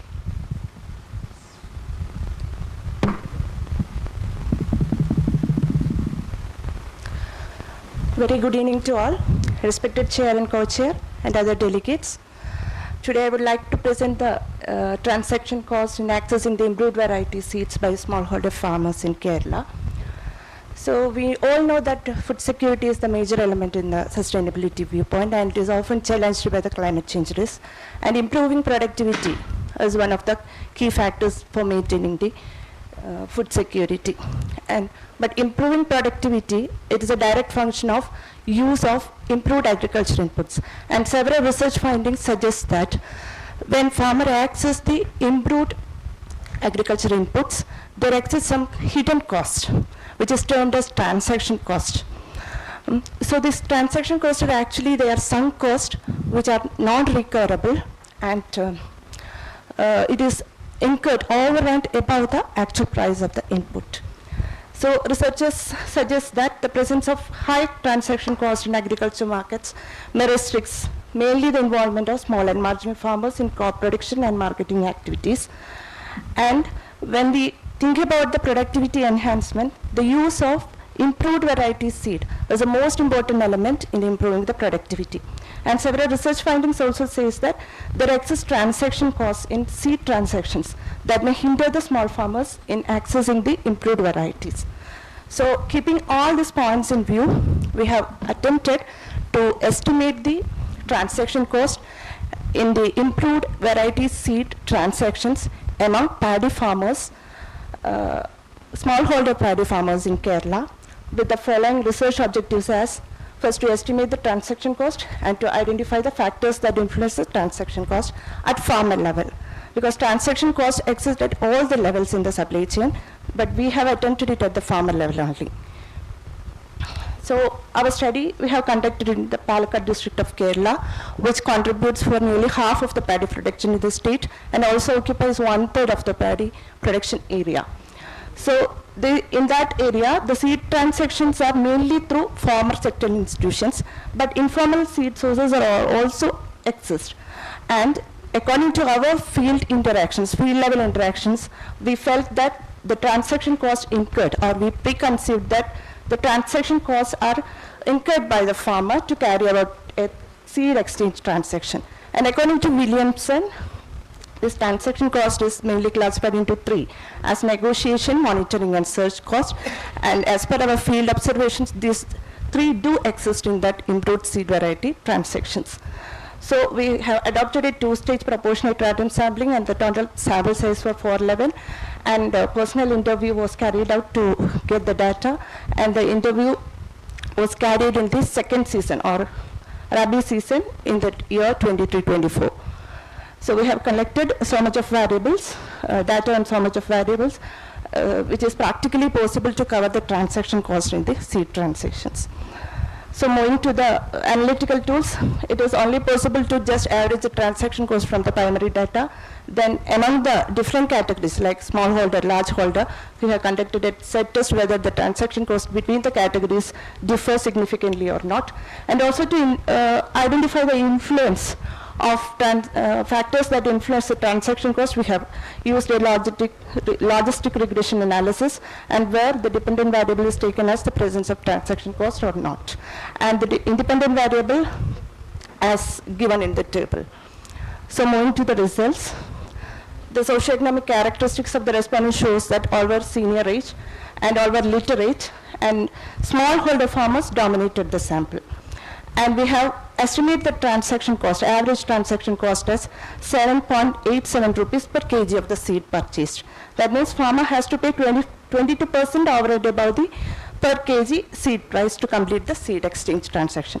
Further, we have bifurcated the transaction cost and found that the negotiation cost is a major one among the transaction cost, followed by monitoring cost, and then by search cost. So among the negotiation cost, opportunity cost for time and also the transportation and related costs were the most important one. And when we see the category-wise, farmer category-wise transaction cost, the smallholder farmers incurred high transaction cost or significantly higher transaction cost when compared to the largeholder farmers. And when we analyzed from the formal source as well as informal source, the formal source have higher transaction costs than the informal source. And the farmers who accessed the new improved rice variety seeds, then means mostly according to the plant breeders, they say that an improved variety will show its characteristics in the field, or it will be stable up to 10 years only. So before 10 years, or the variety is released within 10 years, the farmers who are using that, we have termed it as new IRV, and the other one is old IRV. And we found that the average transaction cost is much higher in case of new IRV seed than in case of old IRV seed. Then on analyzing the factors that influence the transaction cost, we can see that the landholding size as well as the volume of the seed purchased or quantity of the seed purchased have a negative effect, whereas seed source, type of seed source as well as the distance to the certified seed source is having a positive effect. So to conclude, transaction costs do exist in seed access and acquisition, and on an average, or average transaction cost of seed acquisition has estimated as 7.87 per kg, and negotiation cost from the major cost. Then smallholder farmers incur higher transaction cost, like that farmer seed source is having a higher transaction cost. And adoption of new IRVs, seed source and distance to seed source was found to increase the transaction cost, where the volume of the seed purchase as well as the size of the land holding has reduced the transaction cost. So coming to the policy recommendations, proper policy modifications are required on certified seed access and distribution to develop efficient seed supply system. and also the policies that should focus on reducing the transaction cost, and use of digital innovations is one of the area that we can improve the efficiency of the seed supply system, and also the efficient utilization of formal seed sources through improved logistics and supply chain management, as well as the collaboration with private agencies also. It may help to improve the seed supply chain efficiency. So with that, we can ensure timely, affordable and accessible seed distribution. That's all from my side. Thank you for your time. Thank you, Neeta Roche. Now it's open for queries. Any clarification, questions?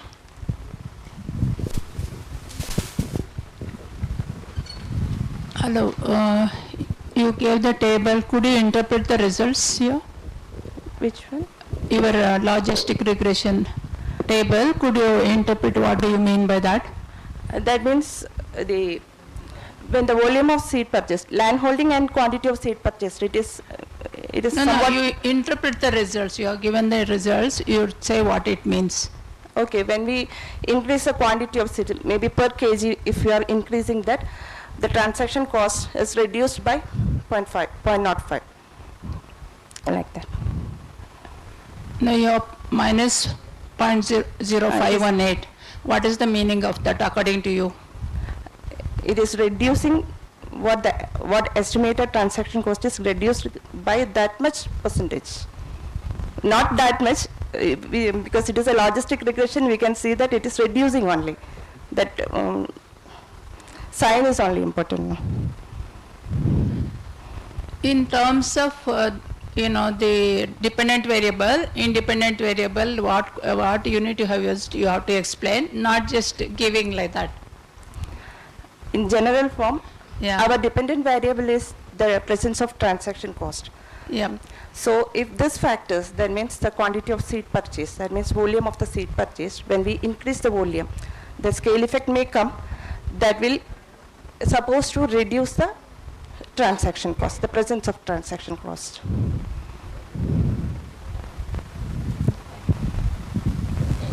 Any questions from the delegates? Yeah.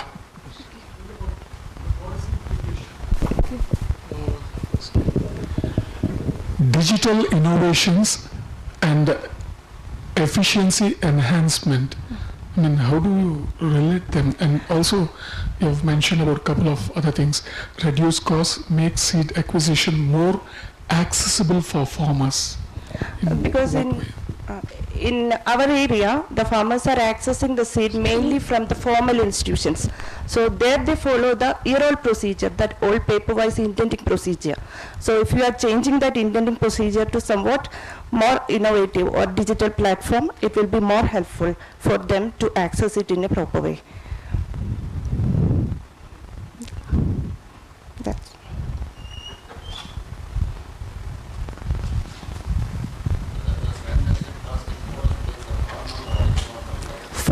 from formal source it is more, because the certified seed sources are away from farmer field. So those who want to indent from the formal seed source, they have to travel a lot, or they have to incur an opportunity cost for that. That's why.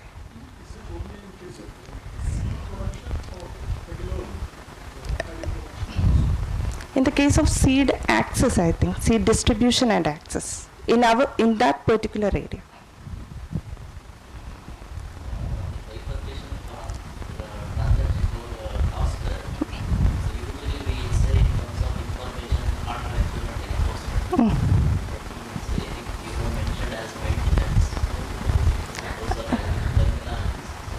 No, we have used the negotiation, search, and negotiation cost is same as bargaining cost, then search cost, and also one more is there. 3 types of cost that we have used. Yes, yes.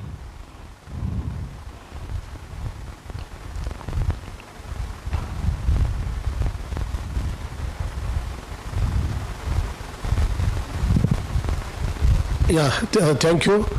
Thank you. Any sort of 8 papers reported right now? Is there any presenter? No? Okay. right? So during this technical session too, Dr. Mamata Girish, I think she presented the title, one more. Would like to present?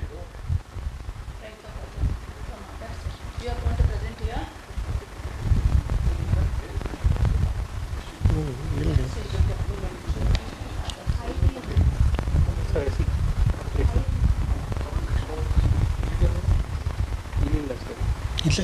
He is not listed. Not listed. Next. Technical session 2, you have to go to IABM department. Hello. Go to IABM department, I think it is going on, right? Okay. ಅಲ್ಲ ಇಲ್ಲಿ ಮಾಡ್ಸೋಣ ಬೇಡ ಇಲ್ಲಿ list ಆಗಿಲ್ಲ ಅಲ್ಲಿ IABM ಹೋಗ್ತಾ ಅಲ್ಲಿ ನಡೀತಾ ಇದೆ ಹೋಗಿ ಬೇಗ ಹೋಗು ಯಾಕೆಂದ್ರೆ will wind up there are three papers were presented by different the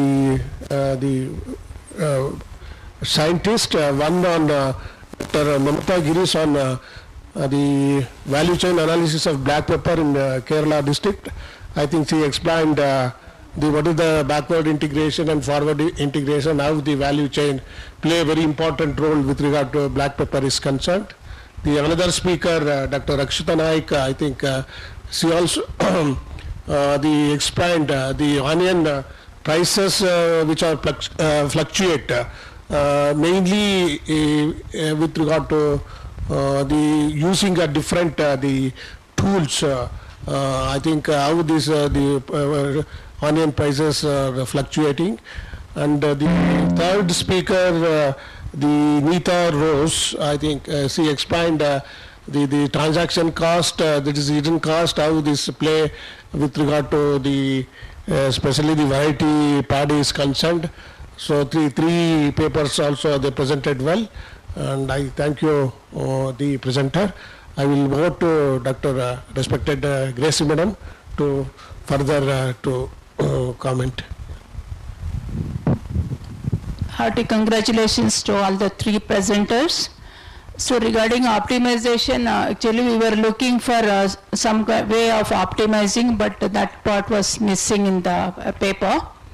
So the second presenter, of course, Akshita Naik gave the GIS-based mapping as an important tool for researchers. And the third presenter on logistic regression and what are the factors influencing farmers' search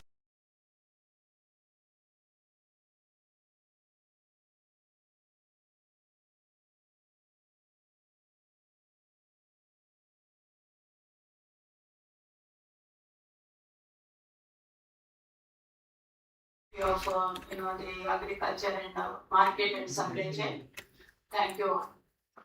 I like to extend thank you